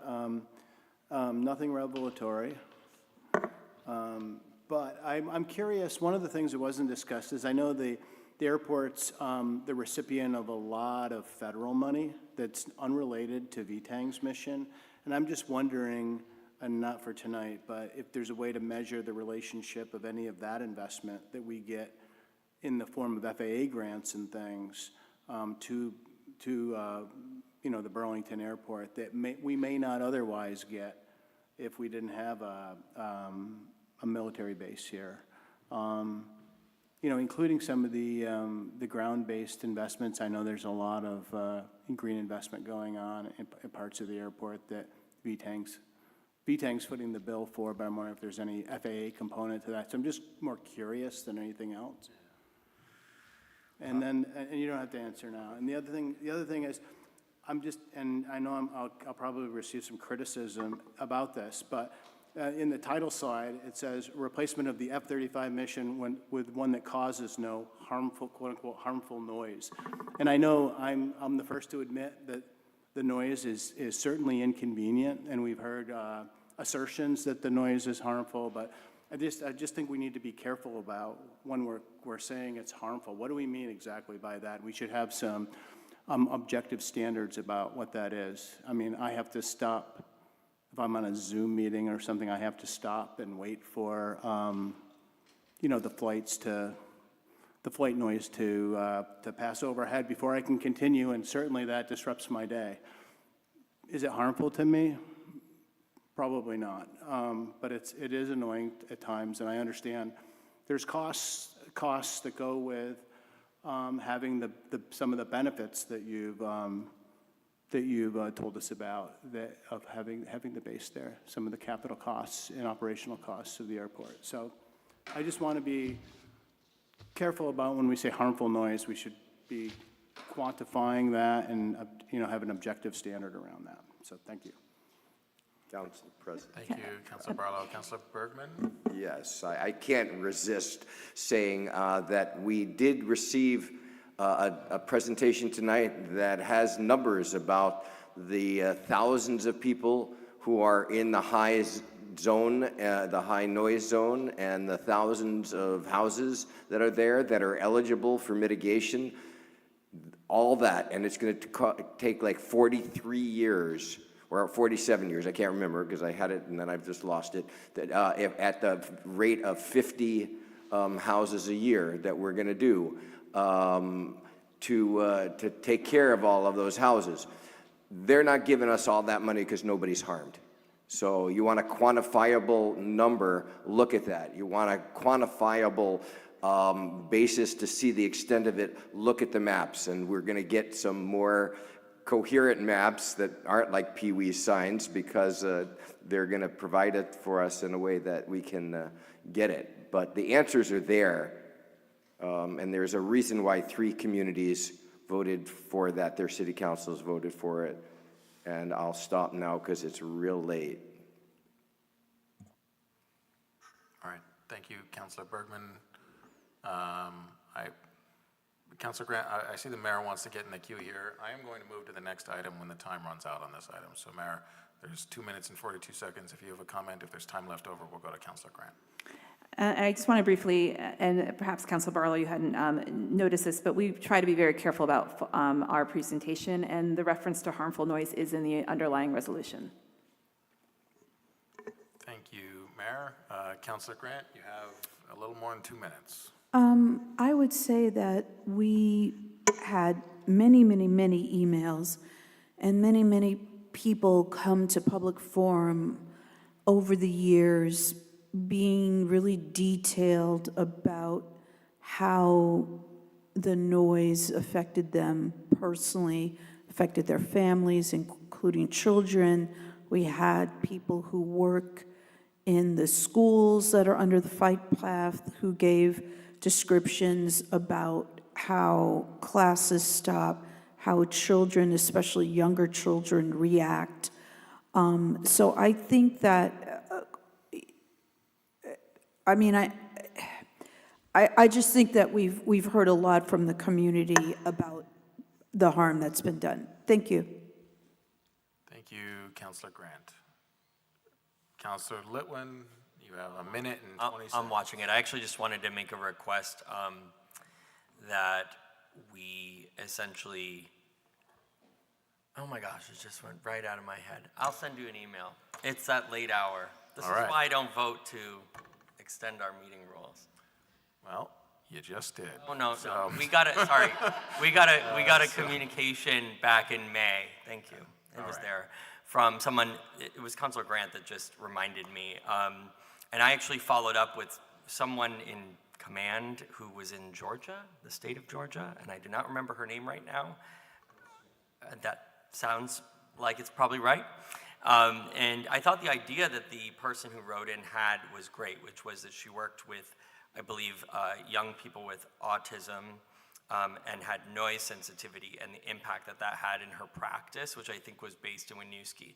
And she had an idea about like being able to sign up for text-based alerts about when the flights were going to go off. And I had a really positive conversation with this leader, and she was going to look into it to see if it was a security risk or if this was something that was deployable. And that was about 7 months ago, so maybe you could follow up and see where that's at. Thank you. Okay. Thank you, Councilor Litwin. We're at time on this item, so thank you very much, Director Longo, to you and your whole team. Appreciate your being here at this late hour. We're now going to move to item 8.5, and this is regarding the mayor's memorandum on the city's top 5 legislative priorities. And Mayor, could I turn to you to please introduce the memo? Thank you very much. So briefly, on the agenda you have is an updated memo that reflects our new process for hopefully finding a collective shortlist of priorities for the upcoming legislative session. I can't remember the council meeting, a couple council meetings ago, we had an initial conversation where we had culled all of the different inputs from department heads and legislators initially, and even city councilors, to put together a draft of all what could be potentially that short list. And then each of you had an opportunity to provide some additional feedback on what would your personal top 3 be, and what is now in front of you is a document that includes all of the ideas, but clearly pulls the top 5 that we received the most feedback on, that felt like they would be the slate, if you will, for the top 5 things. The way that in theory this will work is that, as I said before, you don't really have any priorities if you have 50 priorities, so this is an attempt to kind of really hone in on the top 5 that we would work as a team, collectively, all of you. We could talk about how this will work when the session begins, of course, around councilors at the State House, myself, and our lobbyists and our city staff as needed. But hopefully we would make some real progress on these 5 with that clarity. So tonight we're presenting these 5 and hoping that you can have an affirmative vote of some sort to say, yes, Mayor, we're in this together and let's advance these 5. The rest of the document are items that I plan to monitor. It's not to say that there isn't a lot of agreement across this table on the other items, but there's not consistent enough in the weeds. As I said before, we're going to monitor these, and you can't have all the priorities, especially given the changes in that State House. But we would be monitoring and reporting back as relevant with those other items as the session gets underway. I'm happy to answer any questions, but I know it's a late hour. Thank you very much, Mayor. My understanding is that the administration's ask, there's no recommended action on the agenda, but my understanding is that the administration's ask would be that this council endorse the top 5 priorities as outlined in the memo. Is that correct? Yes, please. Okay. Even though there's no recommended action in the agenda, I will suggest a recommended action, which would be to invite a motion from the council to endorse the top 5 legislative priorities as outlined in the memo as the city's top 5 legislative priorities. Is that a motion by you, Councilor Shannon? Yes. All right. I'll ask for the floor back briefly after a second Thank you. for a minor amendment. Okay. Thank you, Councilor Shannon. Is there a second to that motion? Seconded by Councilor Grant. Councilor Shannon, the floor is yours. Thank you, Councilor Travers. President Travers, oh my goodness, sorry. Totally fine. And thank you, Mayor, for putting together these priorities, and I completely agree with you that both that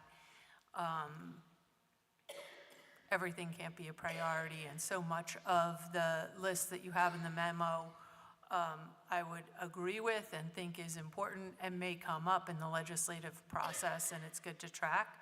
A few of the items I wouldn't agree with, but I think it's important to endorse these top 5 items. There are 2 things that I hope are friendly to you that I'd like to suggest that to kind of enhance what's already there for the top 5 priorities. One is in number 4, appropriate state funding for critical water infrastructure. Later in the memo, you talk about TIF funding, and I would like to make a motion to add the language that you have there, and I can read it in a minute, because I think it's really essential for the South End development that we are able to build that water infrastructure to support that development. And I think TIF specifically could be a solution there, and would want that specifically called out when talking about water infrastructure. And the language that you had that I would suggest is to add, explore flexible options for Burlington's TIF districts and or other financing options to help the city improve needed water infrastructure to allow more housing development to occur in the city. You said just infrastructure. I added the word water to make it kind of more specific to that particular case. The other thing that I wondered if you might be amenable to is in the provide more resources for acute mental health and substance use needs. It asks for transitional recovery housing options. And one of the things that I hear from families who have loved ones who are recovering is that there's specifically a real need for sober houses. And I didn't know if adding that specifically to that would be amenable to you. And if the mayor was willing to respond to that, I could make or not make a motion determined by the response. Okay. That's amenable. Sure. Mayor, so 2 questions posed by Councilor Shannon. Are you able to respond to those 2 items? Sure. Briefly, because you're using language that, except for one word, is just elsewhere in the document, and I want to emphasize the way that is worded around TIF is important to me, simply because there are other financing options that I've already asked the city department teams who are working on the South End as well as Memorial Block to be really looking under every rock and every option, and that's largely because I just want to be, I always try to be consistent as a policymaker. I've not always been a fan of TIFs, and in particular, anything that's going to take tax revenue offline locally and statewide. I think we should be considering everything and then that, if that is the only option. So as long as the wording is taken in its entirety with the addition of water is fine, that would work for me. And then and to your second point, Councilor Shannon, I believe how it's worded captures the intent here, because transitional recovery housing options runs a gamut. That's a whole spectrum of different options, which would include sober housing. And I would just be curious if other councilors felt as strongly to add that wording in to make that distinction, because I do think that would be all-encompassing, but I would welcome to hear what other people have to say. May I continue? Let me just check the time here, Councilor Shannon. You have a bit more time here. I don't want to debate further. I just want to make an amendment. Okay. I don't feel strongly that we have to add sober houses. I would just, I guess, ask that on a personal level. It's certainly what I'm hearing in the community. So to be mindful of that would be fine with me. And I would make a motion to add on number 4, acknowledging there's some redundancy, and this is not elegantly being insurgent here, and but to add to number 4, explore flexible options for Burlington's TIF districts and/or other financing options to help the city improve needed water infrastructure to allow more housing development to occur in this city. All right, thank you, Councilor Shannon.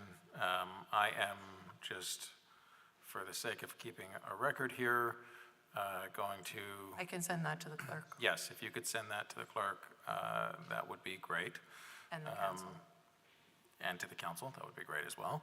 I am assuming that amendment is friendly to you, Councilor Shannon, as the maker of the underlying motion. I will turn to Councilor Grant as the individual who seconded the motion to ask you, Councilor Grant, whether you are friendly to the amendment as presented by Councilor Shannon. That is a yes.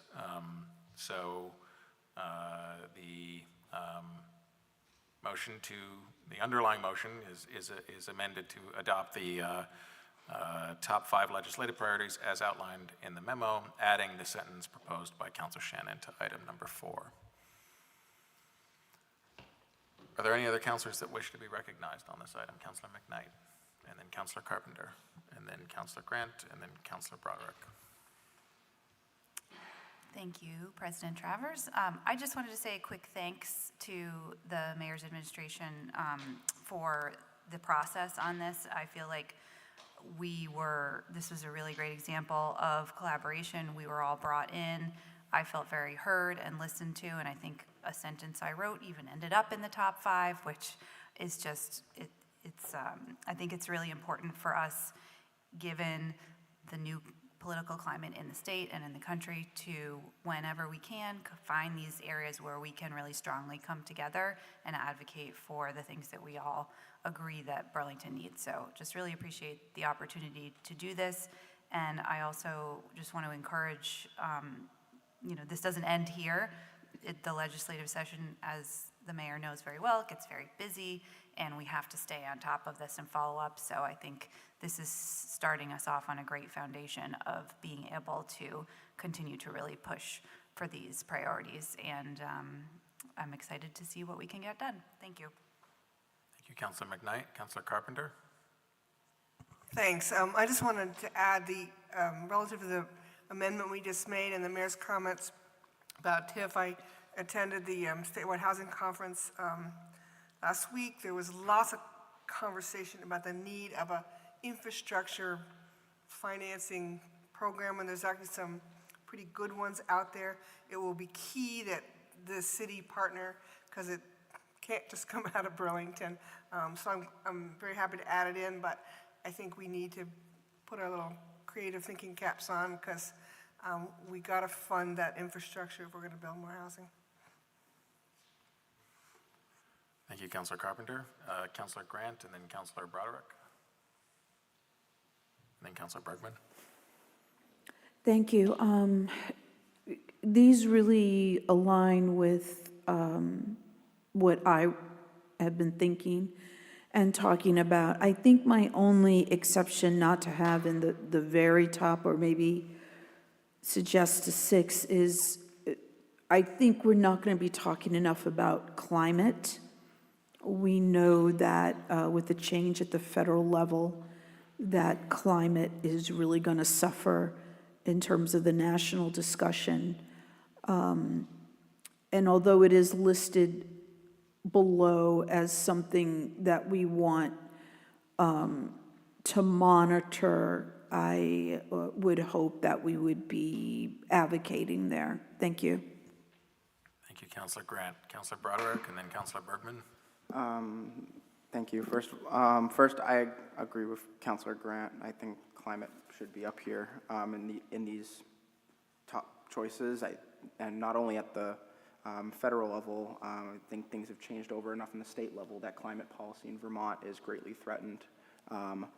So that's something that I would want our legislative delegation to be focusing on. And then on the topic of infrastructure,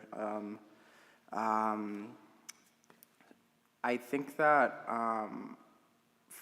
focusing on in this top priority of infrastructure, appropriating state funding for it, water infrastructure, I don't think I think this is at this point is too specific. I think that for a infrastructure related priority, I think it needs to include GMT should be there, transportation infrastructure, obviously public utilities, and then capital projects and projects like Councilor Carpenter said with building new housing. Infrastructure is everything, especially with federal money completely drying up and likely a lot of state money drying up.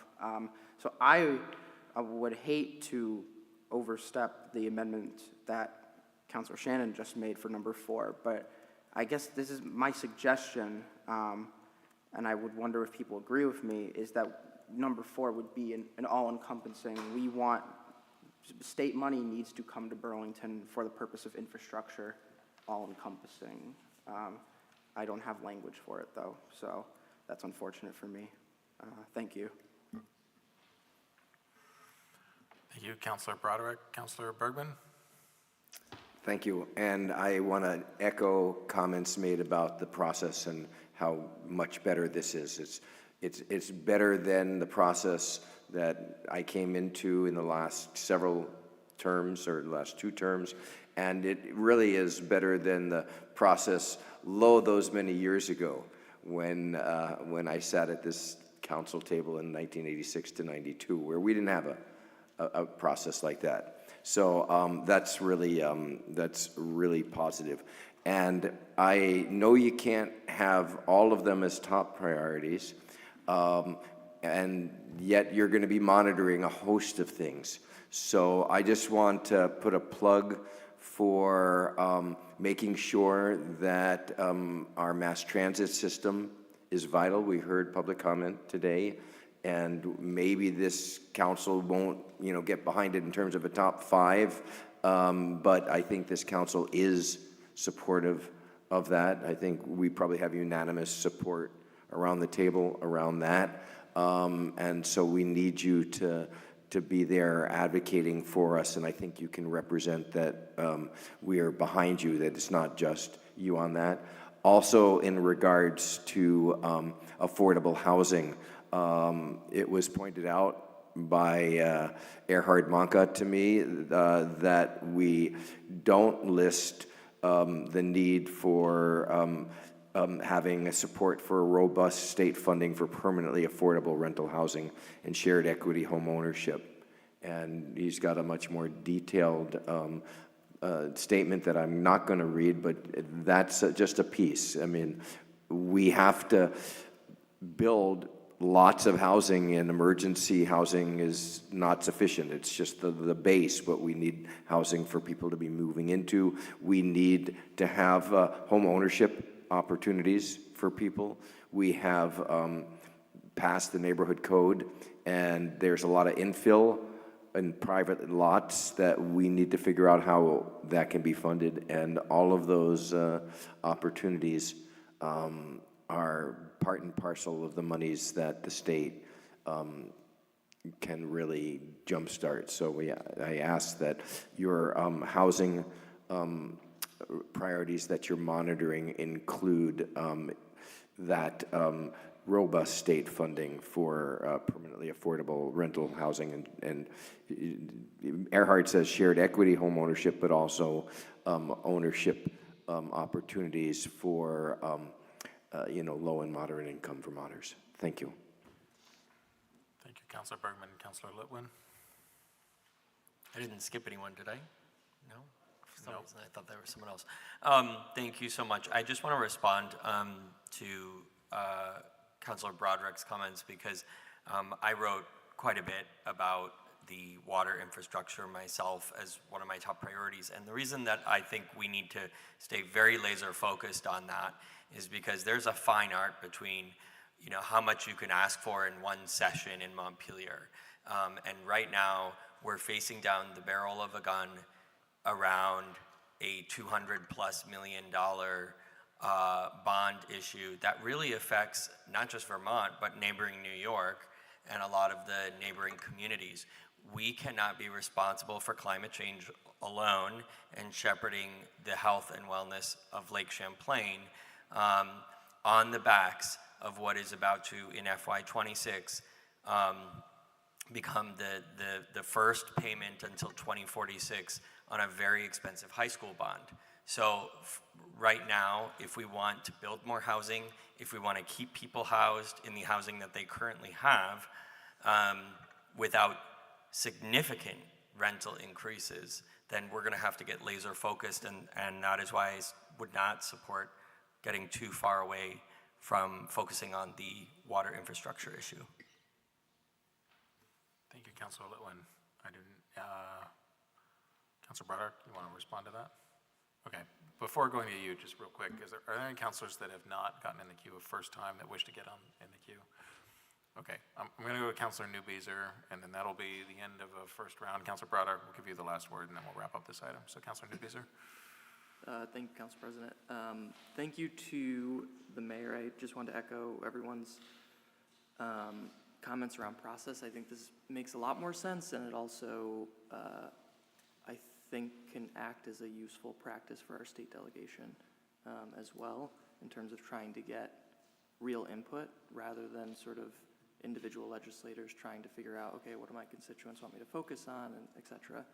So I think this is a really good precedent in terms of process. The other thing I just wanted to say, I guess, in the next legislative session, probably over the next number of years, residents, and we're going to be most impacted, so I just want to be honest with constituents. The governor and the legislature, I hope I'm wrong, but will likely come up with about 1 million reasons we can't find the money to fund all of these things, because almost all of what we need around capital projects, around easing the tax burden, et cetera, investing in affordable housing, we know what to do. CHT, the Champlain Housing Trust, is world-renowned for building out a model to stop gentrification and stop displacement and build permanently affordable housing stock. So we know what to do, and the question is the governor and the legislature going to raise the revenue by asking the wealthiest Vermonters to pay their fair share and pay into the pot more? I actually Googled it before I said it, because I was like, wait, did I dream that? But someone pointed out to me the other day that one person in Vermont is worth as much as 1/3 of our state budget. So the money's there, and we need to ask those at the top to pay that, because our community's struggling, and that's the only realistic path forward. Thank you. Thank you, Councilor Newbeezer. So, Councilor Broderick, we'll go to you briefly, and then Mayor, if you have any final comments on this, we'll go to you, and then we'll go to a vote. Thank you. Councilor Litwin, I completely agree with you. I just want to make sure that we're not downplaying the seismic impact on the residents of our city, especially the most marginalized in our city and the poorest of our city, if we do not have adequate mass transit infrastructure in our city. God, I just lost my thought.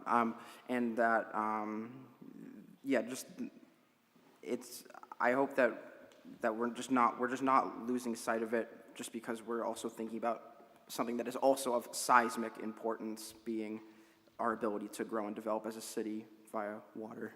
Thank you. Thank you, Councilor Broderick. Mara, did you have any final comments before we go to a vote? Okay.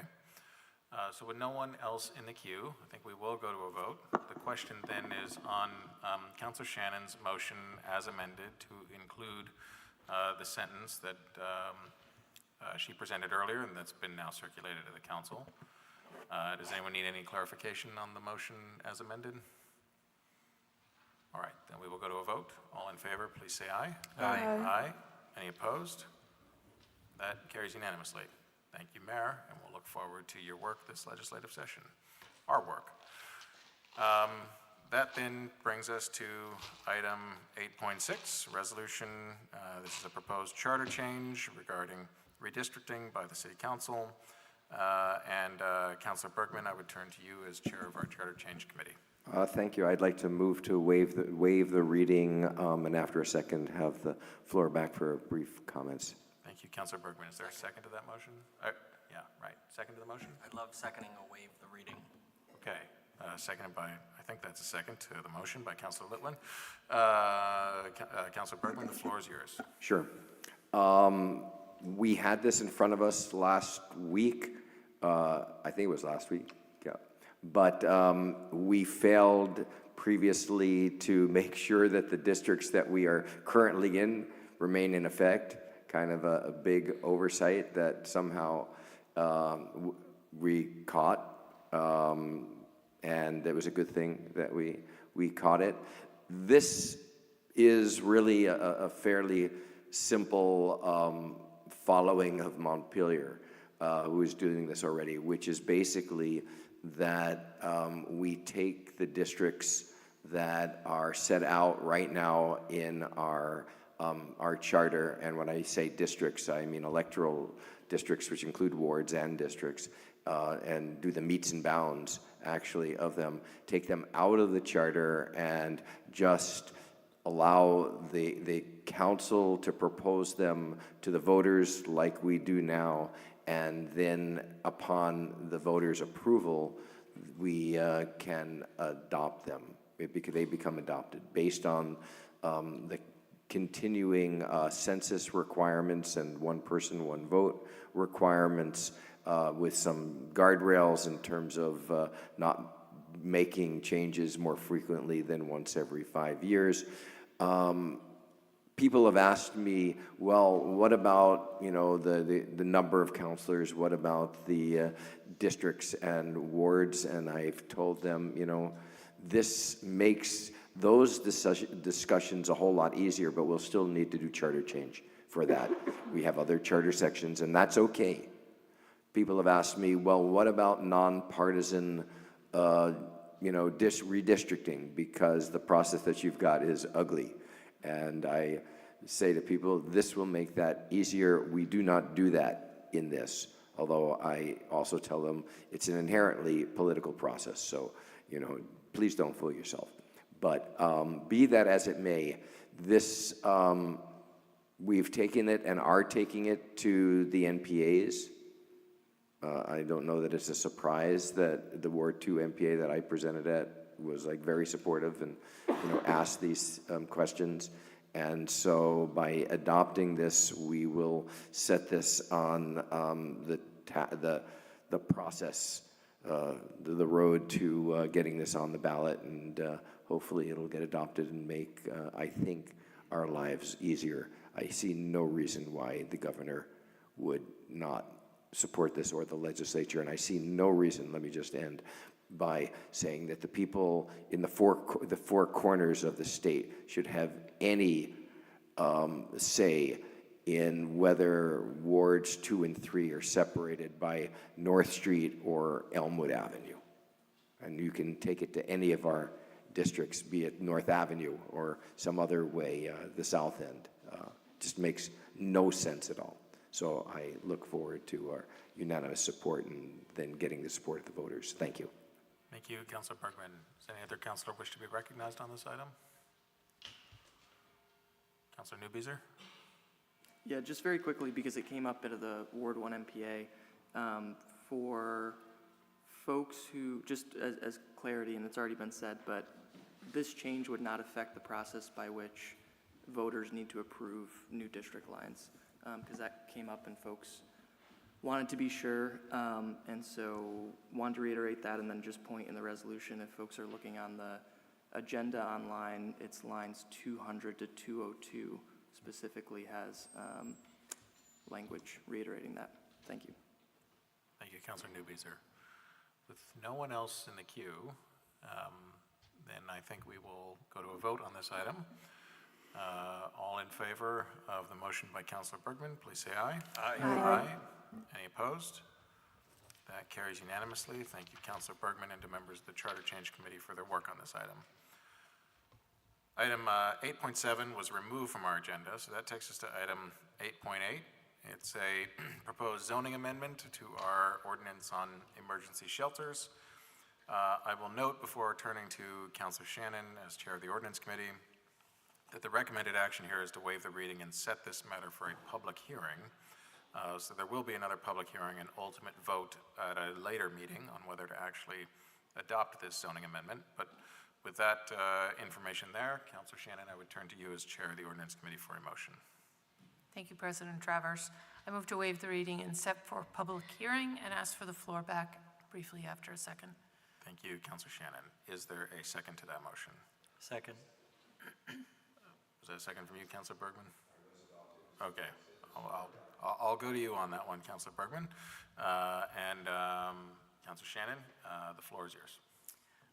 Thank you. So this came forward because of the changes in the legislature regarding emergency shelters and the definition of emergency shelter and requirements around them. So the most critical change here is that we've changed the definition of emergency shelter to be consistent with the state required definition. And in that process, we found that the state, in defining emergency shelter, declared it to be a place that did not have an occupancy agreement. But when contacting our local shelters, they seemed to feel that they did have an occupancy agreement. Thankfully, State Rep Kate Logan participated in our meeting, and she shared with us what they meant by that, which was not in the language of their definition. So we added the definition of occupancy agreement to this for clarity, which is consistent with what Representative Logan told us was the legislative intent, and it is a HUD definition of occupancy agreement, which is very specific. And then, in addition to that, there were a number of places where we had previously had allowed emergency shelters as conditional uses and would go through a process. There was less comfort with that when we couldn't put any, the legislature now doesn't allow us to put the same requirements on emergency shelters. So there were changes to the use table, both allowing emergency shelters in place they were not before, disallowing them in some places where they were previously conditional uses. Those changes include the institutional zone went from a no to a yes. The residential low and residential medium zones went from conditional use to no. The residential high density and residential corridor went from conditional use to yes. And the neighborhood mixed use, except Cambrian Rise mixed use, went from conditional use to yes. And this was a proposal that came to us from Jonathan Farrell of COTS, considering where our transportation was, where existing shelters were, and it seemed to cover the essential areas. And so it comes forward to you with the unanimous agreement of the Ordinance Committee. Thank you, Councilor Shannon. Does any other counselor wish? Yeah, Counselor Bergman, thank you. Thank you. As just one caveat, I am still concerned about the elimination of shelters, making them an unpermitted use in the RL and RM zone. And I think that staff is going to be getting together to see if we if there can be a crafting of something that would be acceptable, because in conversations with Sarah Russell, who did express a desire for equities purposes in our meeting, and also city planner, permanent city planner Dillard, that there are shelters that would be appropriate, and it would be helpful for them to be in those zones. So I think that the action that we're looking to take tonight is appropriate, and I hope that we can get back from staff something that can be read into the public hearing process, and we can make the adjustments that would be appropriate, because we need to be able to appropriately cite shelters wherever it is appropriate. So, thank you. Thank you, Counselor Bergman. Counselor Carpenter? Thanks. I appreciate the work that was done on this, and I'm very satisfied with it. I just want to point out, relative to Councilor Bergman's comments, that we have a tool in the city that no other community has, and it's called a community house. We did that 25, 30 years ago to do a homeless shelter for women in a very low-density neighborhood. And so I think tweaking that language will get us where we want to go. The caveat with that, because it is conditional, is that that community house come with some services. And I think we all want that for it. So I think there can be a path to put residences or shelters, if we want to call them shelters, to serve the unhoused in low-density neighborhoods, if we can craft the need and acknowledge the need that those dwellings, or whatever we're going to call them, need services. And to be quite blunt, we should not be permitting a shelter without support services. And in my opinion, we should not be permitting one that doesn't have, I'll just say, 24-hour services. Personal opinion, the concept of kicking people out during the day is antiquated shelter concept. So we need to work on that. Thank you, Counselor Carpenter. Does any other counselor wish to be recognized on this item? Seeing none, we will go to a vote. The vote is on the motion to waive the reading and set this matter for public hearing. Oh, I should mention, Director Dillard, did you have any comments on this item, or? No. Okay, all right. Well, thanks for sticking around. The motion is to waive the reading and set this matter for public hearing. All in favor of that motion, please say aye. Aye. Aye. Any opposed? That carries unanimously. Thank you, Councilor Shannon, Councilor Bergman, and Councilor McKnight for your work on the Ordinance Committee on this item. The Ordinance Committee also worked on item 8.9. This, an ordinance amendment to Chapter 21, Offenses and Miscellaneous Provisions, Article 1 in general, sections 2145 to 49, Trespass. For a motion on this item, Councilor Shannon, I will turn to you. I move this second reading, waive the reading, and adopt the ordinance as amended by the Ordinance Committee, and adopt the associated resolution regarding private trespass policy.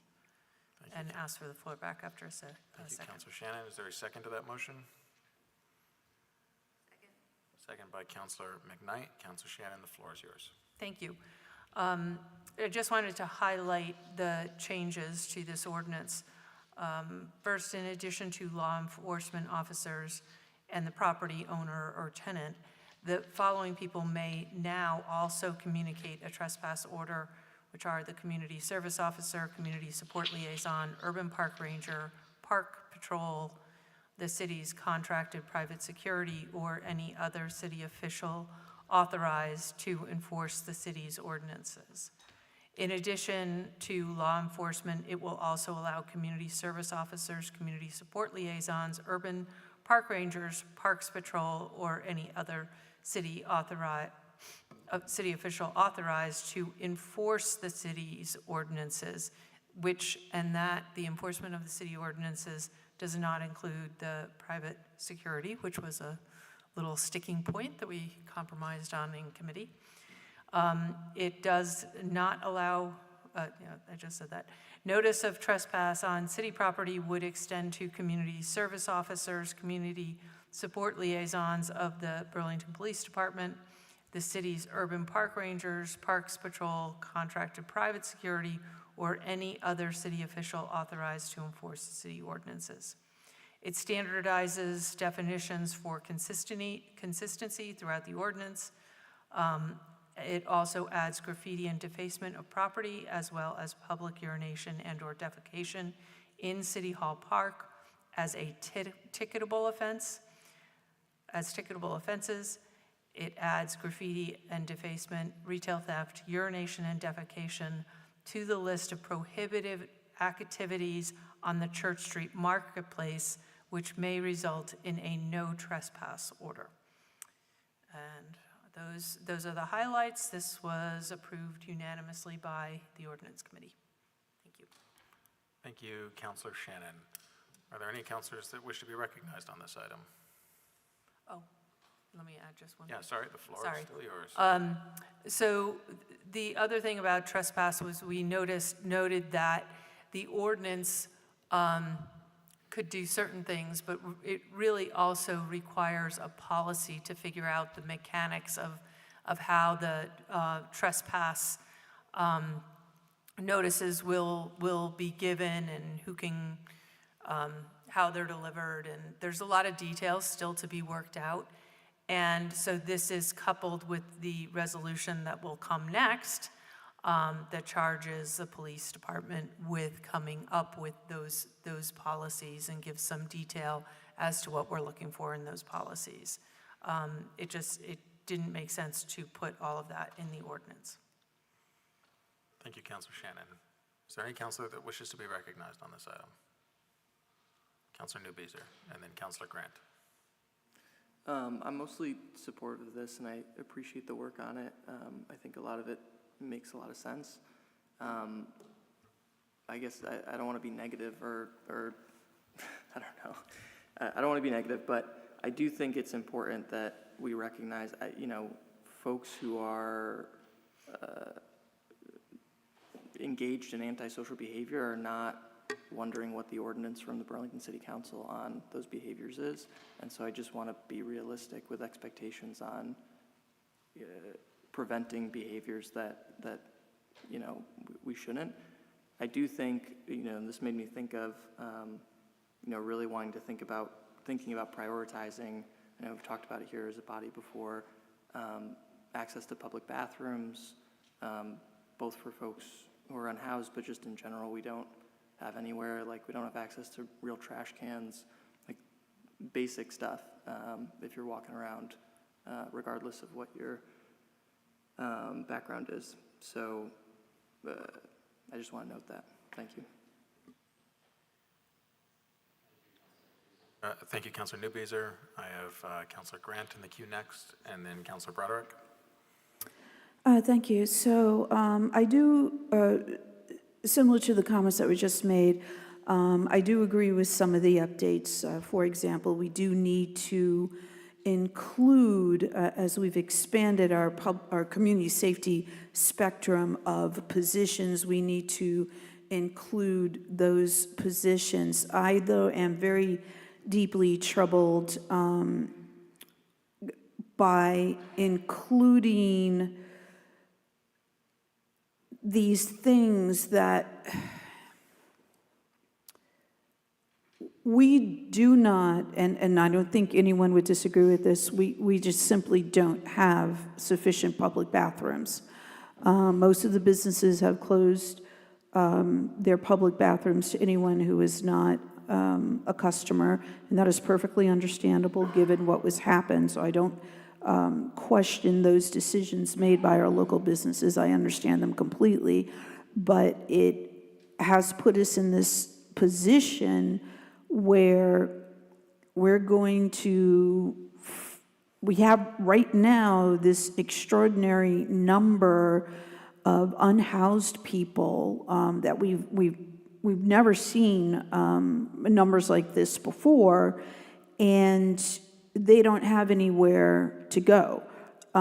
We have removed porta potties that were available. So there's a kind of cruelty here that does not sit well with me. I understand the frustration. I have talked to residents, I have talked to businesses about the amount of cleaning up that they have to do. We have many city employees that have to deal with human waste. So I understand all those frustrations, but then again, we don't have a place for people to go 24/7. We have issues with behaviors that occur with people who have mental illness, people suffering from SUD, people who literally just don't have a place to go, as well as regrettably drunk college students. So I guess also I would say I just I can't see putting that in. I see maybe there's this. I just don't believe in adding things where we're not going to actually, they're not going to be effective. We don't have a way to enforce that. You can write citation, you can fine people. You know, we went down this route before where where something was introduced where we would fine people. Well, we're going to fine people that don't have the money to pay it, and there's no way that we have to enforce it at this time. I don't believe in giving the public an inappropriate expectation of enforcement. And that has been a real issue in the downtown district, where we say we're going to add things, but we can't actually enforce. And so we shouldn't give people that hope or impression.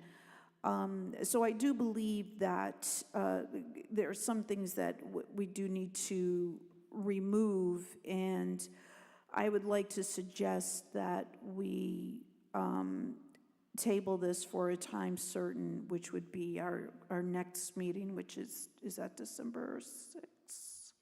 Is that December 6th? I'm sorry. The 9th. December 9th. Okay, is that a motion, Councilor Grant? Yes, that is a motion. All right, Councilor Grant has moved to postpone, I think it would be a motion to postpone to a date certain of December 9th. Is that correct, Councilor Grant? That is correct, to examine these All items. right, there's a motion on the floor then to postpone this item until December 9th. Is there a second to that motion? Seconded by Councilor Broderick. Is there any discussion on that motion? Councilor Litwin. Other than to say, well, maybe I'll just reclaim my time. I'll take my time back after the motion is heard, but I don't support postponing this. Okay. Does any other councilor wish to be heard on the motion to postpone? Mayor. Thank you, President Travers. Wow, it's late.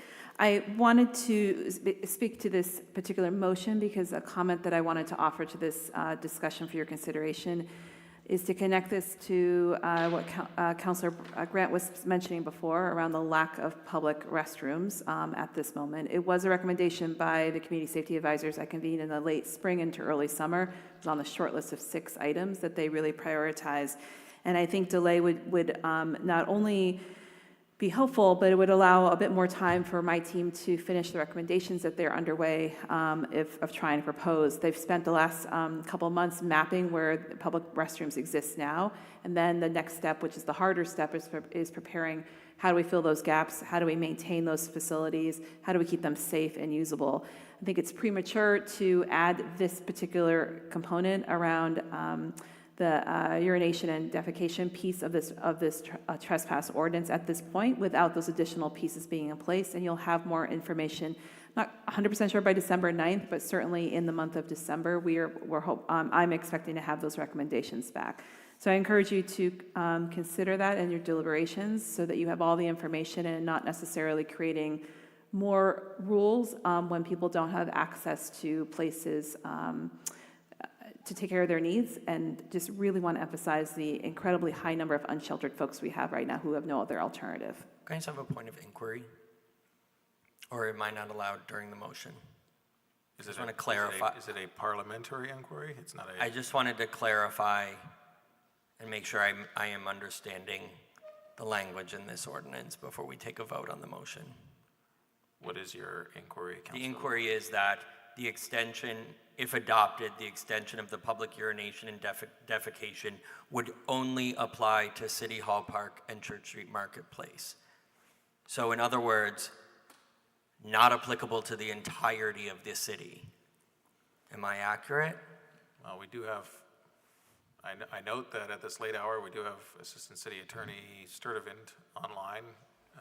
And we, of course, have City Attorney Brown. City Attorney Brown, could I turn to Attorney Sturtevant to respond to that question? Or, okay, all right, thank you.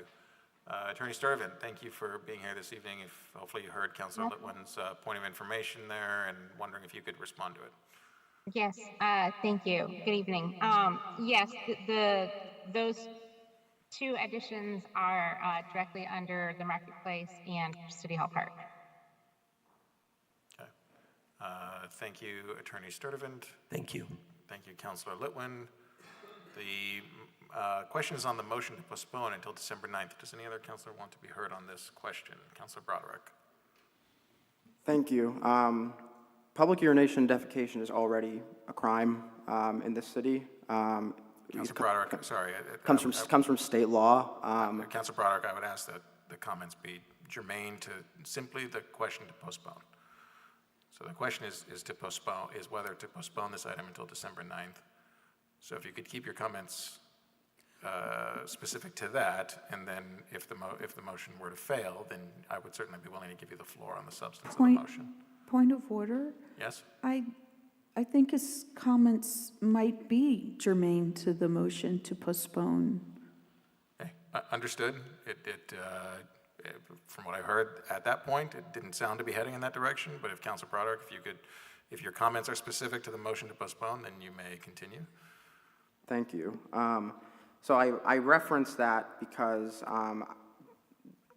that context, I think, is important when we are deliberating whether or not we should be further criminalizing public urination and defecation in these two specific areas, an area where a lot of unsheltered people congregate. And point of order. I don't think this is germane to the motion. It's in regard to our deliberating whether or not we should include. Excuse me, Councilor Broderick, if you could just bring your comments back to specifically whether you support or oppose the motion to postpone. I support the motion to postpone. Okay.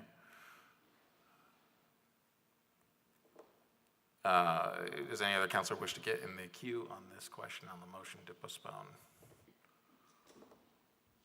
All right. Seeing no one, then we will go to a vote. This is on the motion to postpone this item until December 9th. All in favor, please say aye. Aye. All opposed? No. I will ask for hands on that. Could those in favor of the motion to postpone please raise their hand? 1, 2, 3, 4, 5. All opposed to the motion, please raise your hand. Okay, 7. With 5s in the affirmative and 7 against, the motion fails.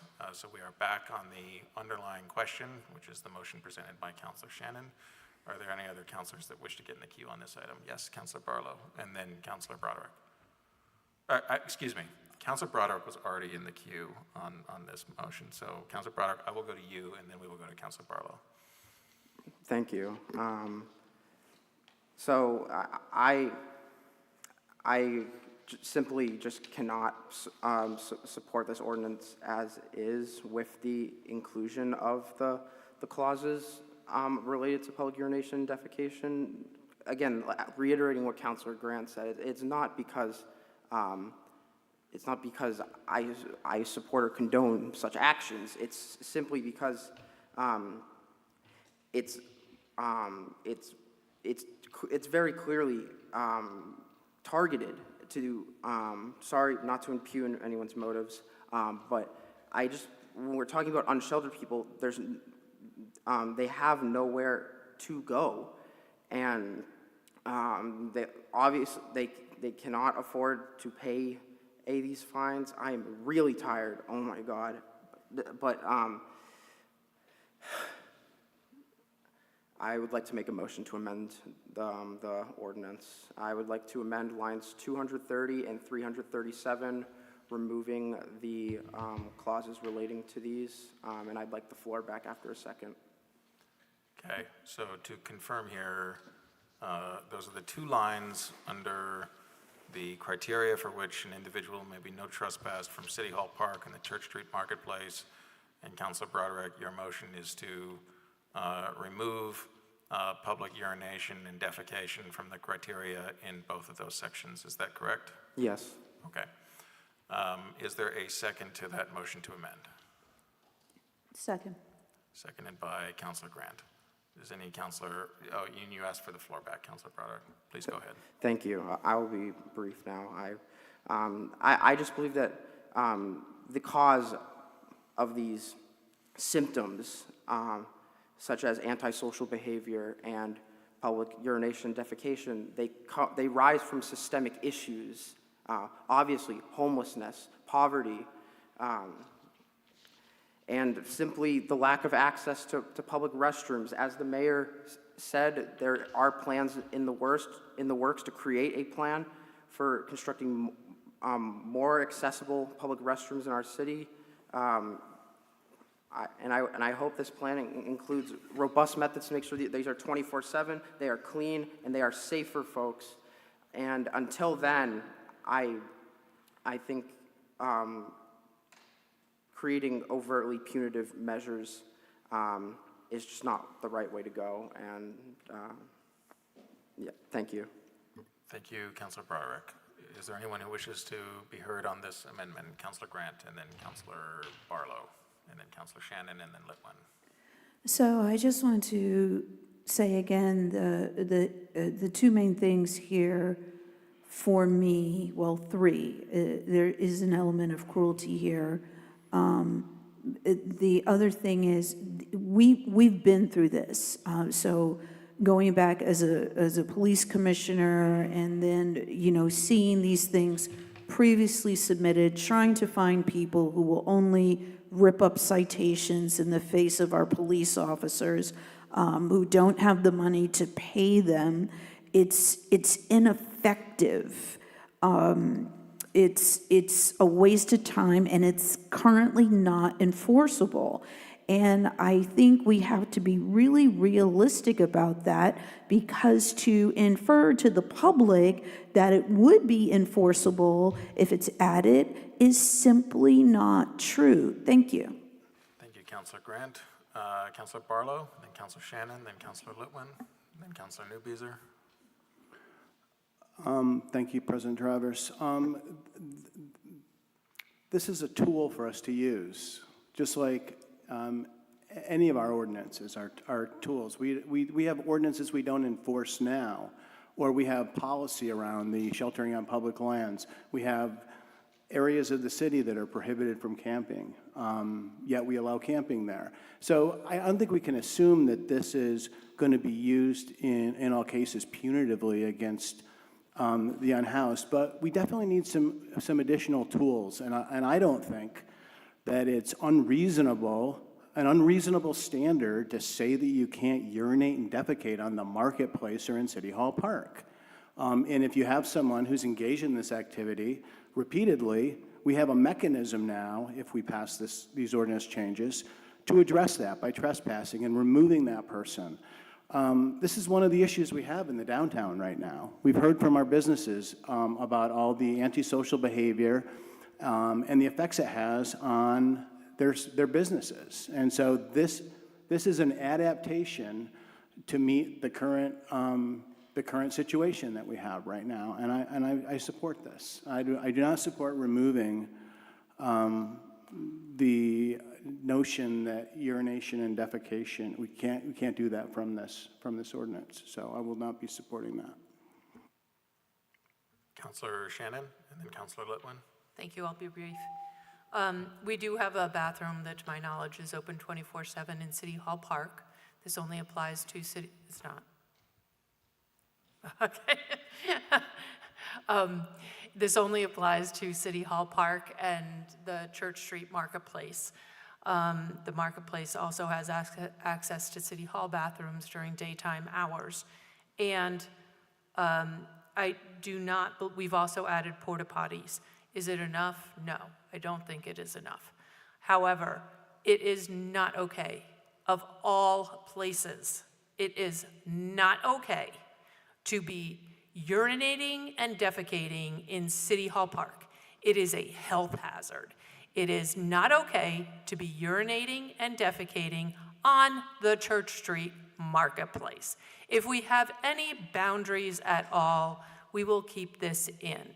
In terms of enforcement, it's only a ticket in City Hall Park. Probably right, that might not be terribly effective.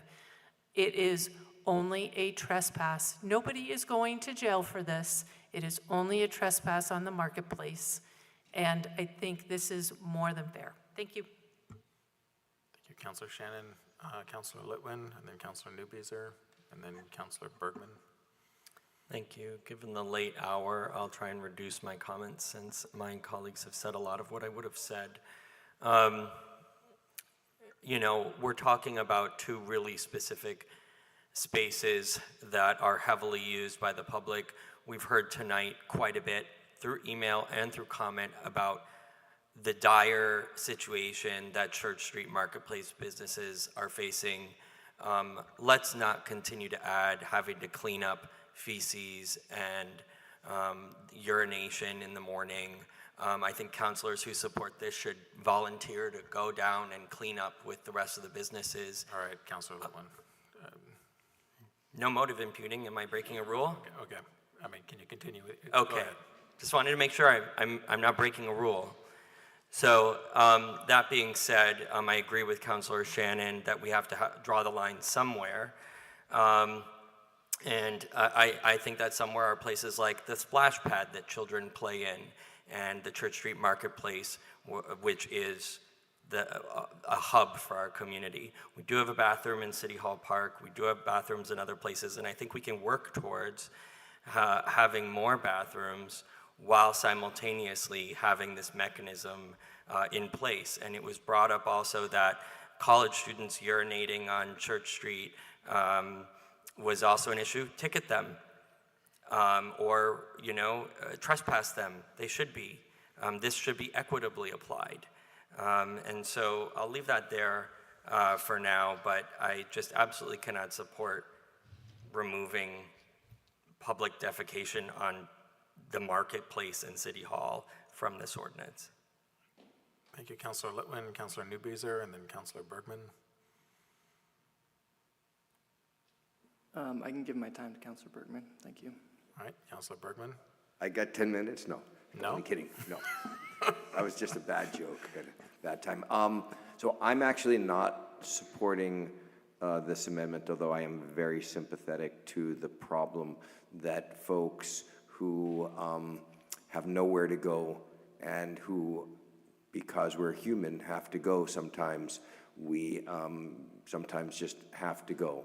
And we can say it, none of us are homeless here, so the struggles that folks are facing being out on the street is very real.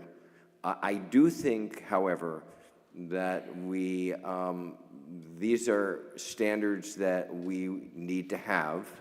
It is, if you have an alternative, then you should be using it. But the other thing about it, which convinces me to not support this, is that we've got a system in place in the trespass system that we've got through the appeal process to raise this and to have it be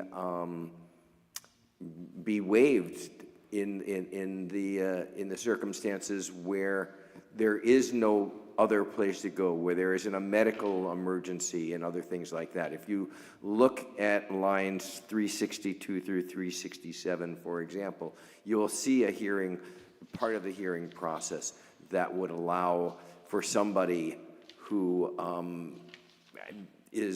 has a good reason to do their business out in these places to be able to get relief from or waiver from the no trespass. The problem with that is that it requires that person to know about the appeal process. It requires them to be able to navigate that.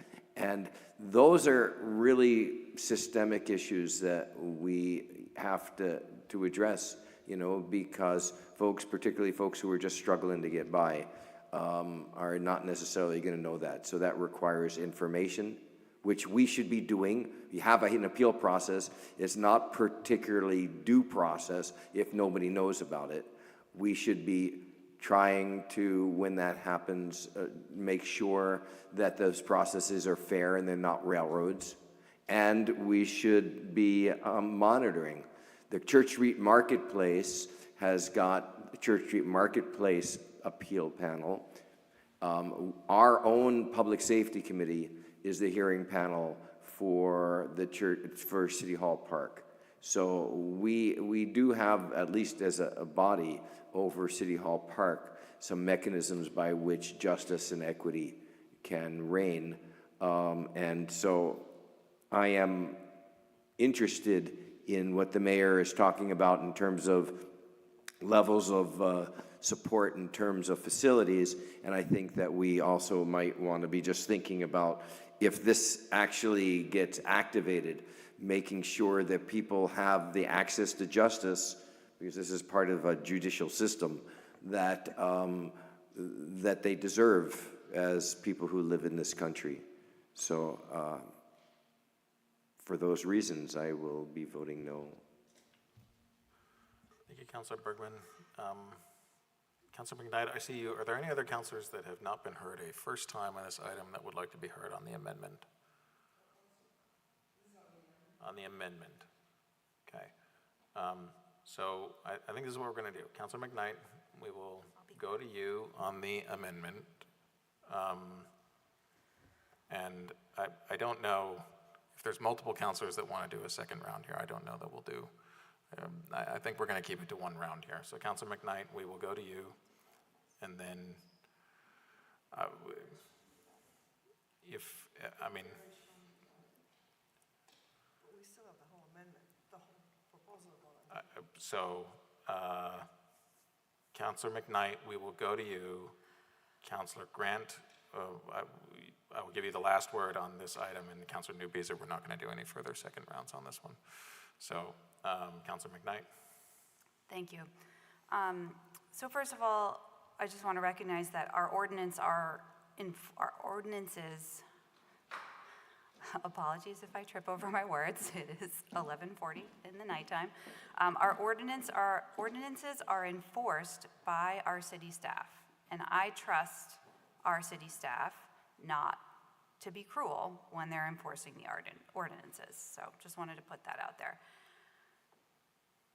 And I just have to say, I cannot believe that we are sitting here having a 30-minute discussion about something so obviously unacceptable as going to the bathroom in the open, and that this amendment seems to be supported by several council members and the mayor. I mean, honestly, I find this mind-blowing and ridiculous. I think we have a lot of people in the city walking around our downtown and wondering, where is the line? At what point Do we set a boundary and make it clear what kind of behavior is not okay? And this amendment shows me the answer to that question for some people at this table. Point of And the information, answer we're not is going to that- impugn other Councilman counselors' motives McKnight, and I would ask thoughts. that- Okay, correct, excuse me, under our excuse me. rules. No, okay, excuse me. I'm speaking to the amendment. Okay. Understood. You were calling out the motives of other counselors at this table. Would ask that you please keep your comments to the substance of the amendment. So thank you, Councilor McKnight. Thank you. You can continue. This amendment shows me that there is no line for some people at this Okay, table. Councilor McKnight. Do you have anything further? Yeah. Point of information, I know we're not doing second rounds, but I don't think technically I've had a first round, and I do want to explain my vote to my constituents. Thank Point you. of information, Councilor Newbeezer passed his time to All Councilor. right. Fair enough. Yes, all right. Sorry, I had you on the list, Councilor Newbeezer. So Councilor Newbeezer, we'll go to you, and then we'll ask that Councilor Grant please briefly wrap us up. I do not support this amendment. I think the thing that I am concerned about, and perhaps what's being raised, what I'm thinking about is not someone who is engaging in extreme antisocial behavior that I think everybody, any sane human would say that's wrong, and we don't accept that. So any implication that any of our colleagues here don't appreciate that is frustrating to me personally. The other piece I want to say is the folks that I'm thinking of are the single mom with 2 kids who are just kicked out by our state with no plan, who are walking around our city without housing options. And I'm thinking about their dignity. And so, not having, the fact that we're having this conversation, further punitive measures against folks who don't have money by fining them more is not going to do anything.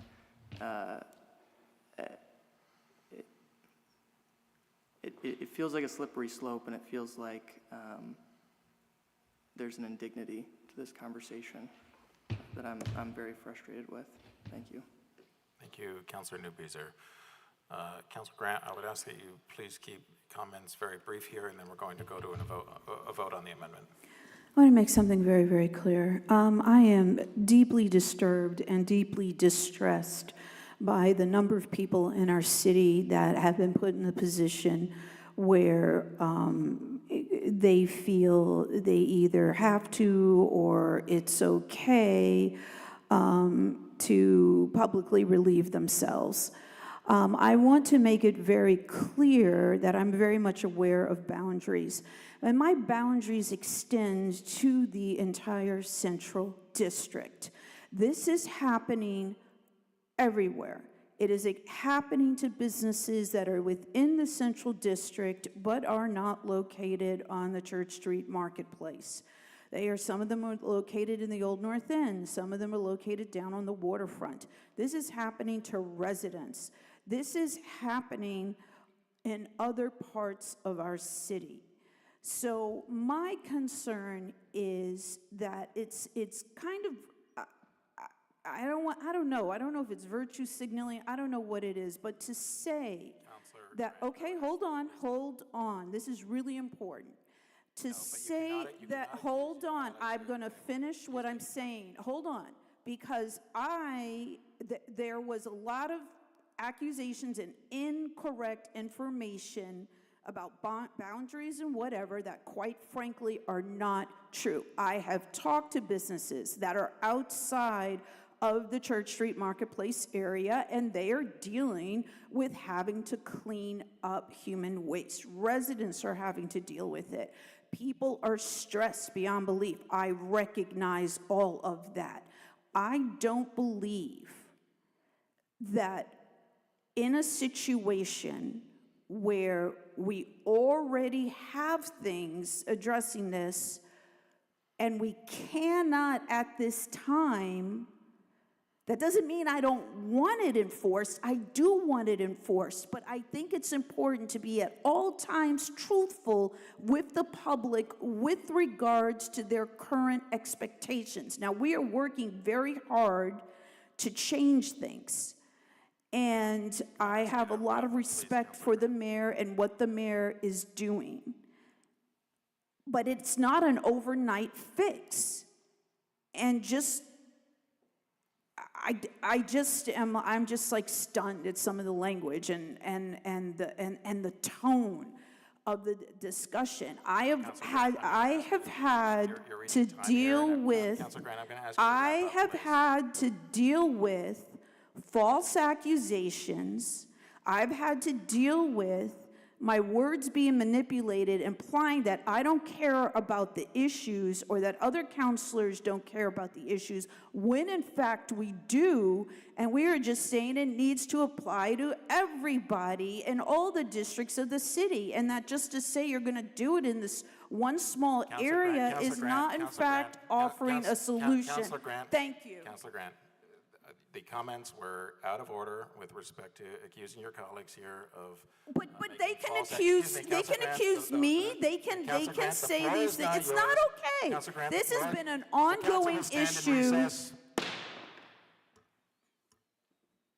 It's been an ongoing issue, and I would ask, how much do I have to take? Behind the scenes, I have talked about this repeatedly. How much is someone supposed to take? It's do as I say.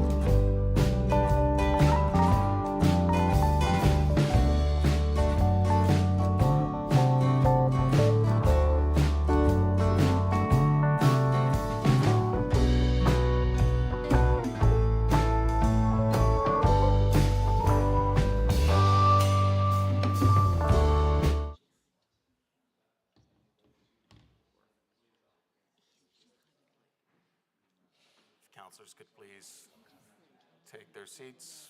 We're going to resume the meeting. It's not right. Very lucky.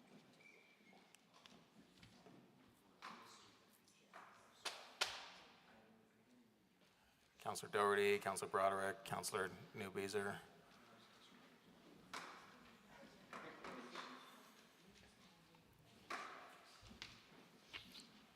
We are going to call the question on the amendment. We're resuming item 8.9. The amendment is by Councilor Broderick.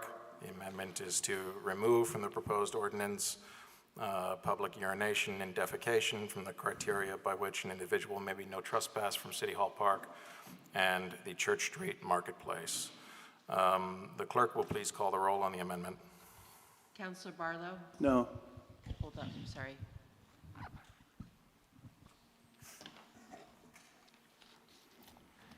Councilor Bergman? No. Councilor Broderick? Yes.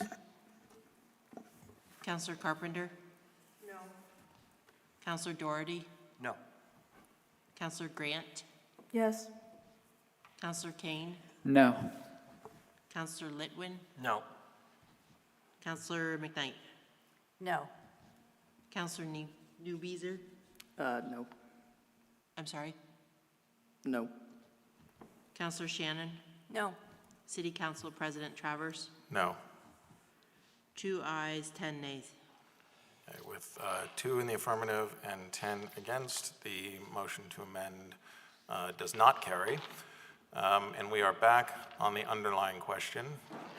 At the moment, I do not have any other councilors in the queue. Councilor Carpenter? Couple things. Part of this whole amendment was to allow us to have more resources to use with the trespass. But this is a trespass ordinance, which is sort of progressive. Your first offense is a reminder. Maybe you're asked to leave for the day. Second offense could be up to 90 days. Third offense is up to a year. The point of a trespass order, as I understand it, is to deal with repeated behaviors that are creating problems. It's not a single point of a mistake. It's to deal with the repeated repeats of offenses. So I think that's important to be mindful. This is a trespass and would be exercised, I would hope, only with people who have repeated behaviors that we can't accept, particularly in City Hall Park or on the Church Street Marketplace. Thanks. Thank you, Councilor Carpenter. I do not have any other councilors in the queue. All right, I've lost my list from before, Councilor Litwin. Did you have comments before on I believe I only spoke to the amendment, but I'm happy to be Go ahead, corrected if I'm Councilor wrong. Litwin. I'm very mindful of the time here. I am And so as well. I think, okay. I get a little ornery at this hour, and I apologize. All right, I would really like to call the question. Okay. If you want the floor is yours. Thank you. The one thing I just want to mention is that, and I appreciate Councilor Carpenter's comments, so thank you, is that we do have quite a few ordinances that are unenforceable, and just most recently, we passed, I believe unanimously, changing the downtown speed limit to 20 miles an hour. We have one officer who's out giving tickets, and it's on overtime from a governor's program. So no one's going to be out giving tickets for violating the 20-mile-an-hour speed limit, and it is a public safety concern as well. So I just want to name that I appreciate Councilor Carpenter making that distinction, and thank you very much, and I'm sorry we've arrived here this evening. Thank you, Councilor Litwin. If absent objection, we're going to call the question on the motion made by Councilor Shannon, excuse me, on item 8.9. And on this item, the clerk will please call the roll. Councilor Barlow? Yes. Councilor Bergman? Yes. Councilor Broderick? No. Councilor Carpenter? Yes. Councilor Doherty? Yes. Councilor Grant? No. Councilor Kane? Yes. Councilor Litwin? Yes. Councilor McKnight? Yes. Counselor Newbeezer, Yes. Counselor Shannon, Yes. City Council President Travers, Yes.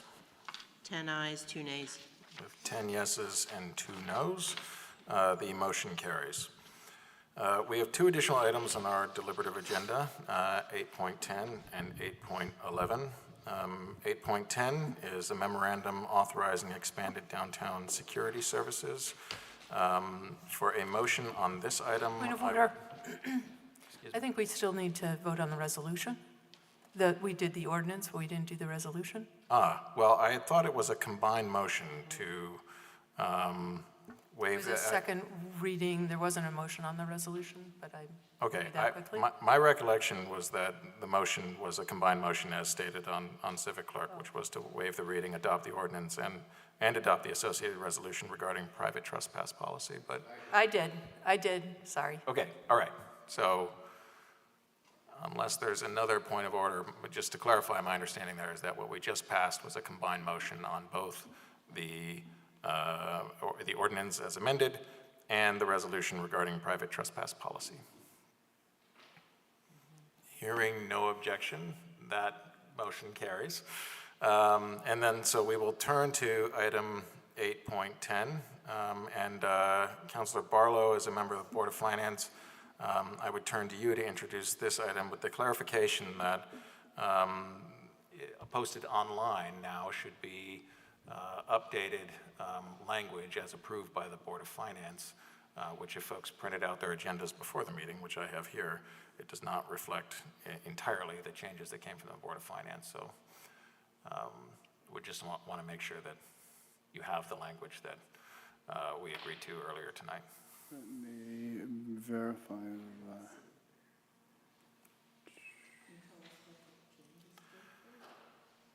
Yes, it's as it's listed on Civic Clerk earlier, except it adds before the $60,000 up to $60,000, and it removes from the originally recommended action that the monies would be a budget transfer from the police salaries line item, and instead just says from the FY25 budget for police. So it added up to $60,000 and it removed salaries from that item. I'm not seeing that. But I can make the motion. I understand the changes. Okay, thank you, and then we'll just need to clarify that on the motion later. So I'll go ahead and move the item and then ask for the floor back after. So. Okay. Okay. So I move to approve and authorize the Chief Administrative Officer to make an FY25 budget adjustment that transfers $60,000, up to $60,000 to the Church Street Marketplace from the BPD FY25 budget, and to authorize the Director of Business and Workforce Development to enter into a contract between the Church Street Marketplace and the Burlington Police Officers Association for security services to be provided under the terms and conditions set forth in this memorandum. Thank you, Councilor Barlow. And I will just note that as I look on Civic Clerk, that language is listed there now under amended motion language. So just for the public's sake, if they're on the agenda and can refresh the page, it does appear to be there. So thank you, Councilor Barlow. Is there a second to that motion? Second by Councilor McKnight. Councilor Barlow, the floor is yours. Thank you. So we have heard repeatedly from downtown businesses that retail theft and public safety concerns are significantly impacting their sales, and the impacts are getting critical for some. We had the Roxy close last week and Athleta earlier this month. Additional patrols can help this situation by responding to and deterring criminal and antisocial behavior, especially during this important holiday shopping season. Additional patrols will also give downtown shoppers an added sense of security, which hopefully will put at ease any concerns they have about shopping here. We are currently unable to support regular foot patrols because of staffing levels, and we're stuck with the shortcomings of our priority response plan. So this proposal augments security with additional voluntary overtime beyond current mandatory levels by officers who would be open to this additional duty and provide this additional patrol capacity. This is not a new idea. We've had this program in the past during holiday season and it's involved private security last year and Vermont State Police a year before. Councilor Travers, who cannot speak to this item tonight, has had discussions with the BPOA, and they're supportive of this additional opportunity. In the Board of Finance, we amended the original motion language, giving the authority to the CAO to decide where in the BPD budget the money will come from. Additionally, if the administration would like to explore other sources of funding, there's no restriction on doing so. This proposed motion would simply authorize the adjustments in the FY25 BPD budget to provide the necessary funding. It was also suggested in Board of Finance we should open this opportunity to other agencies and to private security. Since we're proposing using the BPD budget, it's appropriate to give the first opportunity to Burlington police officers. I also think it would be the most effective response, since those officers are already part of the police force and the responses to situations would be seamless. If we had problems filling shifts, I personally would be open to exploring other ways to augment the security situation, including the use of sheriff and officers from other agencies. The important thing is that we act swiftly and have something in effect 6-8 days from now on November 24th in time for the holiday shopping season. So I'm hoping that we have unanimous support of this proposal tonight. Thank you. Thank you, Councilor Barlow. Is there any other councilor that wishes to get in the queue on this item? Councilor Bergman, yes. Thank you. I think that with the administration's support that I will be supporting this. However, in reading that agreement from last year, you will note, and this is the appendix, I guess, that it is with the Church Street Marketplace, and that is identified as a partnership corporation duly organized under the laws of Vermont. I mean, it is an entity of the city of Burlington. So we have just made a motion for to track the, provided in the terms and conditions set forth in this memorandum. I think that it'll cover it, but I would really ask that the city attorney's office look at and not just take the agreement that we had last time. It has the company, which is the Church Street Marketplace, indemnify the city. I mean, I don't know who did that legal work. There's nobody at this table. So don't rely on it, please. But with that really being out in the open, I mean, I think that this makes sense given the changes that I've heard. Thank you. Thank you, Councilor Bergman. Mayor? And then Councilor Grant. Thank you, Council President Travers. I was just going to note actually this contract that Councilor Bergman just raised because I neglected to bring it up during Board of Finance.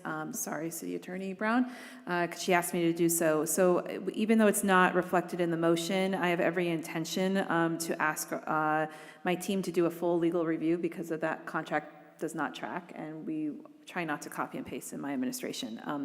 The other thing I just want to be on the record for, and I brought up these concerns in the Board of Finance, and still supported this in the end, but I do think it's to do my due diligence. When I've looked at the Burlington Police Department, and the Board of Finance will be getting a further detailed quarter budget v. actual report at the next Board of Finance meeting. There's not a lot of wiggle room in our police department budget, and I went into it in further detail, which I will not belabor tonight, around where we're tracking certain line items. I understand the urgency here, and I also encourage the Board of Finance to consider past years, where in the last 2 years we've done a public-private partnership to fund this. We are not made of a lot of cash right now, y'all, and I want to make sure that we're doing our due diligence to engage partners, bring them to the table. I appreciated the amended language downstairs around up to, and I certainly intend to be creative here. And I hope that the council will be willing partners in that work to make sure we're bringing other partners back to the table. Since I wasn't in leadership last winter, I would ask for that support so that we do really have a moment where we're in this all together and can still move with the expediency that we need to support our downtown. Thank you. Thank you, Mayor. Councilor Grant? Thank you. I just want to be very clear about what we actually approved last year and what information we were not given. The final motion language from the November 6, 2023 council meeting was to authorize the Director of Business and Workforce Development to accept a donation of $50,000 from the Pomeroy Family Foundation and to reallocate $50,000 in ARPA funds and to authorize the Chief Administrative Officer to execute budget amendments up to a full amount of $100,000 to support public safety initiatives and economic activity in downtown. There's a few other things. So it was not an actual, from what we were given at the meeting, to be a contract with the BPOA. In fact, we never saw the contract or were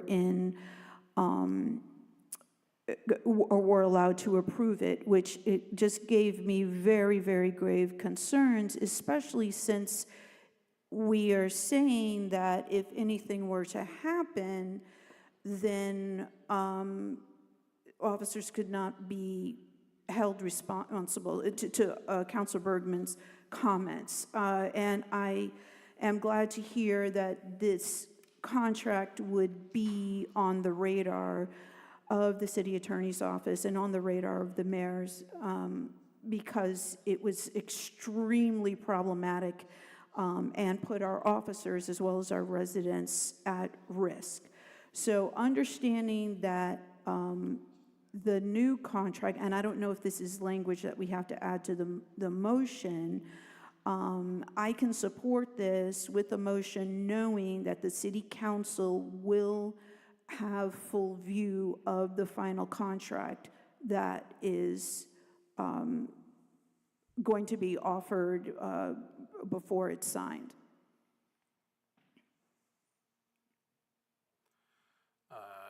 If I may, is that a motion to amend the motion, Councilor Grant? Yes. Okay. I think it's important that we see the final contract because what was signed last year should not have been. Okay, if I may offer a suggestion, we do use some standard language in some of our other motions on contracts to say that the contract should be subject to city council review. So perhaps if we could add that language to the end of the motion, subject to, city attorney review, subject to review by the city attorney's office and delivery of the executed contract to the council. Does that work for you as a suggestion? Yes, it does. Thank you very much. Okay. As a point of order, Yes. does that mean that the mayor's office will be constrained from moving forward with contracting until the next city council meeting? I think as stated there, it would be subject to city council review and delivery of an executed contract to the council for review. So we should clarify that, Councilor Grant. I think as stated there, the administration after city council review would be able to execute the contract, and then the administration after city attorney review, the administration would be able to execute the contract and then deliver the executed contract to the council for it to view it. But to answer Councilor Doherty's point of information, I think as stated here, there would not be delay for the council to then take further action on that contract.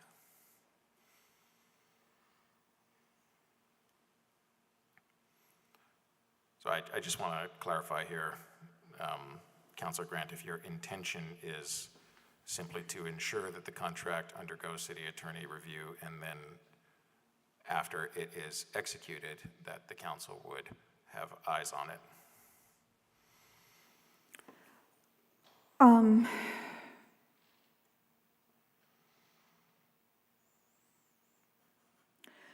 I would trust given that there has been an acknowledgement that what was signed last year was problematic, I would trust the mayor and the city attorney with their review in the final language of the contract. Okay.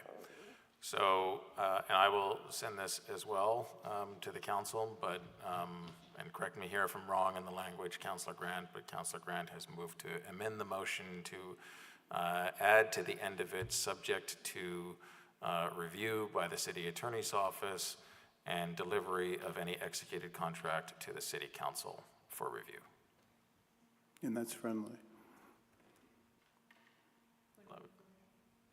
Yes, point of information. Isn't that problematic just timing-wise, because the city council's not meeting until December 9th? Sorry, to clarify, maybe I'm getting stuck in my legalese here, right? The obligation would be on if and when the administration executes the contract, meaning it's done, it's been signed, they would then deliver a signed copy to the city council for us to see it. Yes, Councilor Doherty. I'm loath to do this. Yes. As I'm sure my face betrays. But as a point of order, is this motion, I would just query whether or not this motion simply articulates steps that would be necessary anyhow. Number one, the mayor's administration could not draft. Sorry, Councilor Doherty, if I could just, because I think we're getting into a debate on the motion there, so if you could just hold that just for one moment.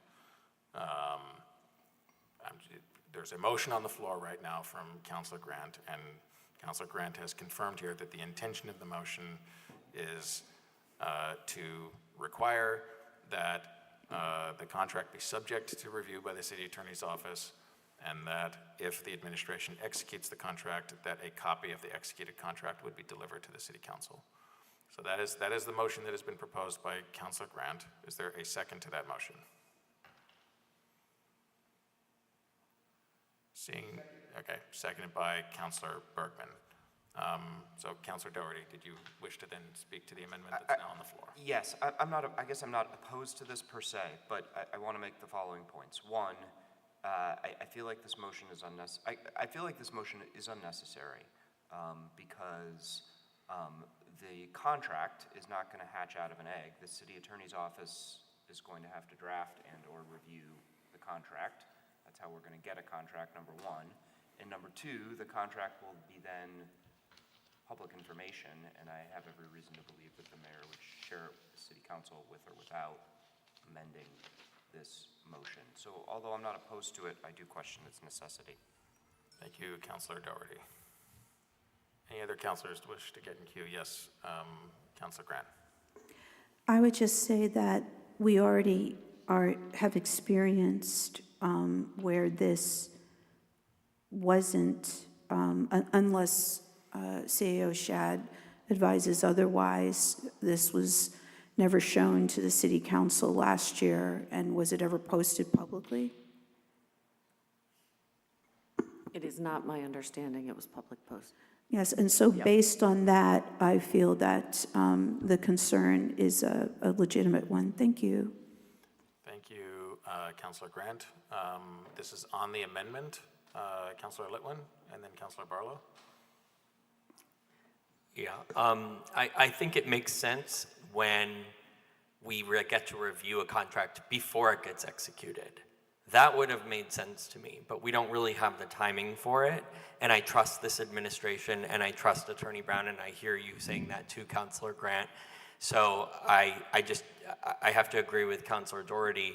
I don't see the point in this motion, because we'll see the contract anyway, and there's nothing we can do about it once it's executed. We can look at it any time between now and next year. Thank you, Councilor Litwin. Councilor Barlow.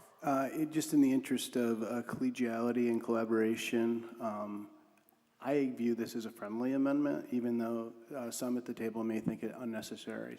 Some others at the table think it is necessary. Since it doesn't really change the underlying intent of the motion, I'll accept it as friendly if the seconder would also. Yes, thank you for bringing that up, Councilor Barlow. So the question then would be to Councilor McKnight as to whether or not you are friendly to this amendment. Yeah. Okay. So I will then circulate the language to the council, and to clarify here, it adds to the end of the motion, comma, subject to review by the city attorney's office and delivery of any executed contract to the city council. Any objection, concerns around that language? All right, then the motion is amended as moved by Councilor Grant. We are back then on the underlying question. Is there any other councilor that wishes to be recognized on this item? Councilor Kane, and then Councilor Newbeezer, and then Councilor McKnight. Thanks. So we discussed this at Board of Finance earlier this evening, many hours ago, and I raised concerns related to the CAO only being authorized to execute a contract with BPOA and not a third party, as we've done in the past. BPOA is already stretched very thin, and this would, stretch them further and presumably negatively impact overtime take-up rates that are already problematic, which is like the whole reason for doing this, because the overtime rate that we can pay them is not getting it done. So yeah, it doesn't. I will be voting no on this. Thank you, Councilor Kane, Councilor Newbeezer, and then Councilor McKnight. Could I ask the maker or I can't remember I just have a few clarifying questions, but I don't want to speak directly to another counselor. Sure, you can pose them through me, and then I can direct them to Councilor Barlow. And I do want to just reserve the right to grab my time back. So I just want to make sure I'm clear on this, because because then I have a question about it if so. Is this saying that, and I want the public to be clear, this is saying that the BPOA as a private entity is going to sign a contract with Church Street Marketplace. We are going to use public dollars to fund what amounts to overtime, but essentially the BPOA is saying, no, we're actually not the city entity. We're a private contractor who is going to recruit existing officers on our police force now. Is that like, I'm trying to wrap my head around why the structure.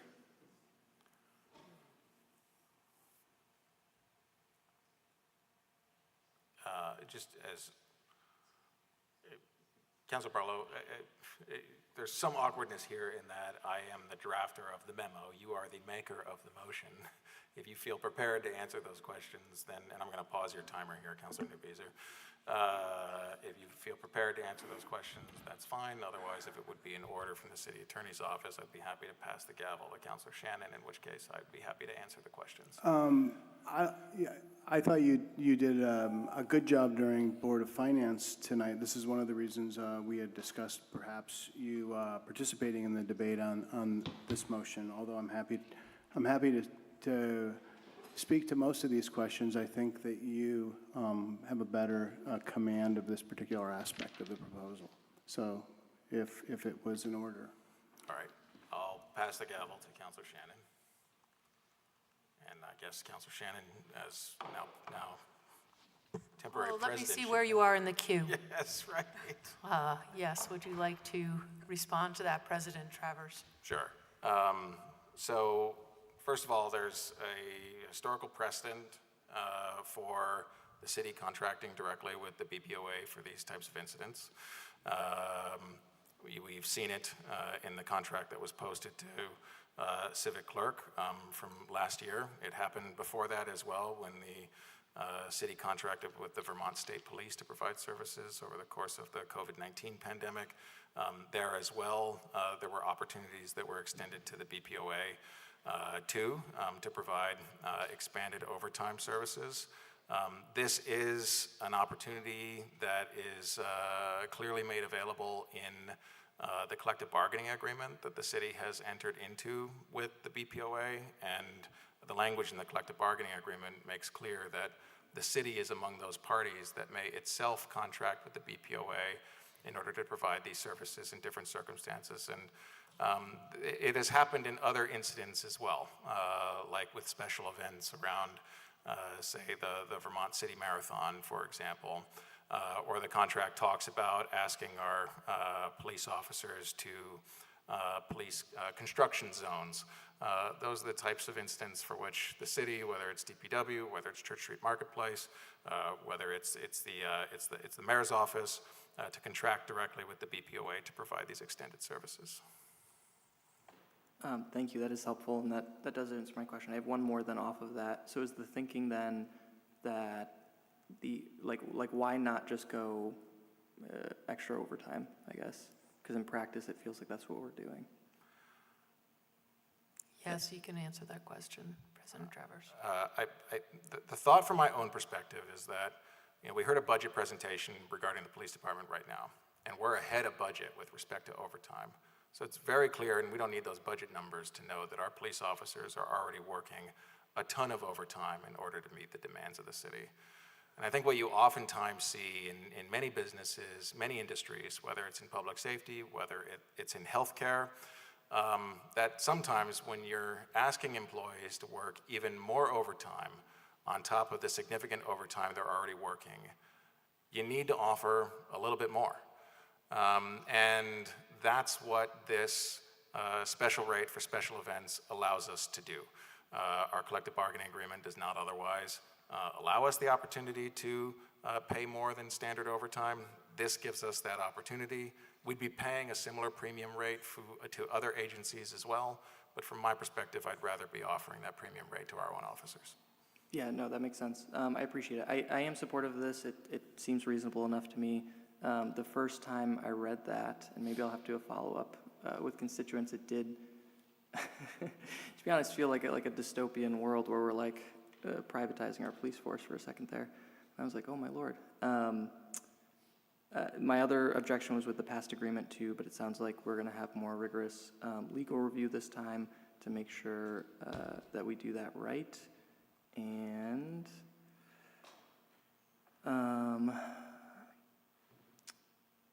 yeah, and I'm also just mindful of wanting cheaper options, but I do think it is reasonable, as the council president alluded to pay folks in these special events or special times. Yeah, thank you.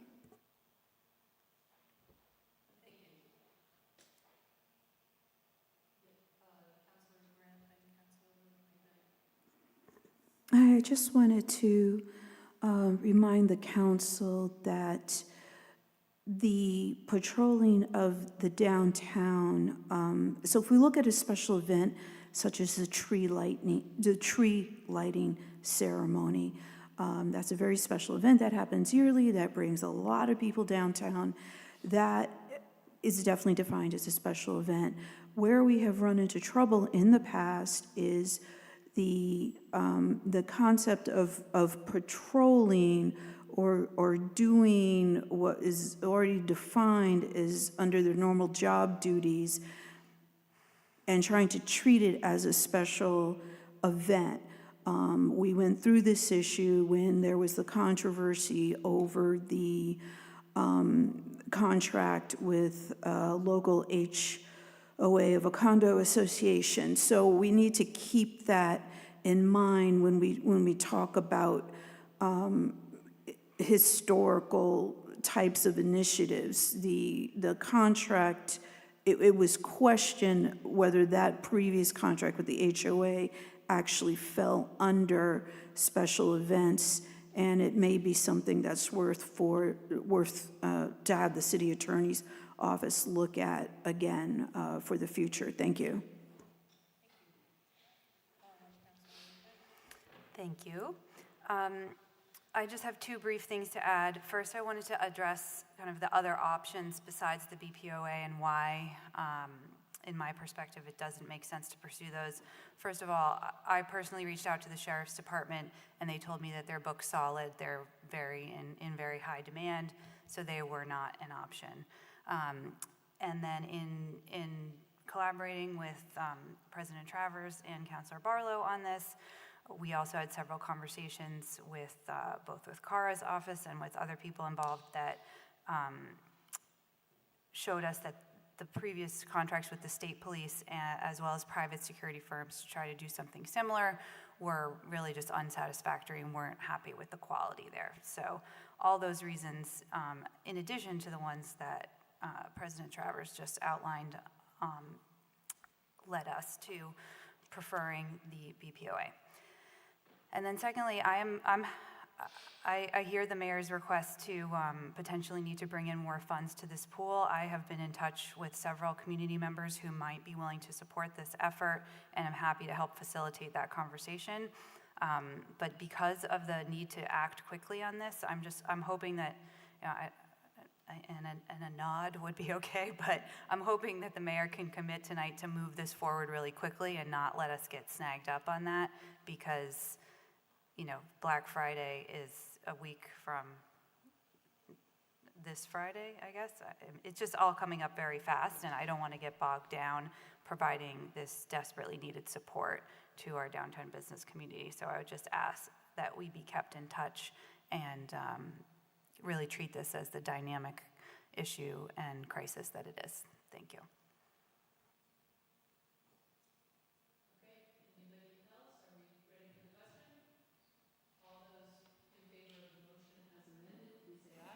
Aye. Aye. Oh, I didn't have the microphone on, so I'll just call that again. All those in favor of the motion as amended, please say aye. Aye. Any opposed? No. That is 11 to 1. Thank you, and it passes. Thank you, Councilor Shannon, for stepping in there. That then takes us to the last item on our deliberative agenda, and appreciate councilors staying to this hour to complete a number of important items here. This is item 8.11, a resolution regarding another proposed charter change regarding a ban on firearms in any establishment with a liquor license. And on this item, Councilor Bergman, I will go to you again as chair of our Charter Change Committee. Why, thank you. It is with reference to the document Charter Change Resolution Guns in Bars with Attachment, parentheses JBV 2024 11.14. And with that reference, I would move to waive the reading of that material, to suspend the rules, not to refer it, so that we do not have to refer it to the Charter Change Committee, and adopt the resolution, and have the floor back briefly after a second. Thank you. Seconded by Councilor Doherty. The floor is yours, Councilor Bergman. Thank you. We passed in September a gun resolution that asked, among other things, for the General Assembly to adopt our charter change. We've gotten communications from representatives that it would be good for us to put that back on the ballot and get a vote. That's what this does. And just to reiterate something that I have been saying, it seems very clear to me that guns and alcohol do not mix, and we should put this in front of the voters. If there is an appetite on the state level to have statewide legislation, that would be great. But if there is not, makes no sense to mix guns and alcohol in the city of Burlington, and I hope that we would all just adopt this tonight and adopt it quickly so we can be done. Thank you. Thank you, Councilor Bergman. Does any other councilor wish to be recognized on this item? All right, seeing no one, we will then go to a vote. All in favor, please say aye. Aye. Aye. Any opposed? That motion carries unanimously. Thank you very much, Councilor Bergman. Our motion to suspend the rules was to complete our deliberative agenda. We are at the end of our deliberative agenda, and so we will adjourn the City Council meeting at 12:30 a.m. Thank you. So there was a resolution, and then there was another resolution for that.